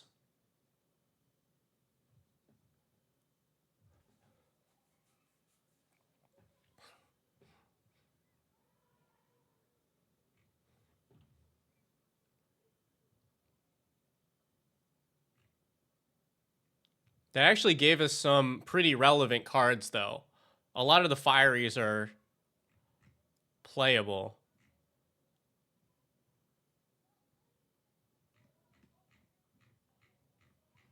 But we can't do burn. We can't do burn.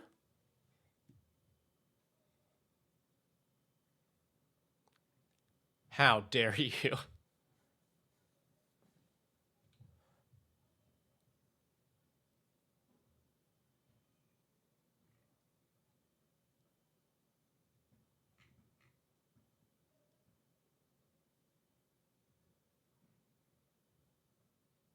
Flare, yeah, because flare starts with F.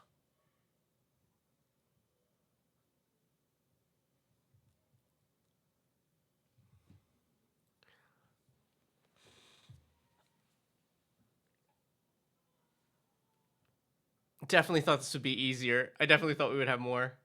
The reason you chose not to include Fire Crystal, because it's a 2-color deck. I like it. We probably run it anyway. All right.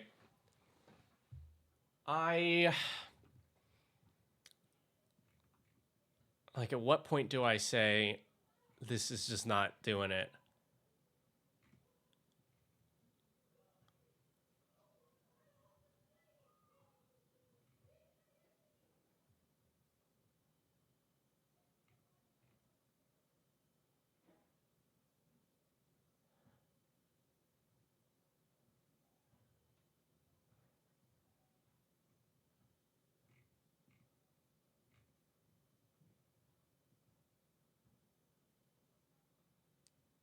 Can you include Flash? I guess it does feel like it's getting away from the theme, but also the deck is pretty bad right now.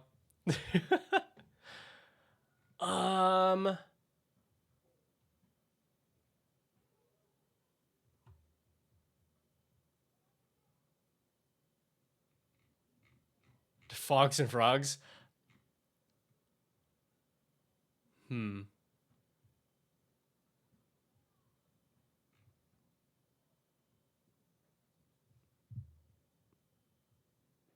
right. What if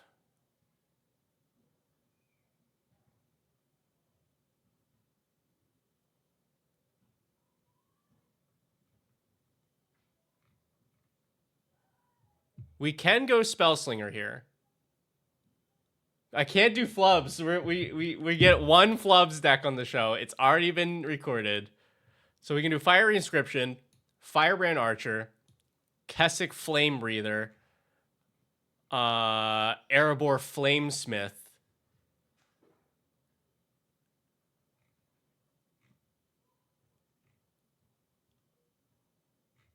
That's something, right? That's something.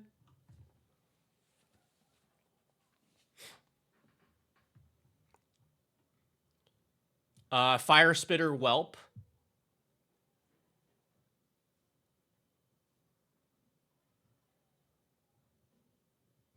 Ooh, Flame Rush Rider. Okay, well, I'm sorry. I don't. Did I just miss a bunch of stuff earlier? Flame Rush Rider. You can attack, make a copy of something, and then sack it to Ozai.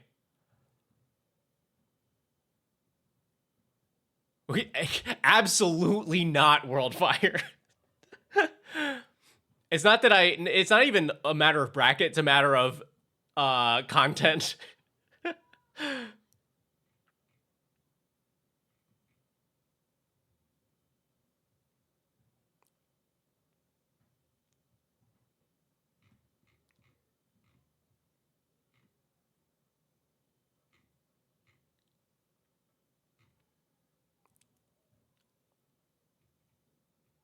That's one of those things where it's like the idea is better than it in practice.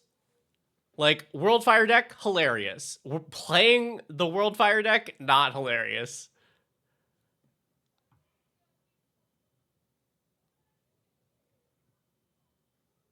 Yeah. All right. I think we want Twin Flame here. I think I just missed some stuff early on that I'm like, this is making a lot more sense here. There's a Dracuseth. I think what we want to do here, I'm gonna take y'all on the City of Fire thing. We'll do a Fiery Emancipation. Let's see. So the way that this is gonna, I think we do. Person casting it didn't win. That's actually the problem. Is that Worldfire sets you up for a bunch of turns of do nothing, which is not good content. Faded Firepower. I think I ended up putting that. Yeah. So like if we do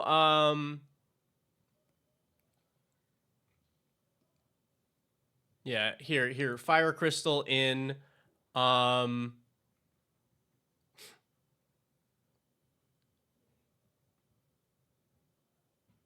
yeah, here Sword of Fire and Ice.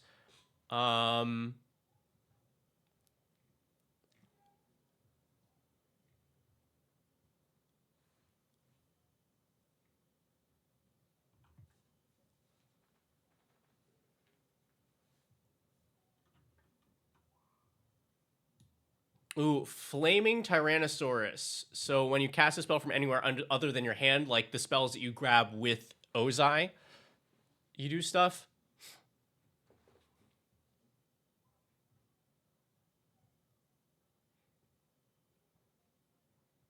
Here's Rionia. Also makes copies that we can sacrifice to Ozai.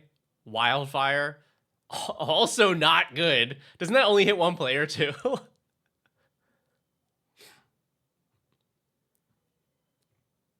All right, hold on. It's starting to come together in my head.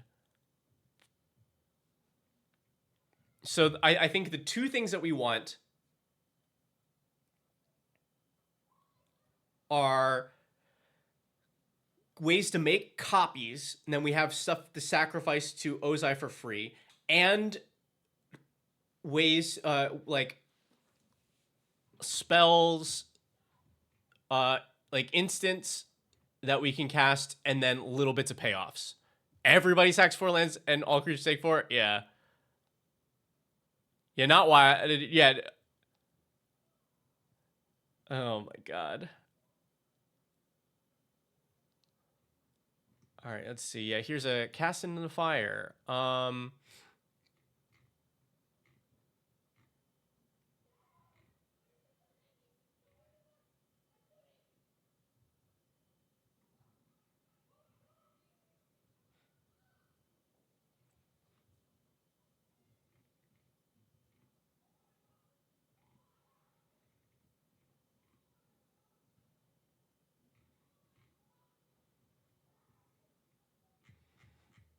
Cleansing Wildfire.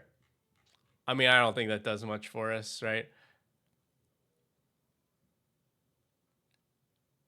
Not much of what we're doing does much for us, but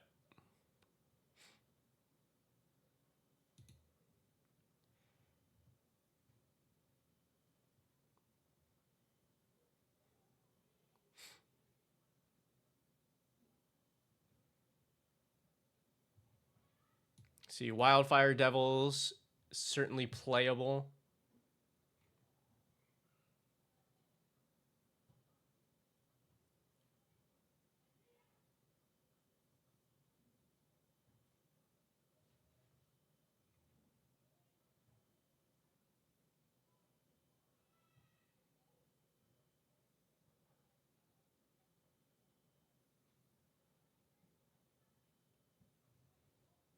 Oh yeah, we got the Trebuchet. Hey, Sergeant Balco.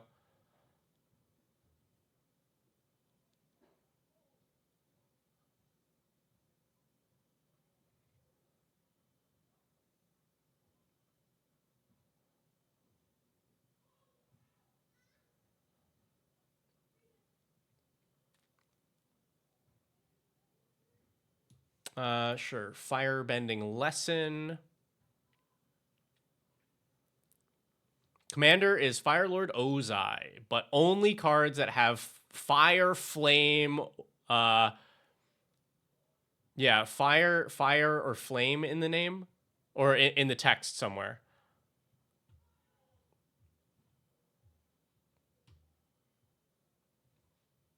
Fiery Encore, yeah, that is a playable card.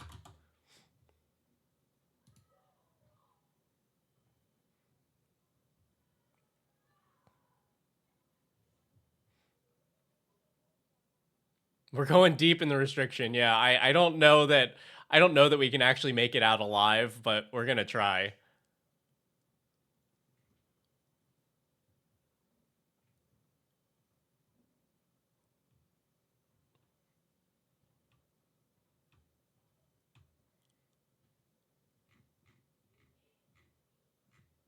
Fiery Gambit. I mean, like, what? Maybe, right?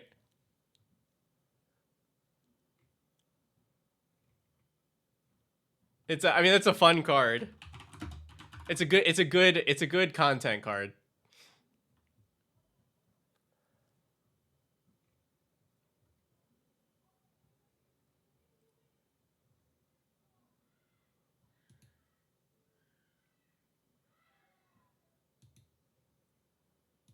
I don't think I had put the Ran and Shaw in. Yeah, okay. It's like kind of working.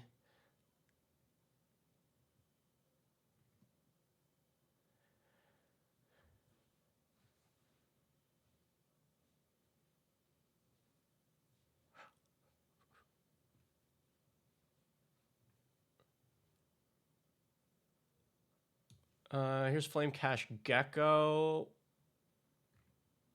Just gives us another outlet for digging through the deck.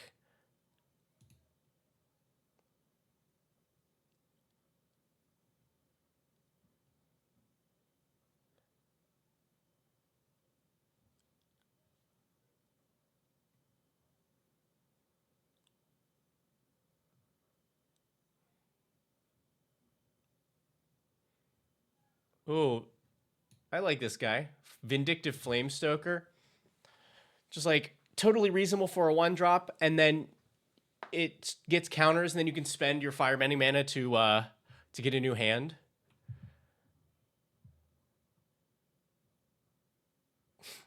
Oh, Bonfire of the Damned.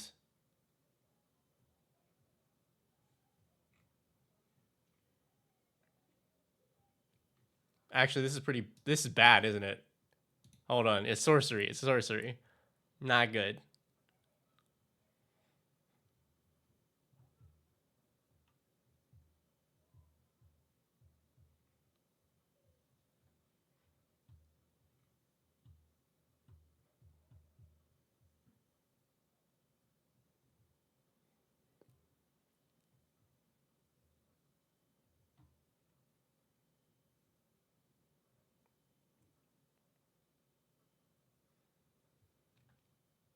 Mega Flare? I forget exactly what this does. All right, so for each opponent, choose up to one target creature they control, deals damage equal to greatest power among creatures you control each of the chosen creatures, and you can make a 6/6. And that's just like a solid spell that we will take.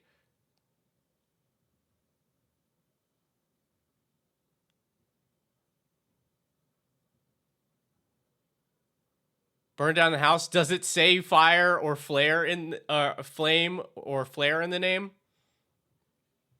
Oh wait. This one doesn't say we did. I don't think we're doing flare yet. Hold on. Move to the sideboard. Because I think two words is cleaner.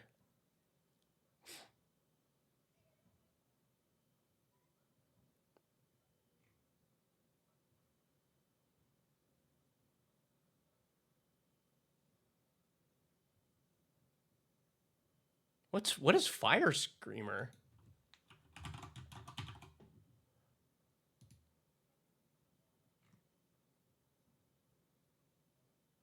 Oh man, that is a bad card.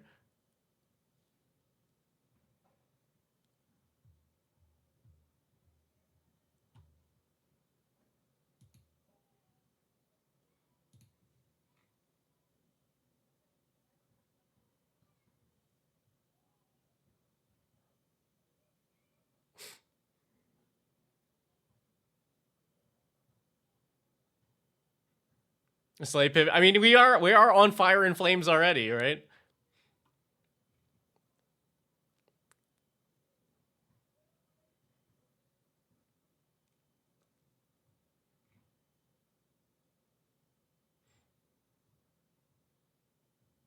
I think I gotta add.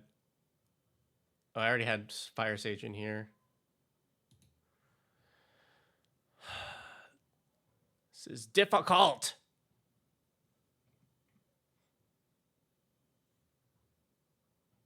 I think Zhao with a Firebending 2 is pretty decent.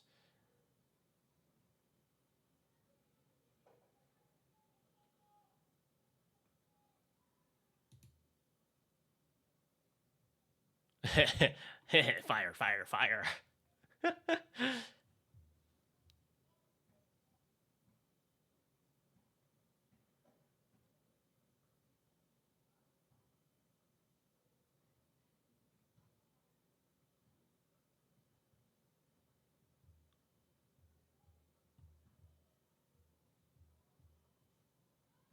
I didn't get Zuko Seeking Honor. Rionia? Oh yeah, we got Rionia in there.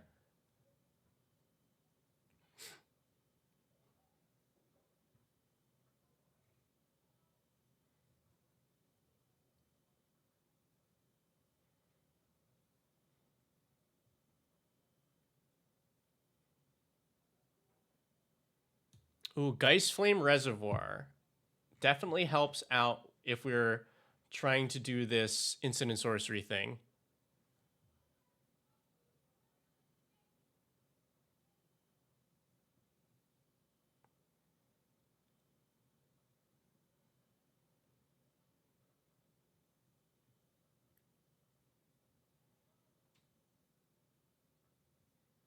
Well, we can do Kindle the Inner Flame. That is another one that makes a copy.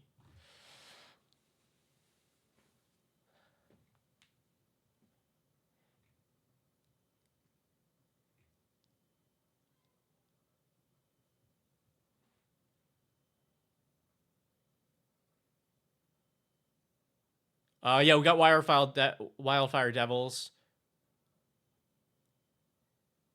Lava Leaper.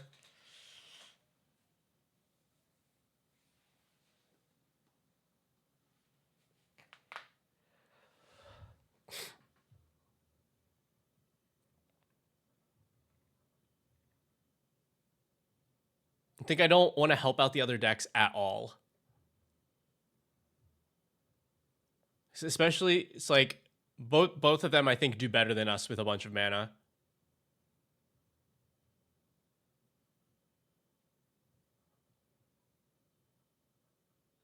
Torrent of Fire. Yeah, but I other than like City on Fire, I don't know that we it's like it's just not a good card.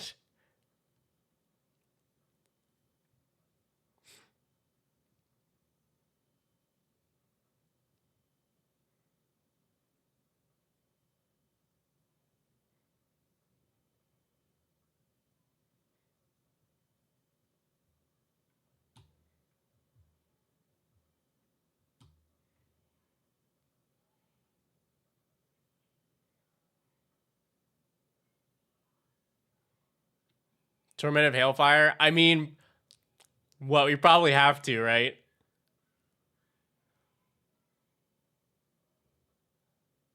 Flamekin Brawler. Which one is that? Oh, but it's the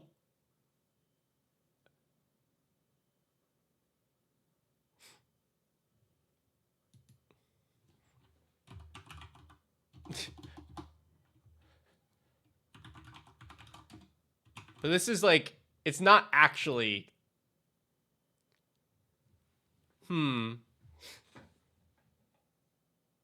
I don't think this is worth it because the problem is that the fire breathing, we just break even on it. So like unless we're getting something else out of it, a lot of these I think will end up getting cut. A lot of the fire breathing stuff.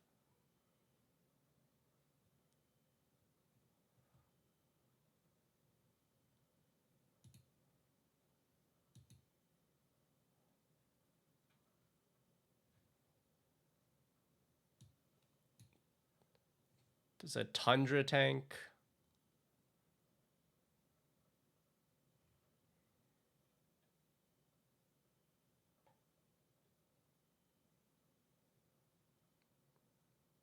FTK.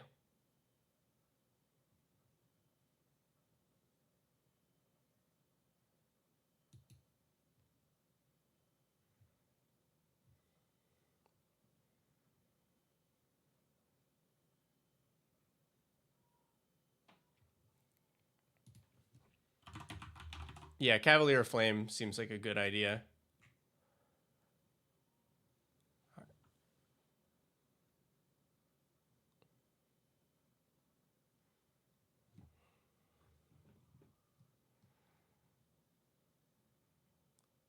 Flames on Cavo, yeah. We need like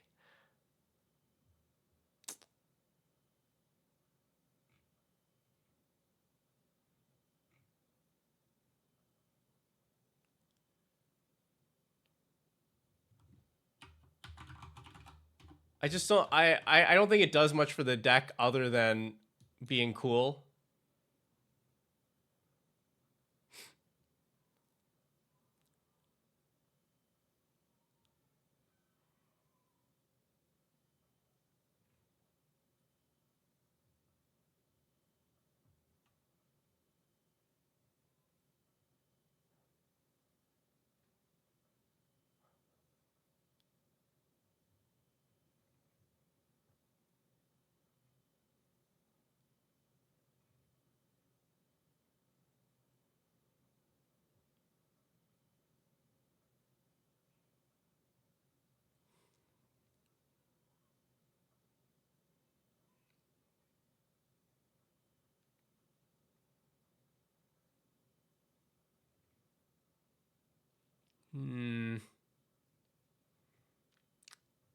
It feels like it is very close to working.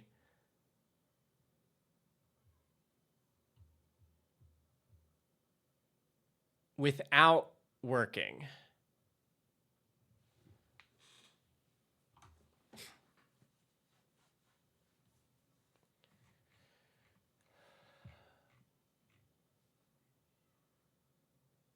Okay, so Ghostly Flame. Oh yeah, I know. That is a cool do nothing. All right, let me see. Let me see what this cuts down to. Because I think we actually don't need a lot of outlets for this.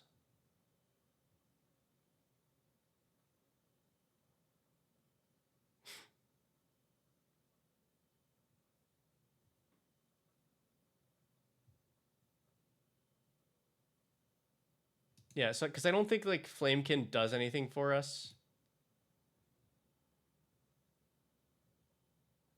Man, these dorks are terrible. They're so bad.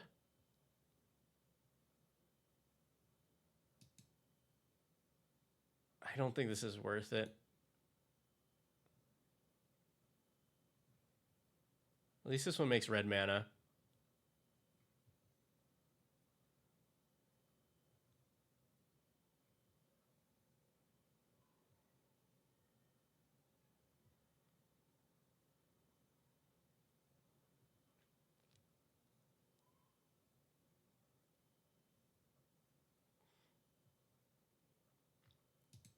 Yeah, I think you just don't do anything.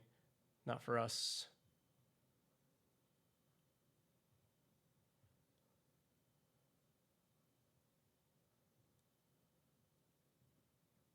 I think you also just don't do anything. Rune Flare Trap. It's Flare! It's Flare. We're not on Flare yet. I haven't given up on just fire and flames.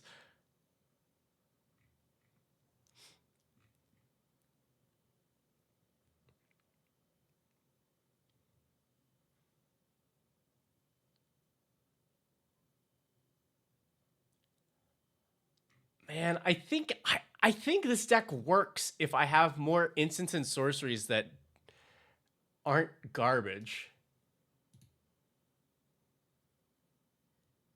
I want to say it works with that.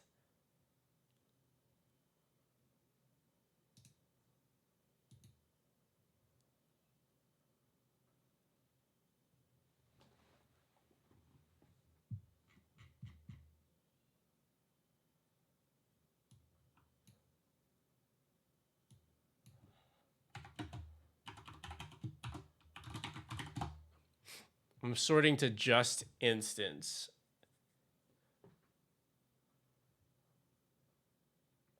Because also, I don't want it to only be removal, which I know we're just making this more and more difficult, but like, there's a Fire Prophecy. It helps us to dig to relevant cards. Because then we have a pod of all fights and a bunch of removal.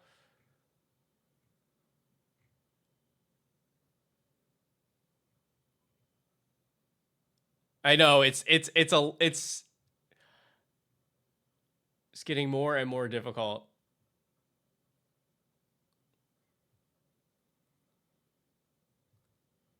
Here we can do like Fiery Impulse, seems fine.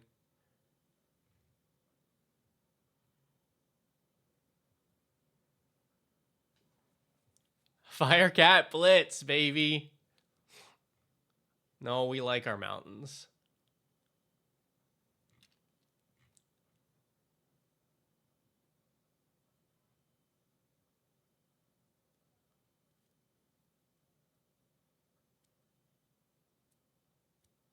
Man, also this deck wants to like go to combat, which is I think tricky.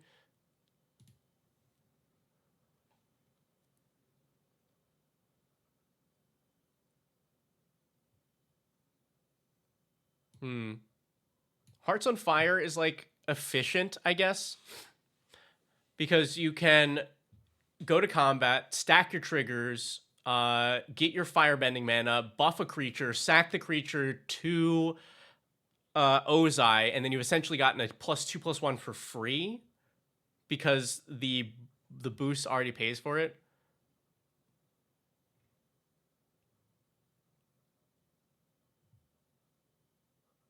Like, are we playing like Trumpet Blast in this deck? Are we playing?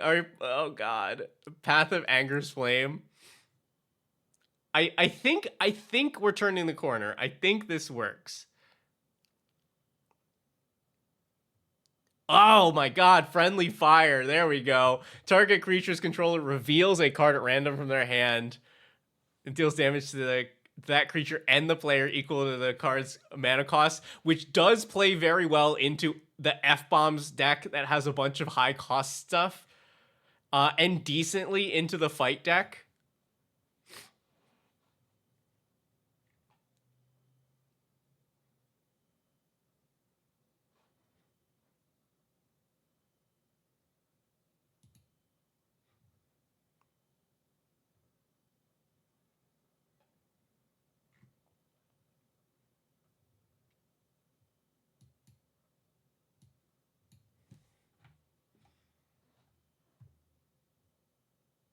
I think Nibelheim is in here.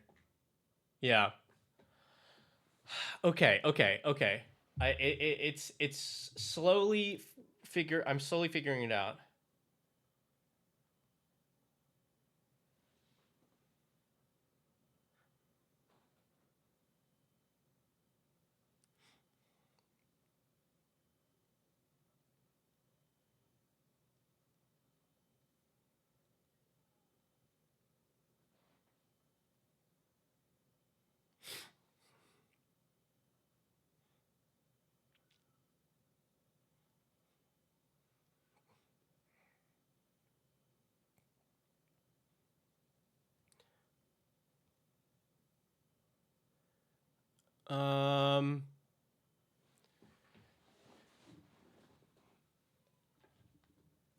Let's see. So this brings us to 18 instants and sorceries.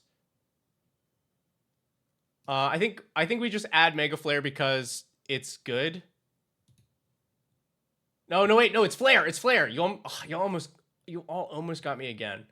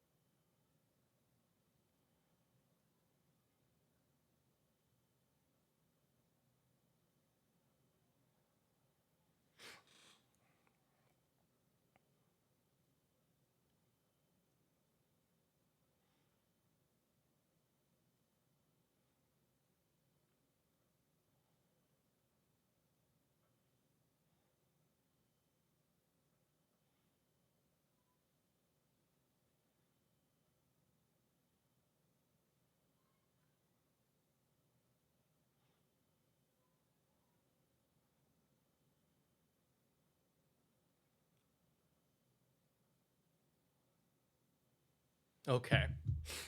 Into the Fire. Do I have Into the Fire? I've cast Into the Fire. This is so tough because we just made the removal deck, and if this deck kind of needs to be removal to function. So like,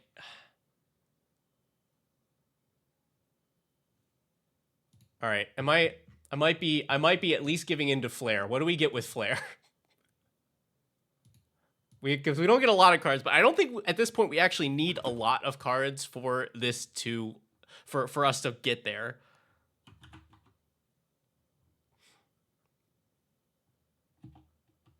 What do we need? We just need like a couple more spells. You get both of these. This is what we get off of Flare.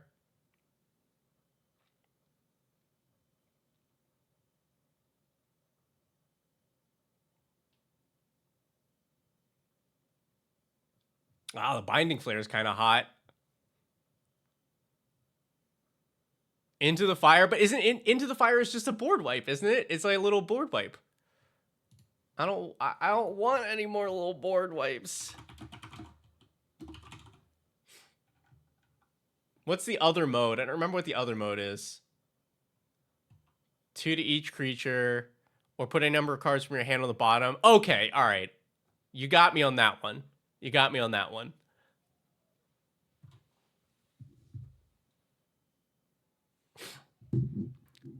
Okay. All right. We're making progress. I think I have to accept Flare. We definitely needed the card draw. So, okay. Let's fire and flames and flare.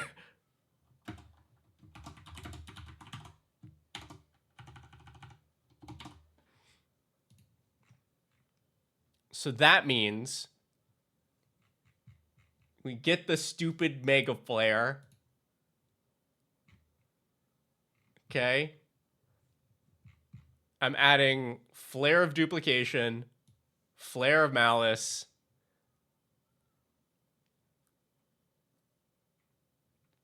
Let's see. Oh yeah, I don't remember who suggested Rune Flare Trap from before, but we can totally do that. I think both of these decks are capable of drawing the 3 cards needed to cast this for 1. We definitely want Blinding Flare because that stops blocks, which seems really, really great for this.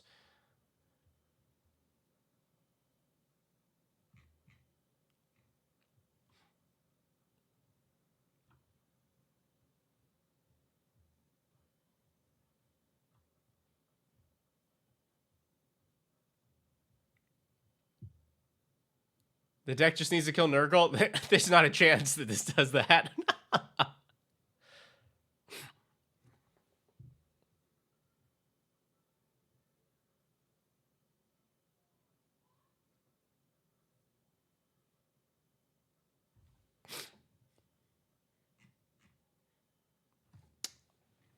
All right. I am going to try to shave the deck down now to 100 cards and see if this... I just want to see what happens. I want to see... Do any of these... Oh, Flame Channeler, totally in, because we added so many cards that do damage. Braid of Fire is in, yeah.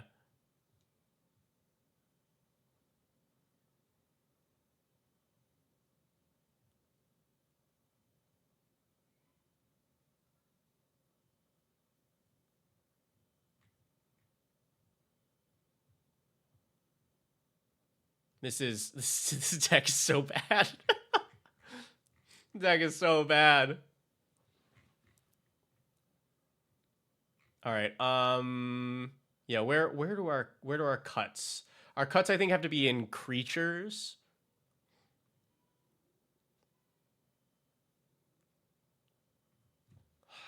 Yeah, Gecko. I know. I like this here because you might pay 0 mana for it, or like 0 net mana, which means that's a free sacrifice for Ozai, and it is an outlet to dig through the deck. Oh my god, this deck is so stupid. It's so stupid.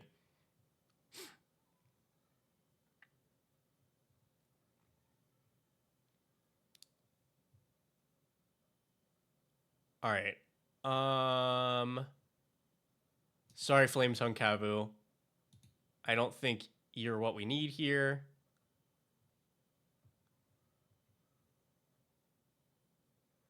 Jawari, you are just more removal that is not instant or sorcery based.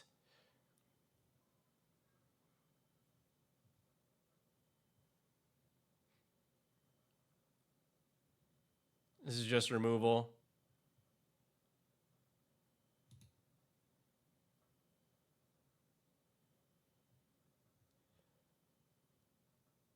Building something for multi competition. Yeah. Look, you'd be surprised how many of the decked out builds have like secret restrictions to them. Where I was like, but this is so cute. I really want to do this. All right, 32 creatures. What else can we cut here? Fire Nation Drill is really just removal.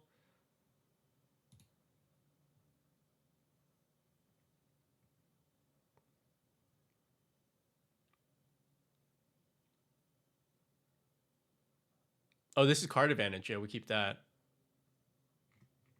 And we do have one land in the deck already.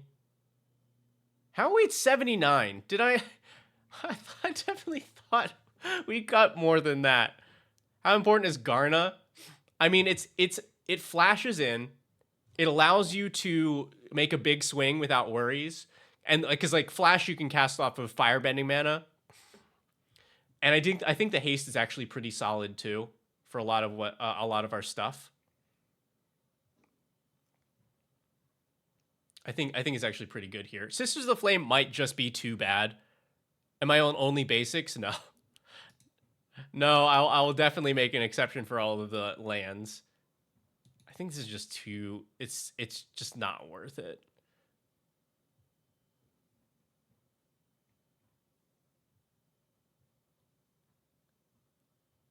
It's also one land spy, right? Oh, Phoenix. I think you're playable.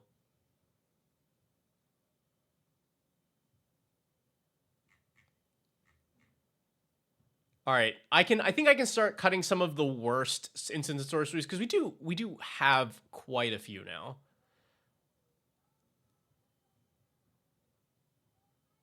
These are all pretty good. What's Chandra for?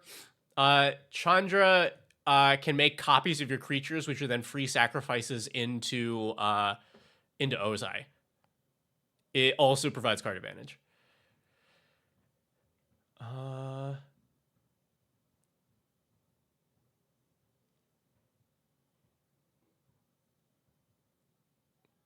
Yeah, Hearts on Fire. That's pretty bad. That's pretty bad. I think I was cope me saying that it was playable. Same with this. Maybe I don't know. It's like a little better. Sarkin, stop trying to add cards to the deck. Does that?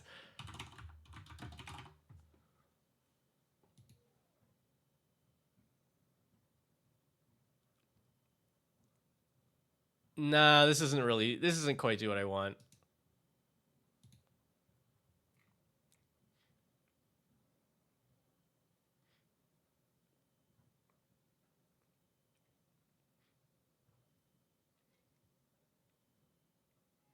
I think Emancipation is just like too pricey.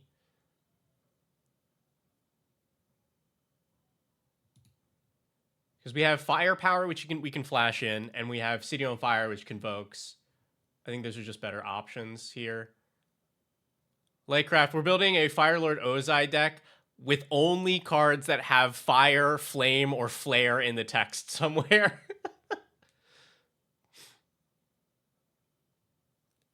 So far, it is not working that great, but we're sticking with it.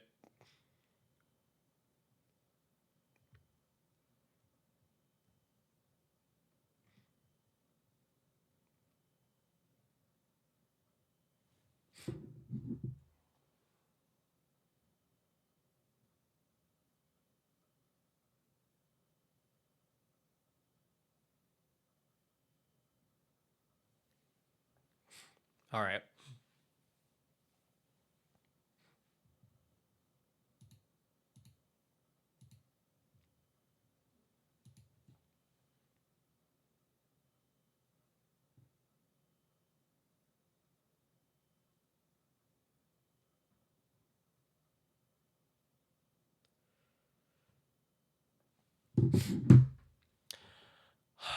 Court of Ire. I mean, I think it would. I don't think it's good for our deck, but I think that I would definitely make that exception because that's particularly funny. I don't know. Maybe stop suggesting cards. I need to cut cards now. We're cutting cards.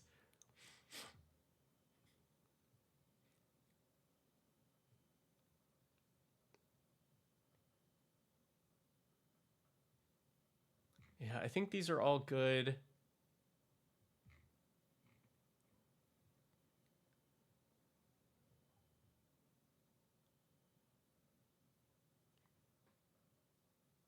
What do you... Maybe we don't need a board wipe here. We have so many other board wipes. But this board wipe also, like, helps to win the game. That's tough. Our other board... Other board wipes are also really good, so I don't... Maybe we do need these.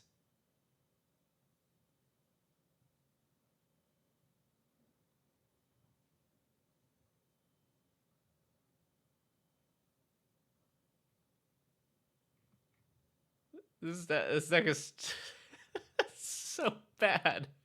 It's so bad. Oh man.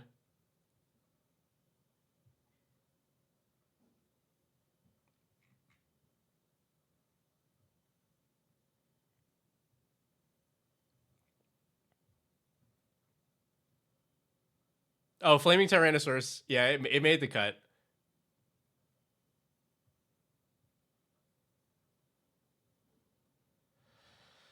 I have to cut so many cards out of this.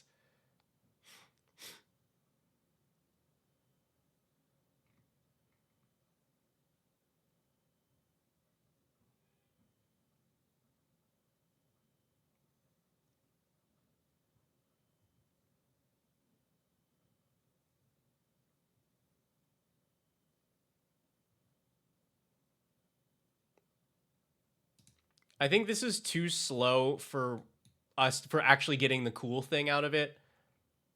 And we're just on to...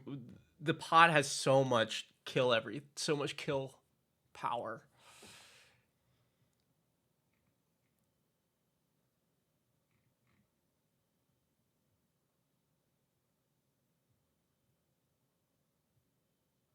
Seven mana for what likely is a 5/5. Well, the thing here is that this triggers on Ozai's ability. On exile the top card of each opponent's library, and you can cast one for free.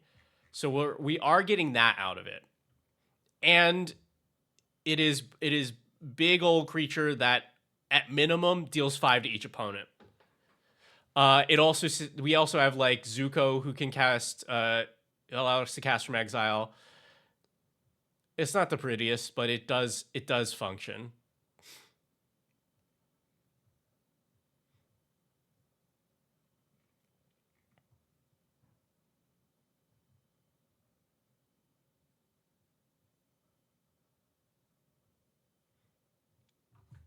I think this is just bad.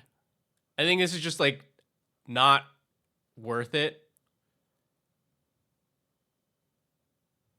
Like at this point, we might as well just play a fireball, that like an instant speed fireball.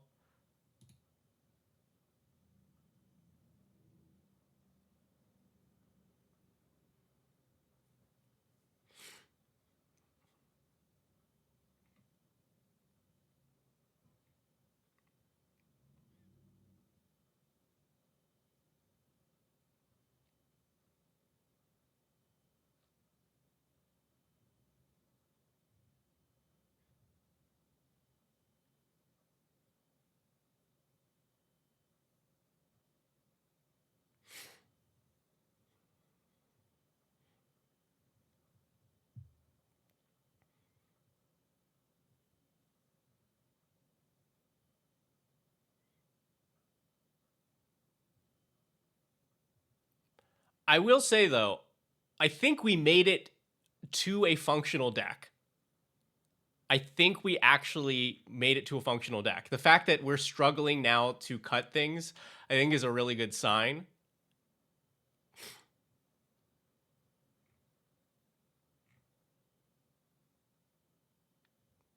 And by we, I mean me, because I'm sure so many of you are like, there's a million cards you can cut in this deck.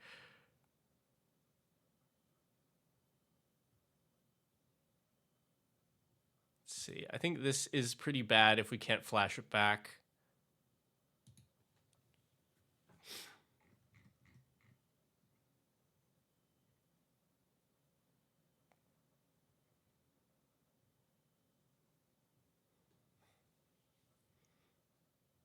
How many more to go? God, like at least 6.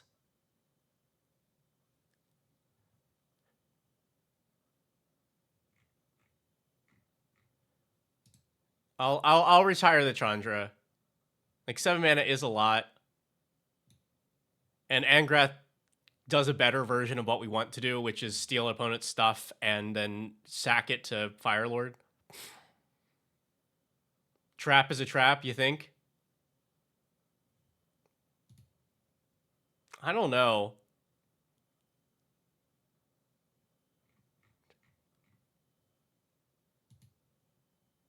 I think I'd rather cut sorceries, though.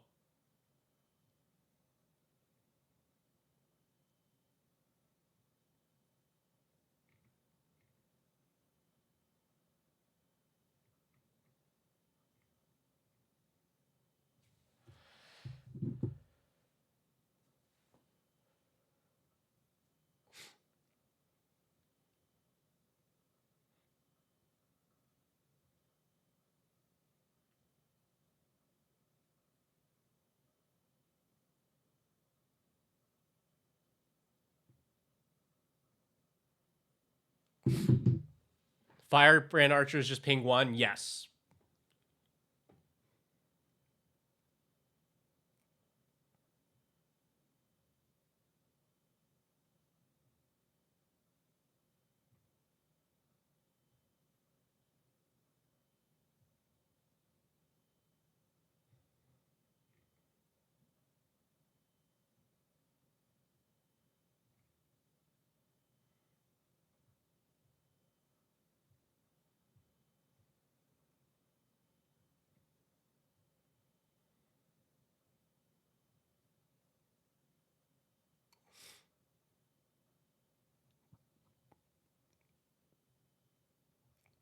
We're like, it's Ironcrag. Yeah, no, this is a playable mana rock. Vanefire. I mean, yeah.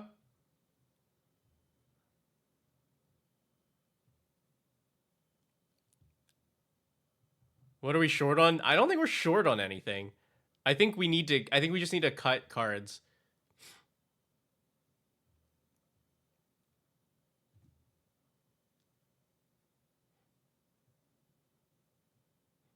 Yeah, I mean, I think you only play this I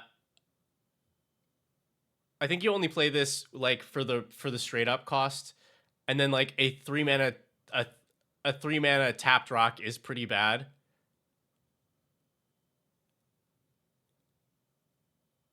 Like hopefully this deck just curves out, and the way that it ramps is with the firebending mana.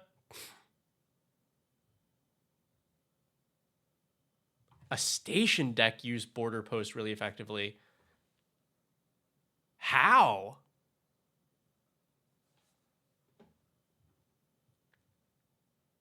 I don't know. I'm gonna cut this for the moment. I think I cut these bigger rocks. And we hope that this deck can just curve out correctly. And the way that it ramps is using the firebending mana to gain the advantage. Oh, the multicolored permanence one. That makes sense. That makes sense. All right, I'm gonna fill some lands in. I think I'll just overfill it, and then we will see what happens. Like just so I can shuffle it up and get an idea of what the thing is gonna do. All right. I'm just like, I'm gonna give this thing some real lands.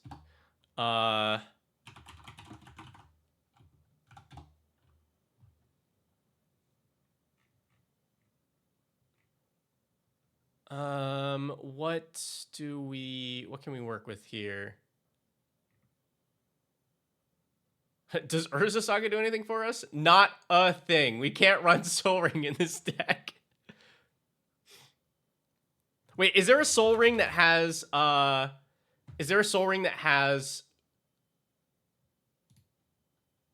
fire in the flavor text?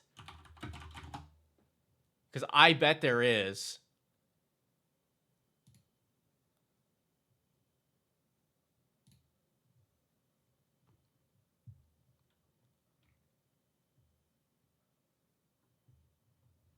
Please, please.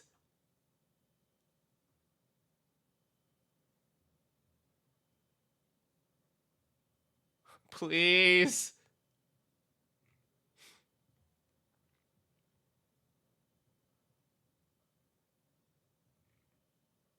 It's Soul Ring. There's gotta be one that has fire or flame or something. Oh, wait, I can do this. Hold on. We go flavor text.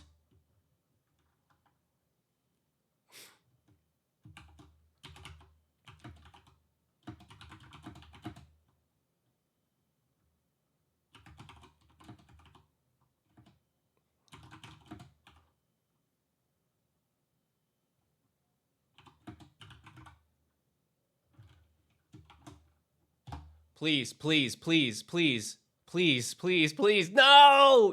Oh, unclose parentheses. Okay. What? No, it doesn't.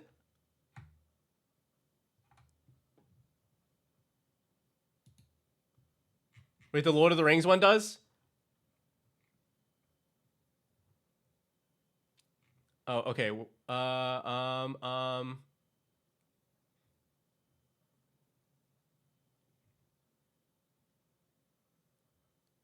The original artwork. We're not. No art. It's gotta have the word on it.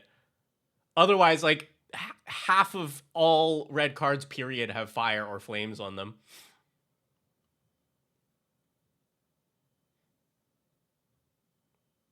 Oh, they're all about light.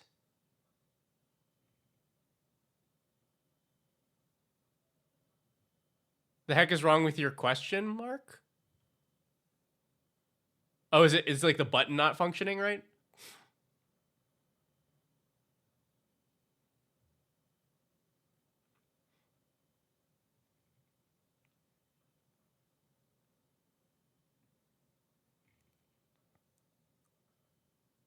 Oh, the Sauron one? Okay.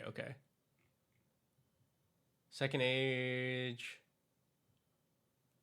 Mountain of Fire, baby. Oh yeah, we're in business now. I gotta put this note here.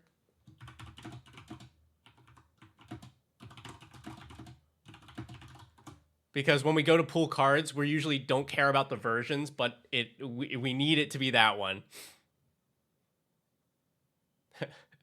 no chance there's an arcane signet, right? But we'll take the Soul Ring. We'll take the Soul Ring. All right. Other lands. Oh, Emergent Zone seems really good here. Let's see. We'll take a Takenuma. I'm gonna trick this thing out with as many good lands as possible.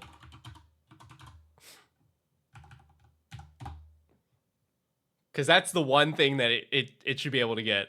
Hey, if you all can find an arcane signet with it, I just assumed that I was like Soul Ring should have one, but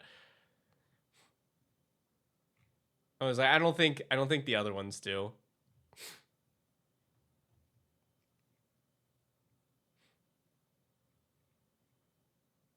Like, I guess I should have been looking more at flavor text, period. We probably actually do a lot better with that.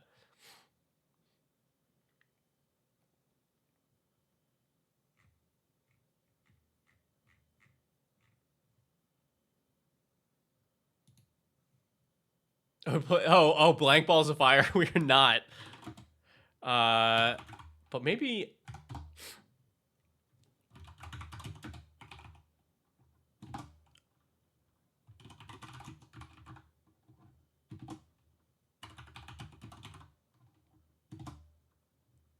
Uh.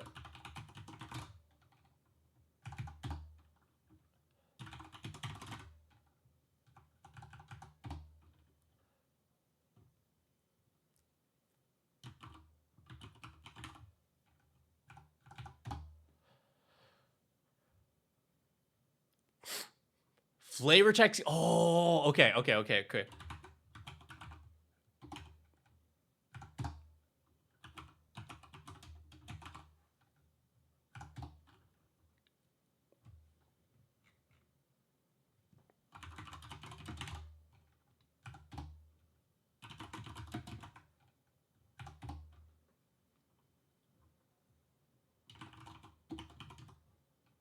Actually, Tainted Peak is pretty bad here.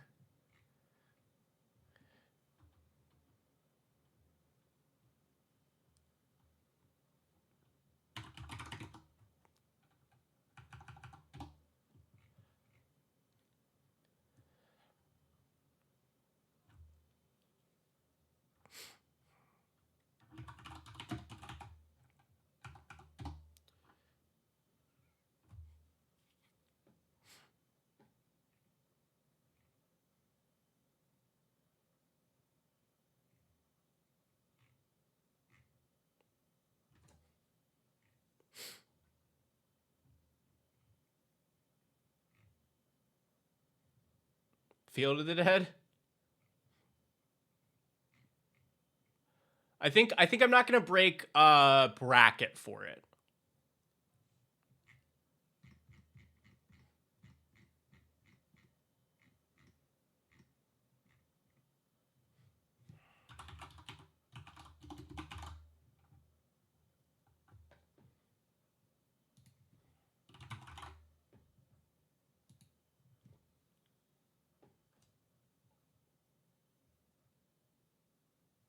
All right, yeah.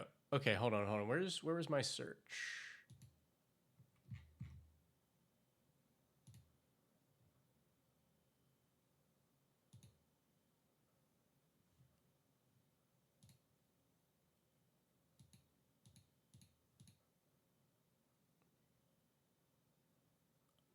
Oh, this is not the. Oops. All right. So let's go.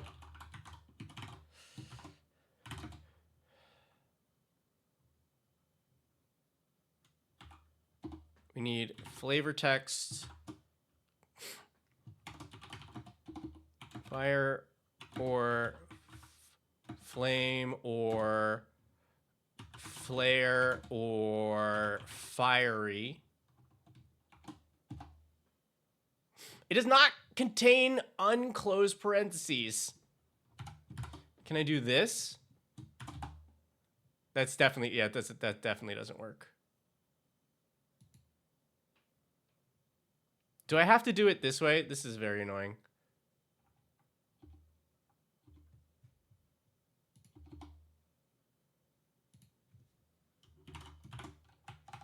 Or flavor text, or flavor text, or flavor text.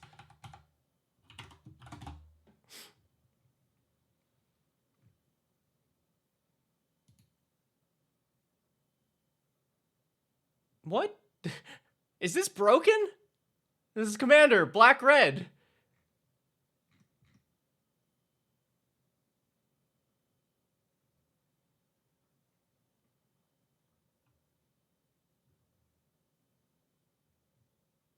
Huh.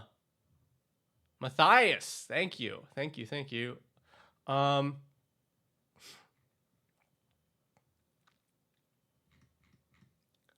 I definitely think I broke.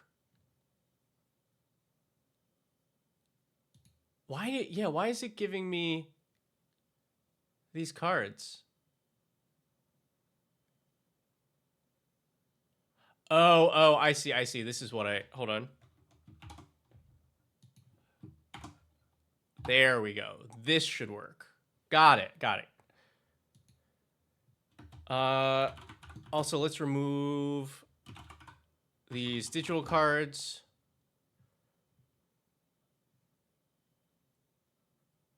Oh. How do I do paper? I don't know. All right. I know I didn't want to add more cards, but this actually a kind of a game changer. Game paper, thank you.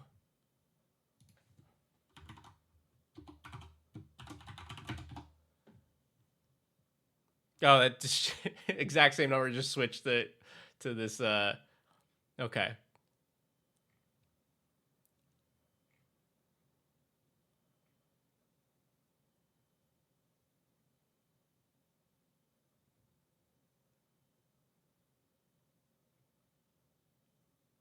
Oh, Blood Moon. Perfect for the show. We get a rock. We get a playable rock. It's not good, but it's playable.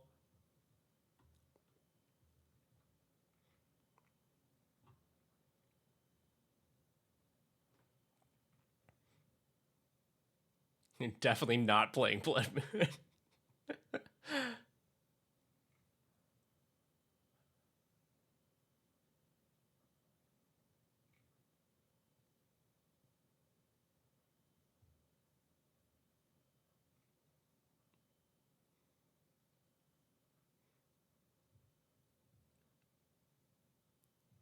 Cabal Ritual. Firefly Surgeon. I mean, actually, this is pretty great for this.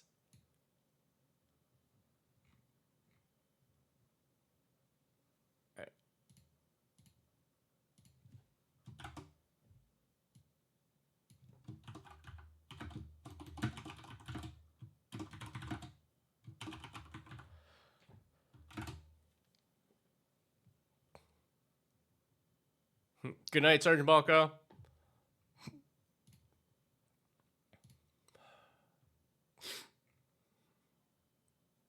Chandra's defeat fires at your only trick, Chandra. That's good.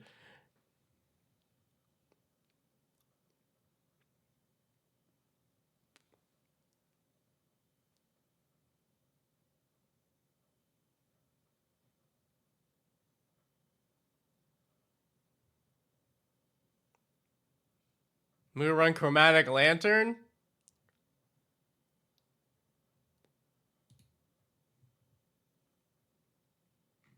Oh, I should sort this way. Like, look for the more relevant cards. Hey, there's another Soul Ring.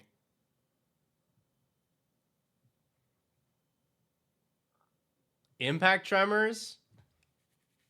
I don't think we're doing stuff for Impact Tremors. Well, we absolutely give it a SWAT. We absolutely give it SWAT. It deserves SWAT. Oh my god, was there Ruby Medallion?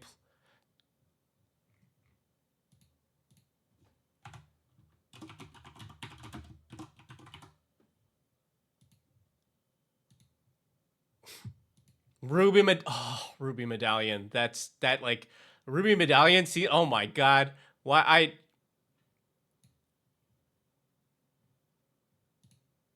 Yeah. We're gonna run Bolt.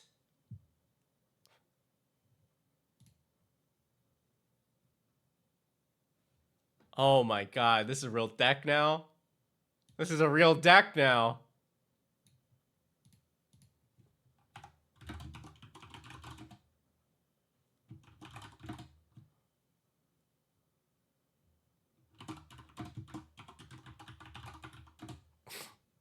We should have started with flavor text. Actually, maybe I cut Flare now. Oh god, Gutter Snipe. We have a real deck. This deck functions.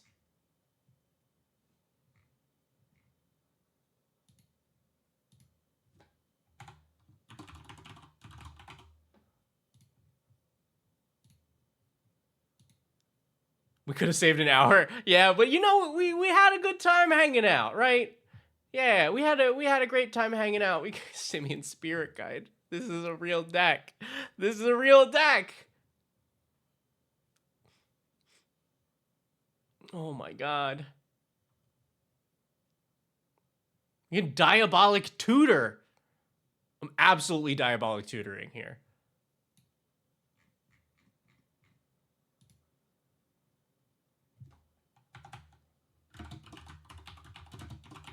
The fairest of tutors.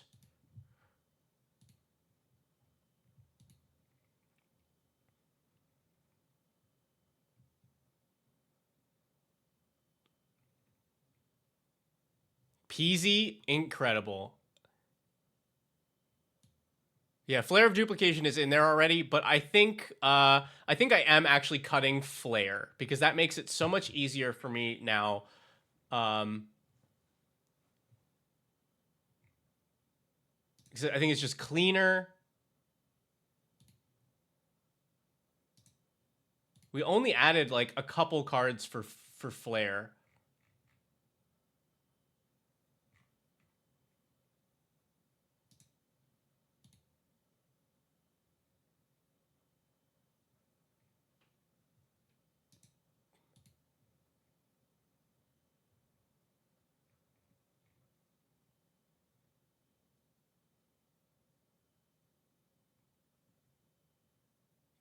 Let's see, any other flares? Rune Flare Trap.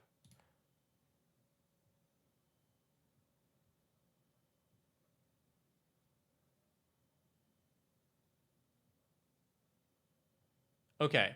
And then let me take that out of this. No flare. All right, it's only took 4 cards out.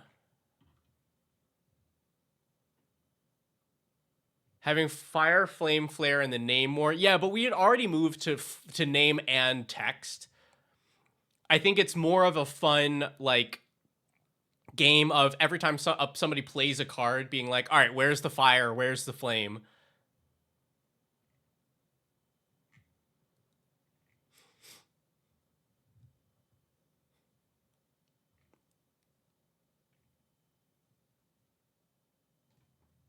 Did I add the Young Pyromancer? Yeah.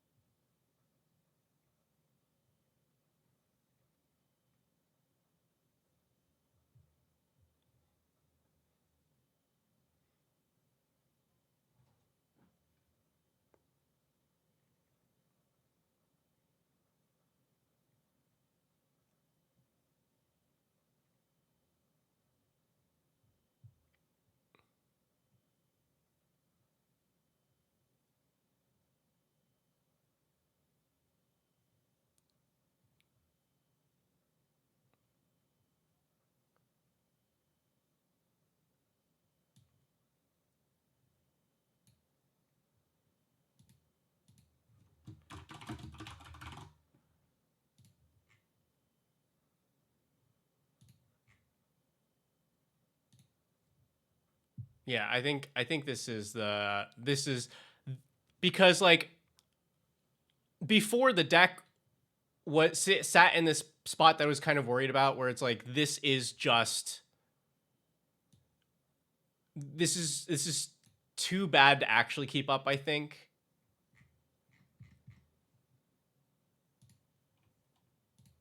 And I'm okay with this adjustment to it.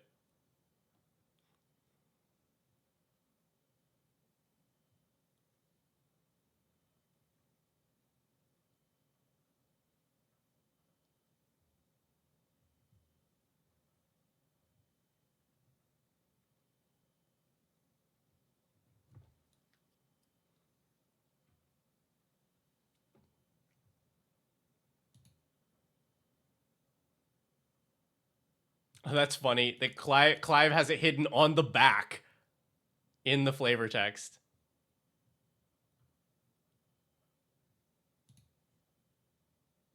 Fair finding fire from flavor for fixing functionality. Well done.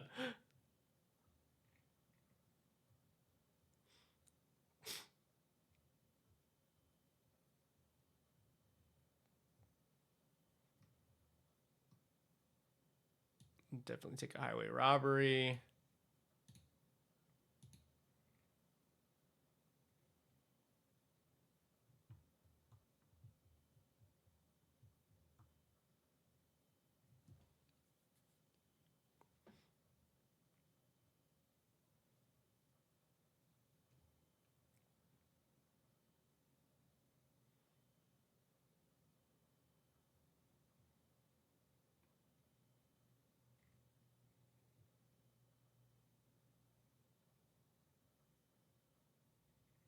Okay.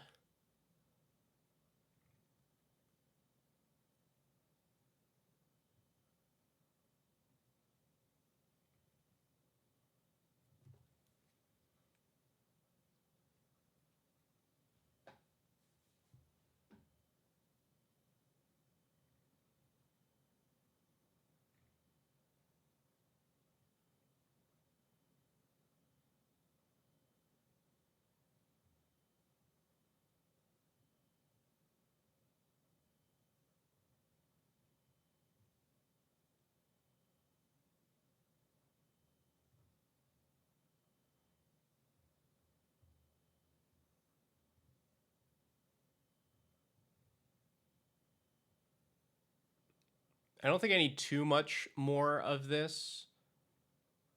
Oh, Mark of Mutiny is huge, huge, huge, huge.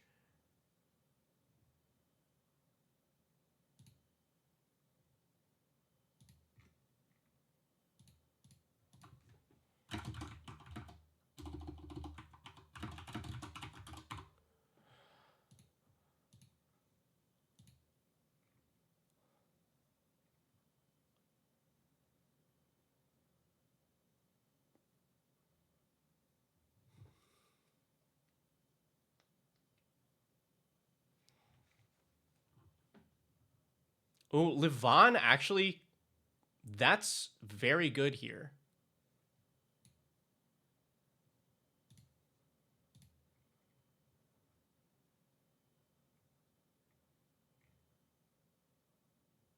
All right, I think in a moment I'll be able to jump back and cut everything down. But like, wow, just getting a handful more of spells that like do things, huge.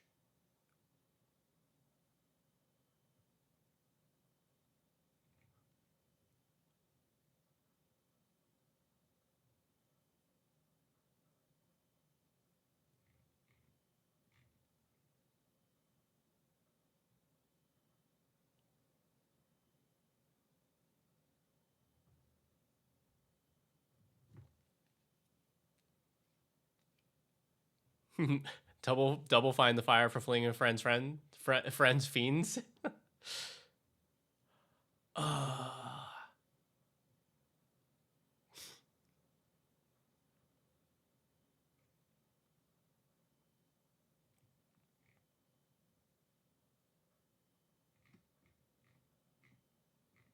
all right, I'm gonna leave that there for now. That helps so much. So now let me cut out some of the more garbage spells.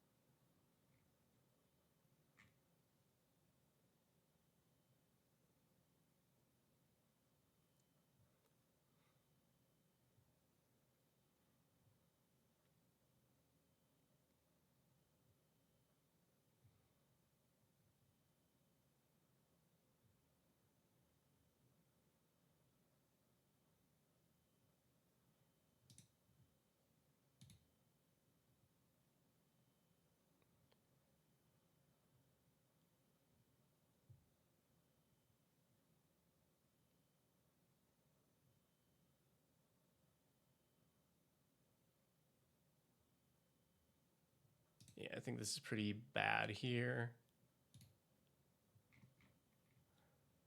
All right, and well, we're at 22 lands, so I need to... Yeah, let me fill in the blanks here. We're way, way heavier on red. So let's go like 10.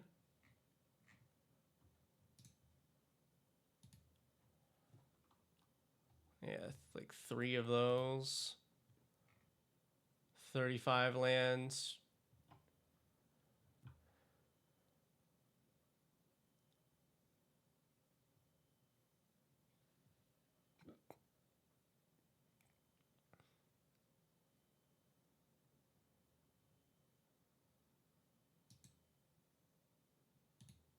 Yeah, what cards in here were actual cope?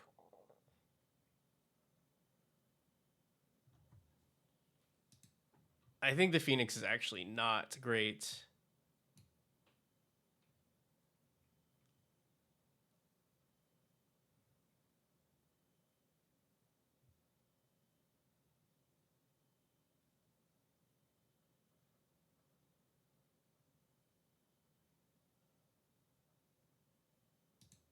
I think this is also not very good.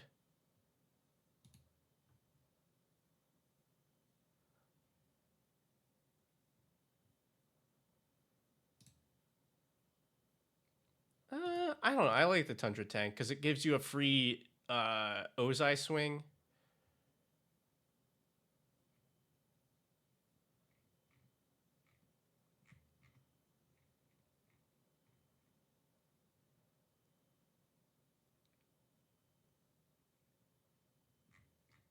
We're only on 20 spells.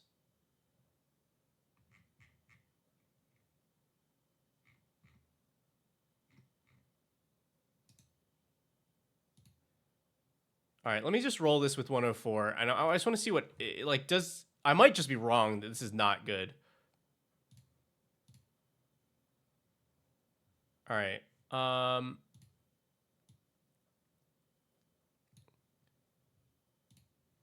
Draw.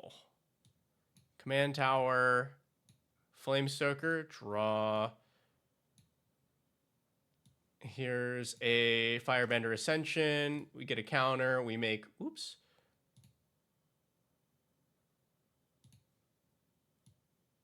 Firebending Soldier. Cool. Draw turn 3. That is a pretty good draw. Because we can go Soul Ring, Ozai. We could Ozai if we wanted to. We can also swing this soldier,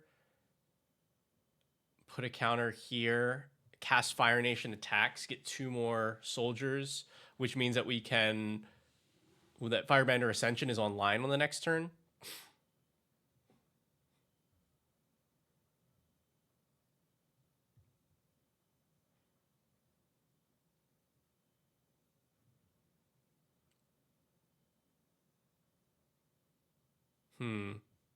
I don't know what's a better move, but that already seems pretty great. I think I would do the Fire Nation attacks here. So this gets a counter. We make 2 more of these.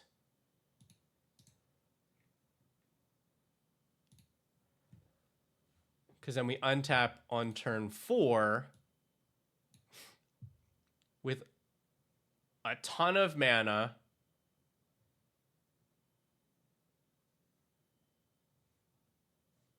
That's like a real deck. All right, let's try that again. Draw, Blood Crypt, draw, Cairns. We can go Channeler or Flame Breather. We'll probably go Channeler. Although we don't have a spell that actually does that yet, so... Oh, Flame Breather. Draw here. Land number 3. That's a little unfortunate. And on turn 4, we whiff on the land drop too. Okay.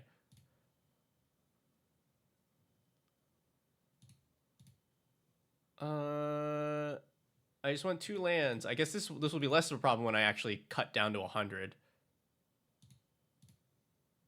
Just give me one with 2 lands. All right. Here we go. Yeah, we would keep this hand. Draw. Oh. Mount Doom, Soul Ring? Let's not do Soul Ring because we know it works if there's Soul Ring. All right. So that was our draw. And then turn 2. We got that into Firebender Ascension. Draw. Turn 3.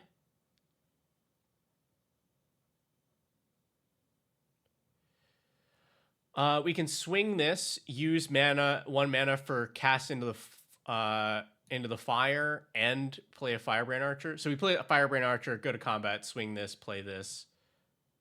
Cool, that's our turn 3. Draw. And then turn 4, we can play Azula, we can play Firelord Ozai. And that is if we had not drawn this Soul Ring.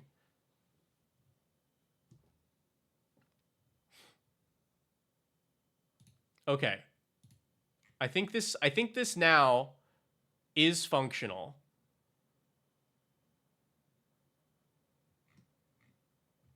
I want to say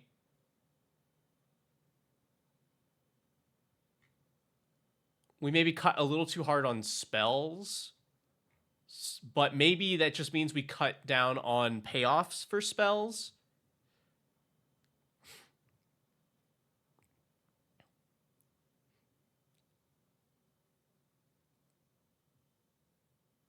Like, we definitely keep the Firebrand Archer.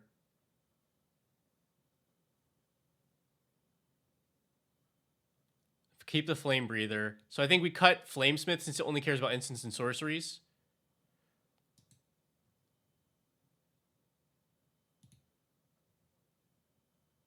We definitely like the non-creature triggers. Pyromancer is probably just too good. Non-creature. Because I think this is not the main game plan of the deck. We've only got 20 instants and sorceries. I think the main game plan of the deck is make firebending mana, use Ozai in different ways. Because we don't need to increase the number of these spells, because our big payoffs are attached to a lot of the cards. Yeah, fiery, what's its face? Is that also, yeah, instants and sorceries?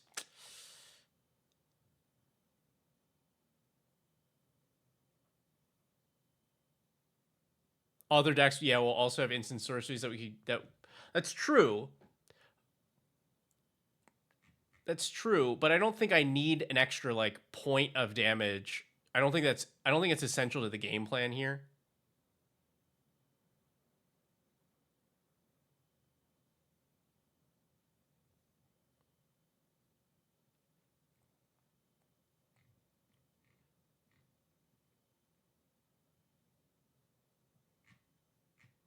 Yeah, I think Gutter Snipe goes.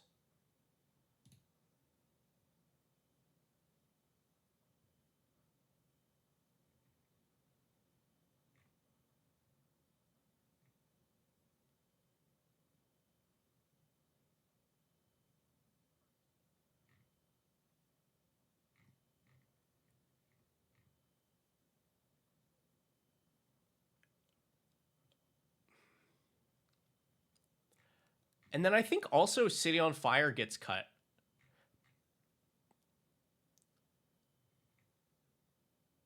It seems, I don't know that we have enough creatures to make it worth the Convoke.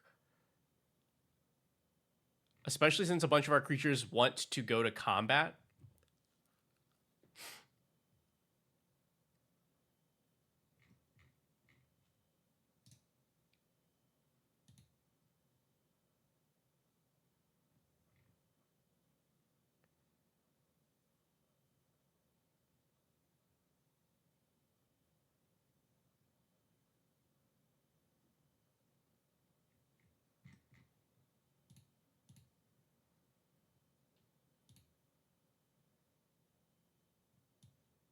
Let's go like turn 1, turn 2, and we like highway robbery. We discard.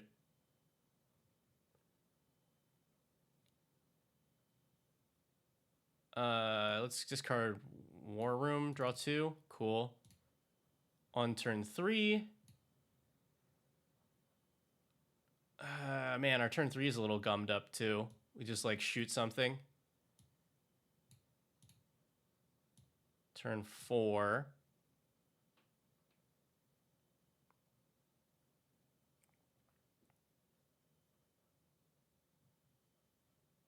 This is just Ozai. But then on turn 5, we go Angrath, steal the biggest creature on the board, swing Ozai, make that much red mana. And do what with it? I don't know if we could say that we would be able to get to 6, but like maybe. I think you then just play differently, right? You just don't go for Angrath.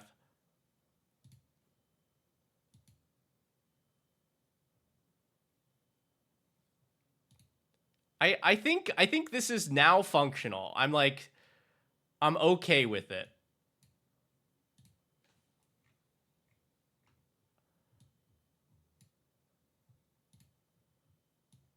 We go, there's a Flame Channeler, Mount Doom.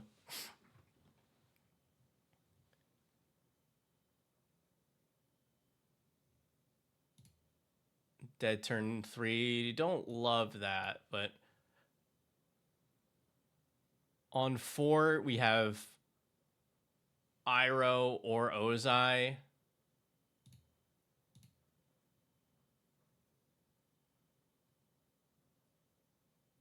I think it's bad, and in a way that I like.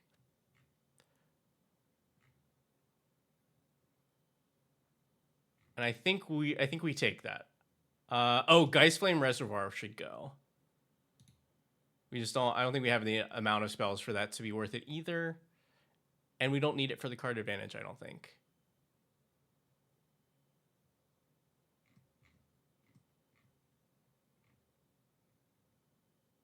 This deck's so stupid.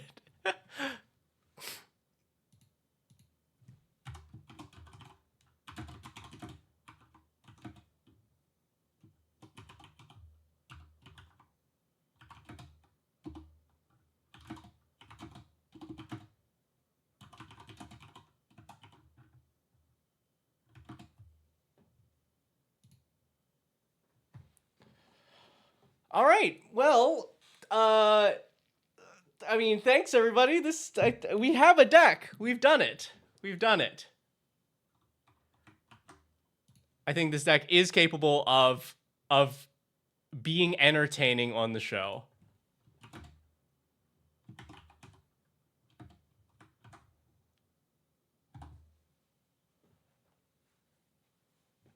Thank you all for your help. I think this was like probably the longest deck build we've ever done. Would I play Rocco Street Chef? Of course I would. We love Rocco here. I think we've ended perfectly in time.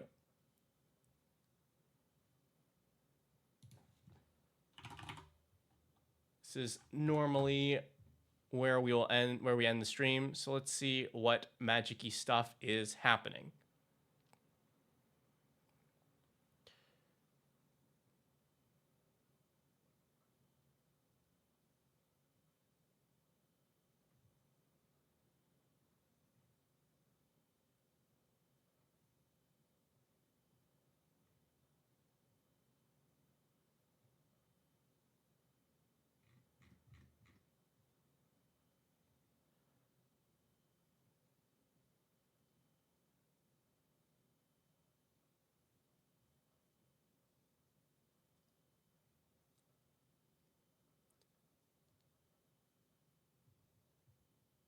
Let's see.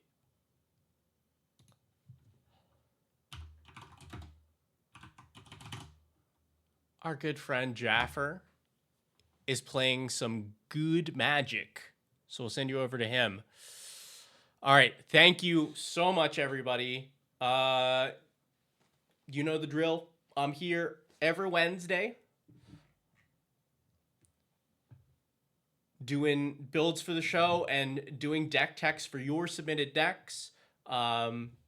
This has been pretty great. I will see you all soon. I'll also be doing more weekends as we get our schedule more locked down. So say hello to Jaffer for me. Thanks for the good stream, you all. I'll see you next time.